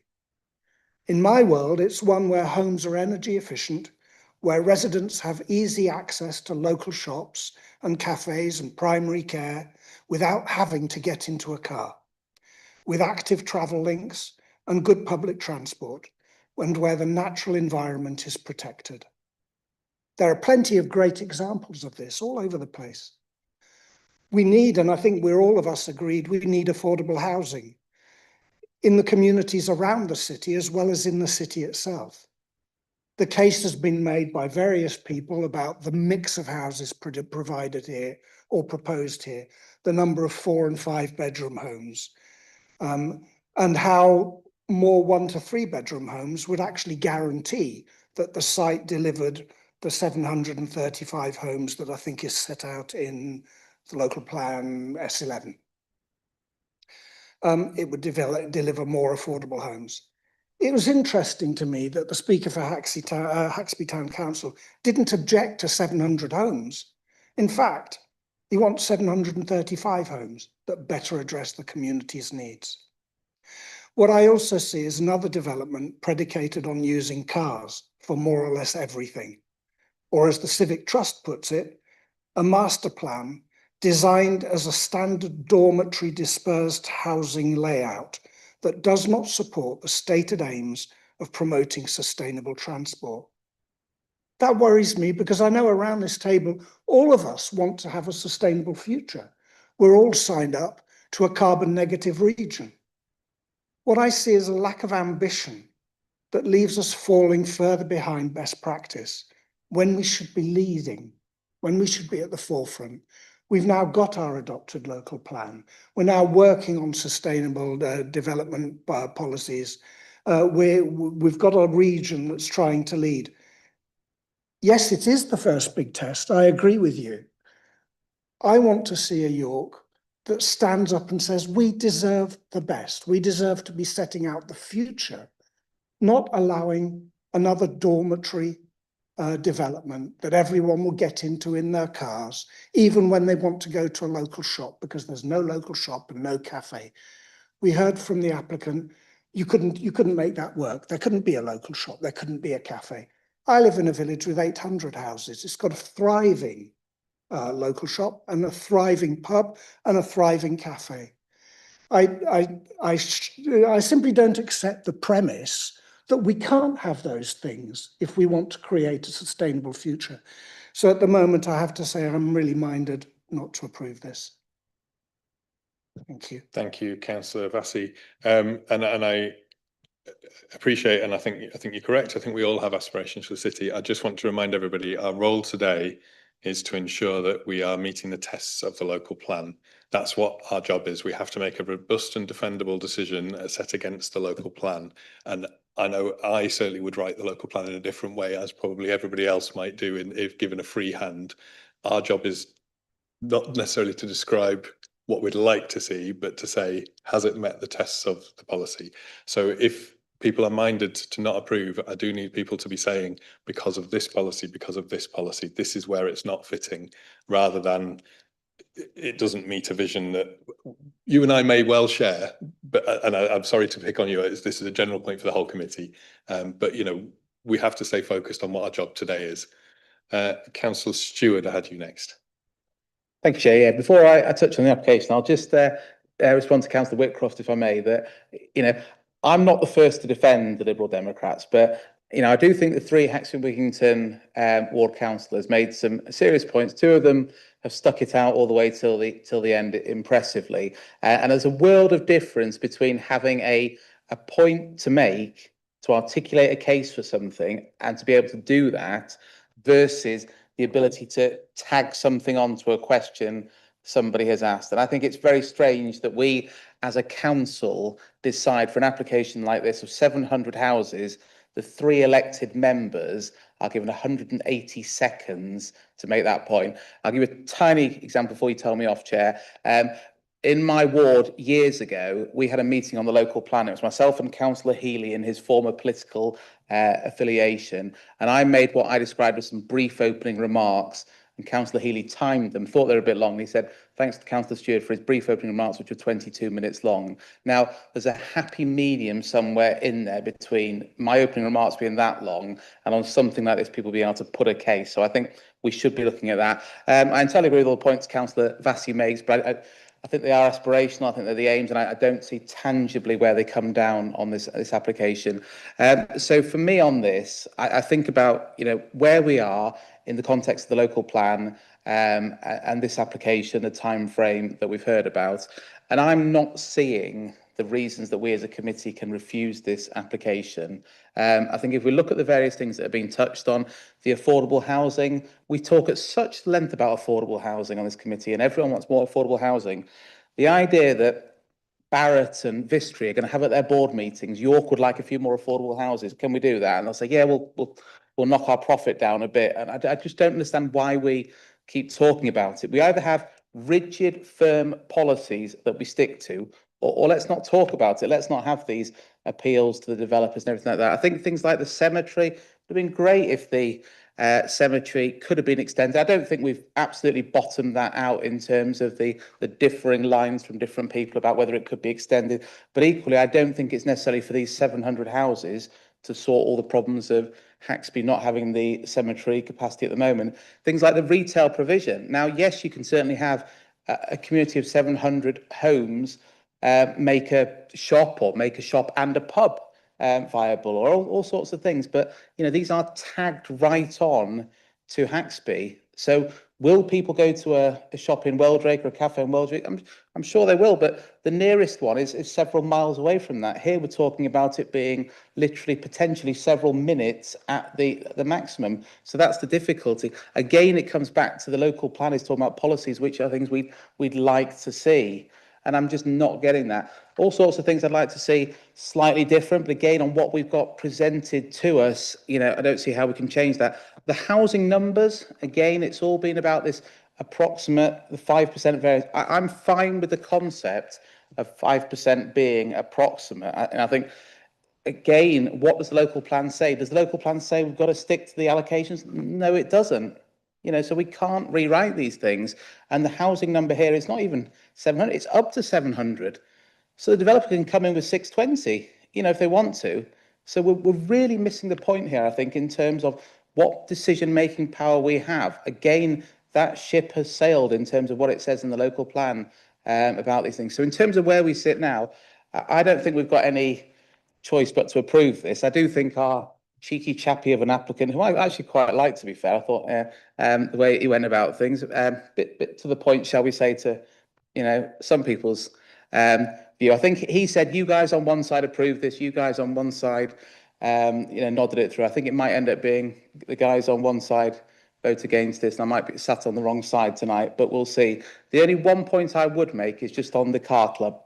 So, you know, we all seek to change these things radically as we come into politics. After 4 hours, 40 minutes, I'd like to make the radical suggestion that with the applicant having no objection to increasing the car club provision and Ian Ian talking about 3 cars being looked at, I'd like to suggest we increase that condition from 1 minimum space to 2 minimum spaces. It makes next to no difference in terms of anything that we can hear, but it does mean the car club seeks to be viable rather than somebody saying to their partner, shall we go to the car club? And they say, no, I think one of the other 699 households might be using it today, which does make it a bit pointless. I could go crazy and go up to 3 spaces, but for brevity or for hoping we can see a way through, I'll go for 2. So that's where I'm, Chair. I mean, I would, you know, move the officer's recommendation, because I think we have to, be guided by them. And I think also what I didn't touch on particularly is that I'm just very mindful of that timeline, the 2.5 years and where things sit within it. So I don't claim to be as involved in the history of things. I'm certainly not involved in the history of things. But when we are where we are, and just a few weeks ago we did our planning training, which almost could have been designed for this sort of thing, could have been literally designed for this particular application. And you think we approve this, goes one way, we defer it. I don't see how that's going to go down well. Essentially, we throw it out. I just do not see why we can throw it out, because not being massively keen on something, or it not being as visionary as Councillor Vassy would rightly like, unfortunately isn't good enough in the laws that we've got. Thank you, Councillor Stewart. Councillor Melly, I have you next.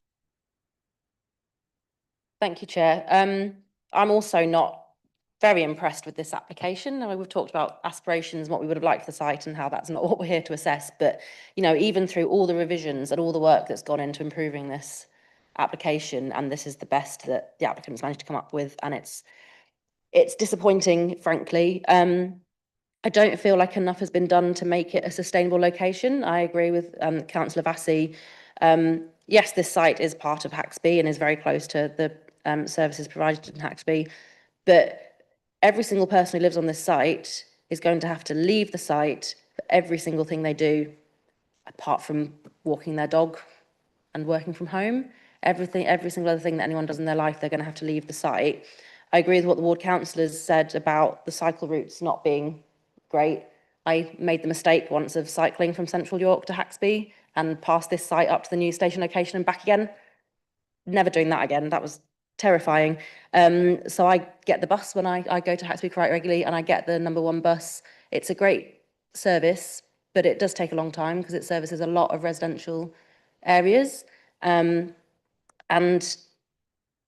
yes, I mean, we've heard that the applicant and the local authority have managed to do everything necessary to make a bus route happen in terms of the road layout and road design and incentives to use the bus. But even with all of that in mind, the very best that these future occupants have to hope for is a once-an-hour service or twice-an-hour service that takes quite a long time to get to the city centre.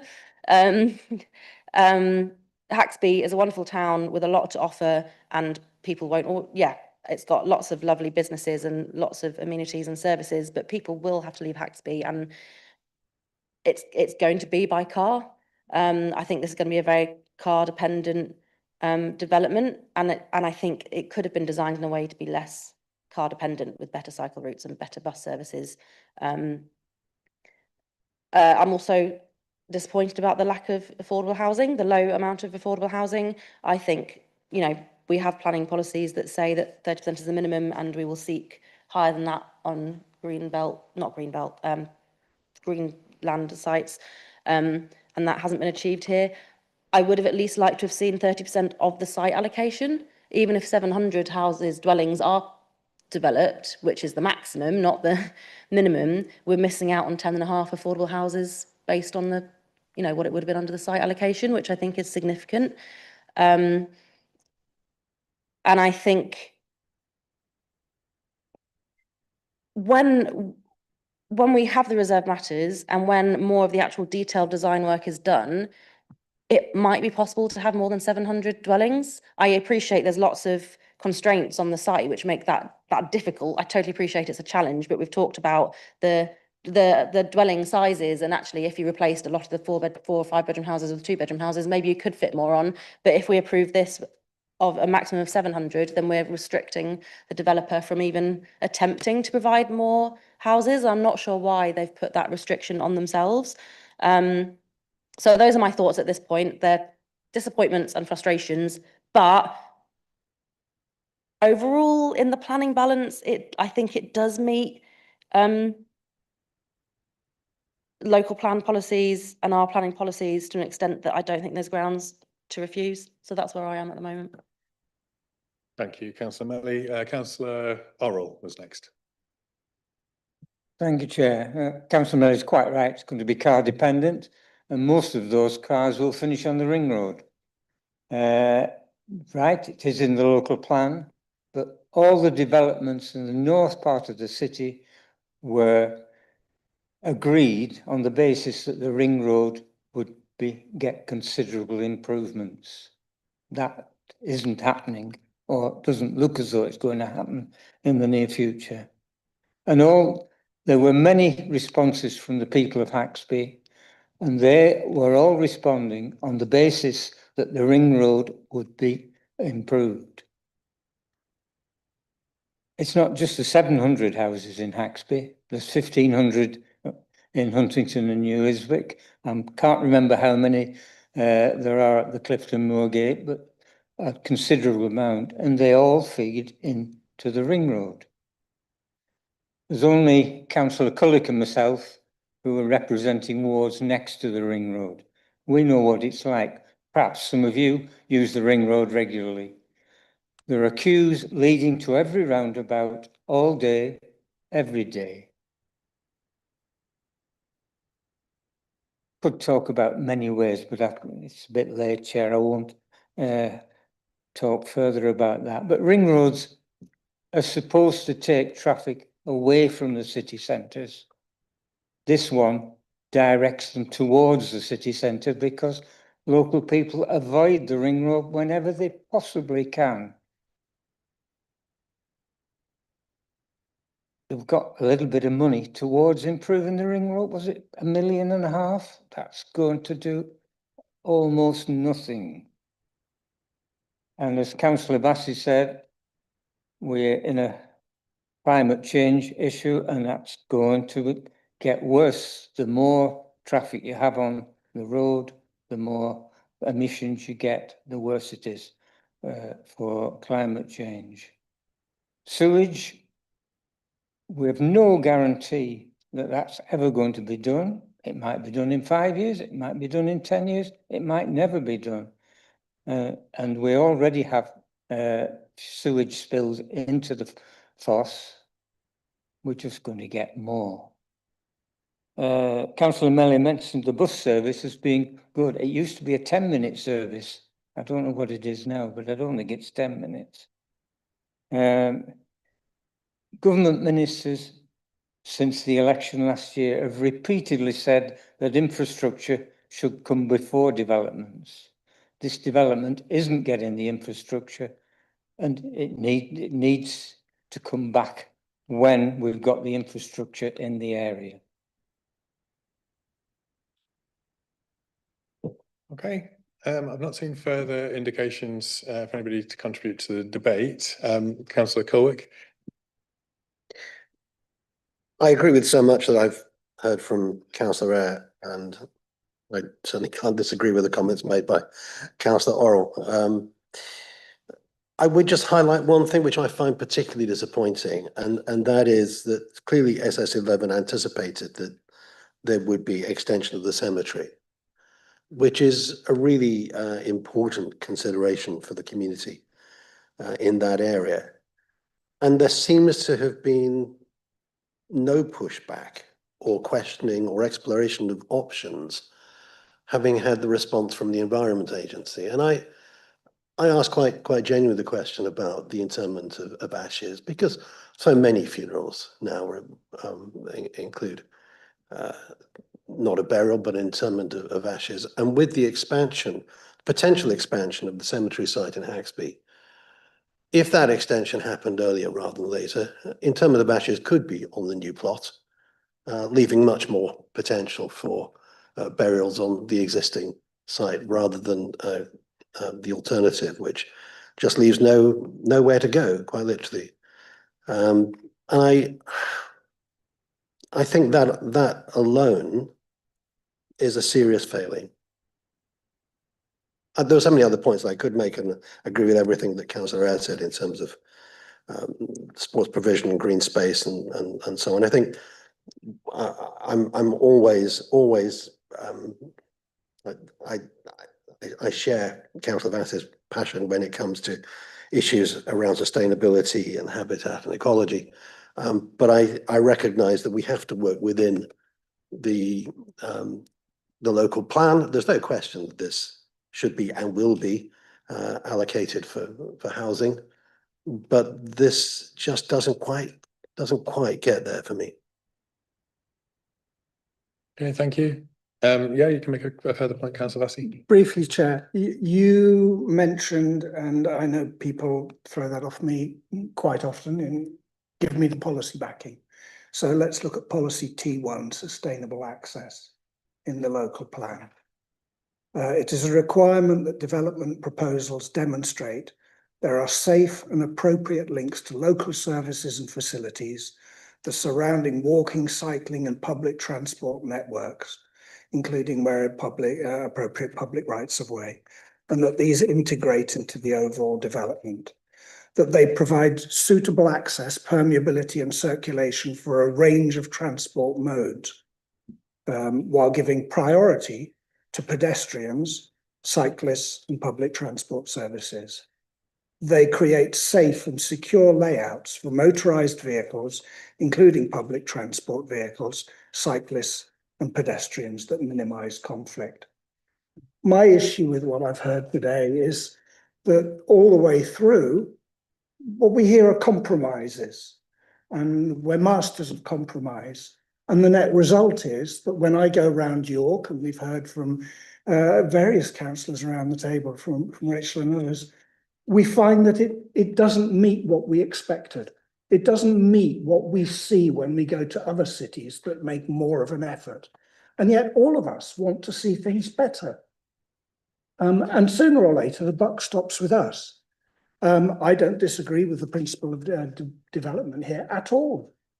I just wanted to see it being fit for a city that's addressing the 21st century. And I think policy T1 gives you a handle on what we as councillors have all decided we want to see. And that's what I think we're not doing. Thank you, Councillor Vassie, and it is very helpful to have a policy sort of put in front of the committee. I don't want to second guess officers, and this is now not the point for going to officers, but I think we haven't had anything from the Highways Department to suggest that the officer's opinion is that T1 isn't met, and that becomes part of our issue as well. I think this does keep coming back to we're working within a framework of a local plan which may or may not meet our aspiration, and yet we have to fit within that policy framework. I think with the adopted plan in place, there are now opportunities through SPDs and other things to tighten up what it is that we want to see happening in the city. But my role as chair, part of my job is to ensure that we as a committee are making robust decisions. And as I say, I think we do need to consider things within the policies, and that's helpful to highlight those policies. But we also have to consider the advice that we're given by the specialist officers as well. I think I saw a hand along this side indicated. Yeah, Councillor Merritt. Yeah. I think broadly speaking on the application, I'm coming from a similar position to Rachel. I think this is very disappointing, the absolute minimum against the policies, and arguably on the affordable housing less than the policies are asking for. And then I'd also include the sports provision in those comments as well. I think again, that's not where we're not where we ought to be. But the difficulty would be, if we say no, are we able to stand up to challenge? And I think the reality is that we would struggle if there was a planning appeal and an inquiry.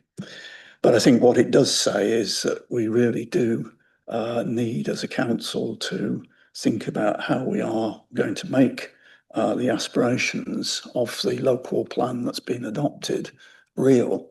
I take Christian's point about the design of this particular development, and it's basically another 1980s suburban car-based arrangement.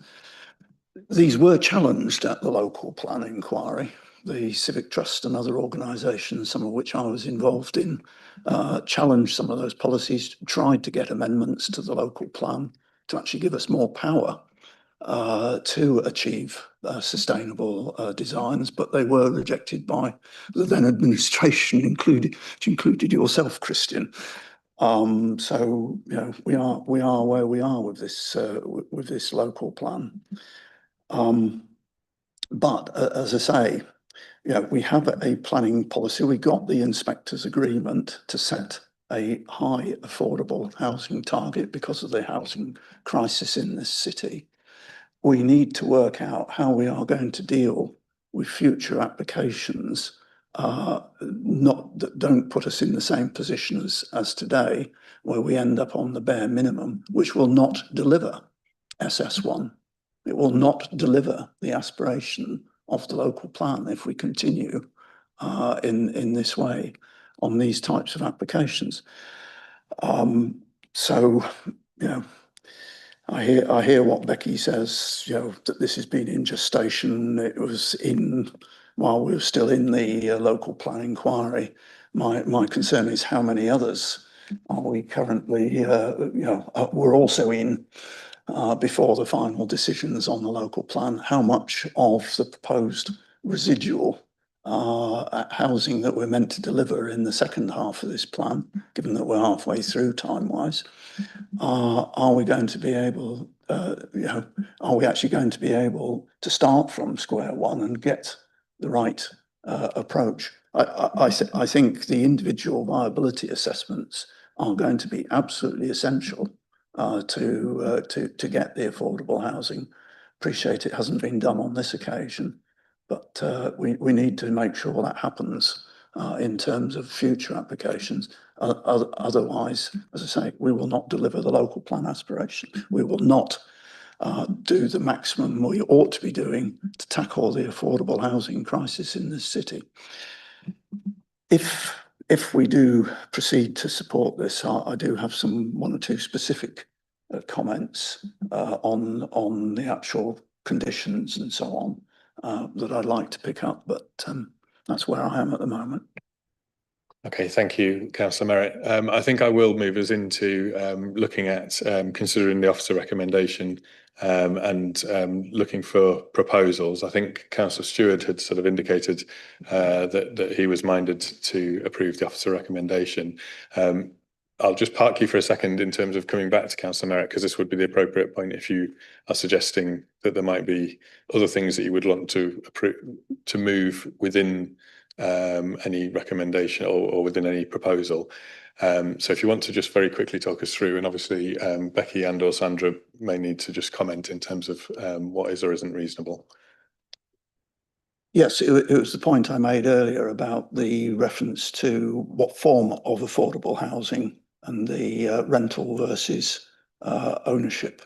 I'm not necessarily wanting to be 100% black and white, but I think there needs to be some reference, which I couldn't find in the current recommendations, either in the proposed section 106 or in the conditions, in terms of that particular aspect. The overall affordables there, it's just there's no explicit reference to the rental purchase balance.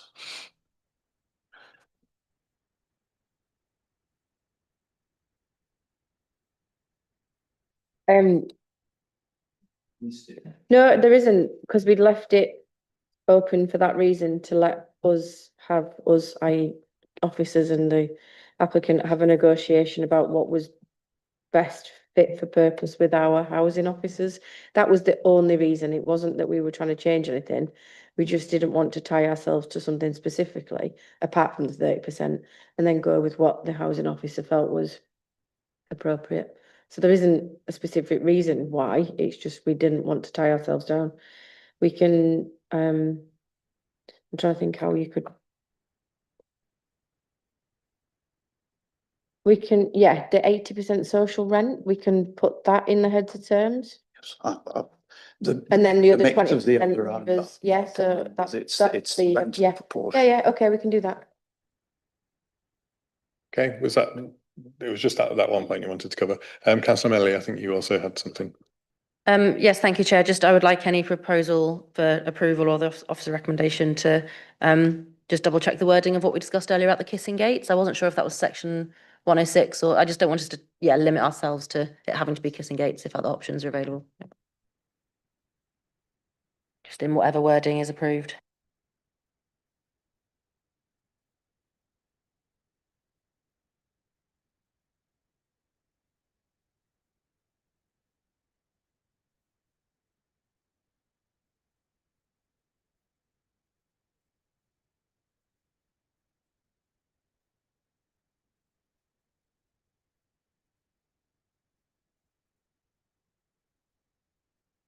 What to put that on? Yeah, it said kissing gates. We can upgrade to public rights of way. Replacement page, yeah, we don't. It doesn't necessarily have to say kissing gates. We can put appropriate gate. I think if we can say appropriate gates to ensure accessibility. But I don't know that we can necessarily do that because we don't know why they've asked for kissing gates. We don't know if it's like a. I can't. Do you see what I mean? We can't. Well, don't specifically know, but because if it's a style now, asking for something that's above and beyond. I really don't want to promise you something that I don't necessarily think we can achieve. Is what I don't want to sit here and go, yep, you can make it accessible for all, because I don't know if that's what there is an issue with and if there's a way around it. Don't know. I will a suitable gate and we will do our best, but I don't want to sit and promise you something I can't. I don't think we can achieve. I just want the wording to be open enough that and not Yes. restrictive. Yes, in it. and Yeah. I Yeah. agree with that, but I can't sit here and promise. Okay, so Councillor Stewart, do you want to formally move with those amendments? I'm offering you the opportunity. I'm happy not to take the opportunity. I'm doing what I think is the right thing. But it'll probably feature on some Lib Dem leaflets. Yeah, of course. But such is life. Do what you think's right. I'll move it. Subject to the various changes. Councillor Bassey before Councillor Cole. Sorry, Chair, you're looking at the conditions at the moment. Is that right? Prior to the vote? No. I was looking for anything that needed to be included within a proposal. So Councillor Stewart has now proposed the officer recommendation subject to the two minor amendments that have been suggested and the car club that you also wish. I Is had there an something amendment else? to propose if the committee's minded to approve. Well, if you want to make the point now, and if Councillor Stewart just indicate if you're happy to accept that within.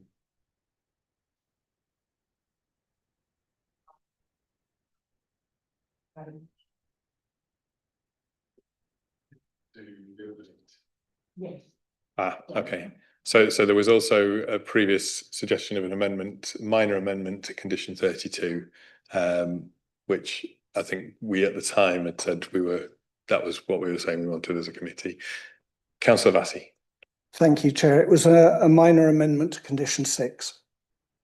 And I was going to propose that, given this is our opportunity to protect the SSSI, that the wording is amended to read, prior to the approval of the first reserved matters application, a strategy providing the relevant mitigation measures, including physical measures and barriers, to be delivered to mitigate the impacts to Strensall Common SAC from domestic animals and a timetable for implementation, etc. So the physical, the issue is physical mitigation measures and barriers. And I know we've done that on other applications at other times. I'm not predicting what form that would take, whether it's a fence or whatever, but that we're mindful of the need to protect the SSSI. I understand what you're saying, but our ecologist hasn't specifically asked for anything along those lines with regard. They haven't raised any issues with domestic animals.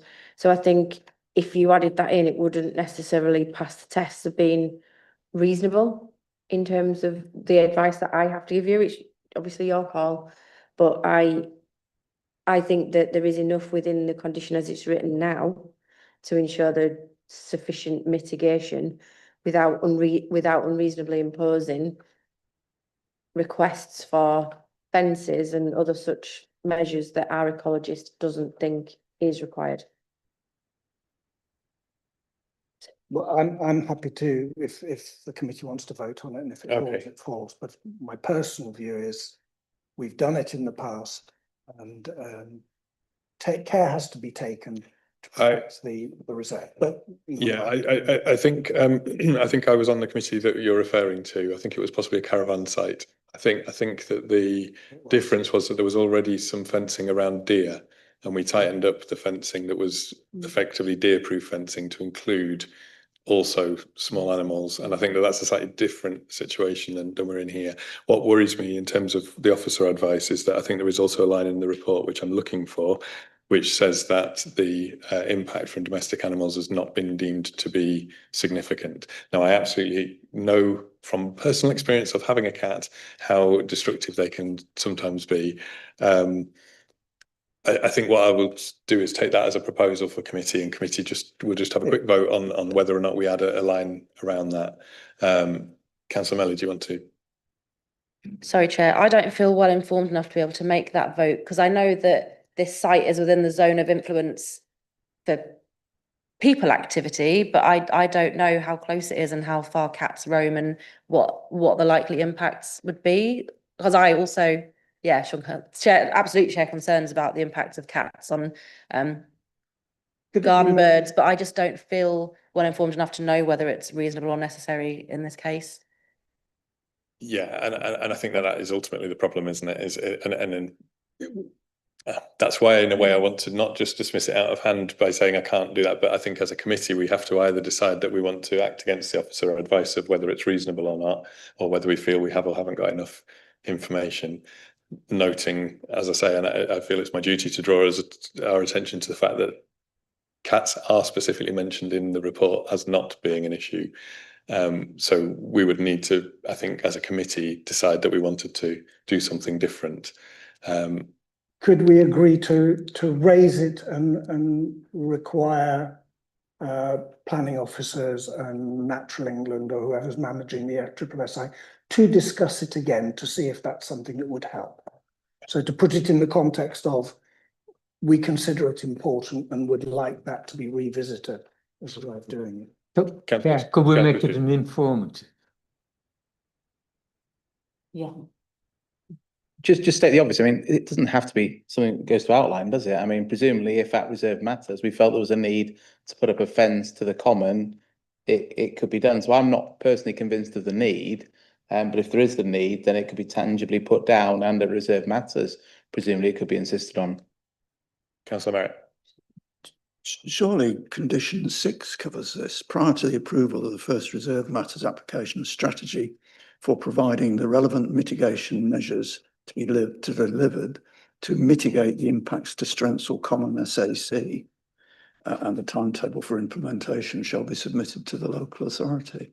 So surely that covers this issue. My point was simply to amend it to include reference to physical mitigation measures and barriers. That was what I was talking about. I think I'm going to give a steer from the chair that I think we've had the advice that it wouldn't be reasonable to be as specific as that. I think that the wording within the condition would enable officers to have that conversation.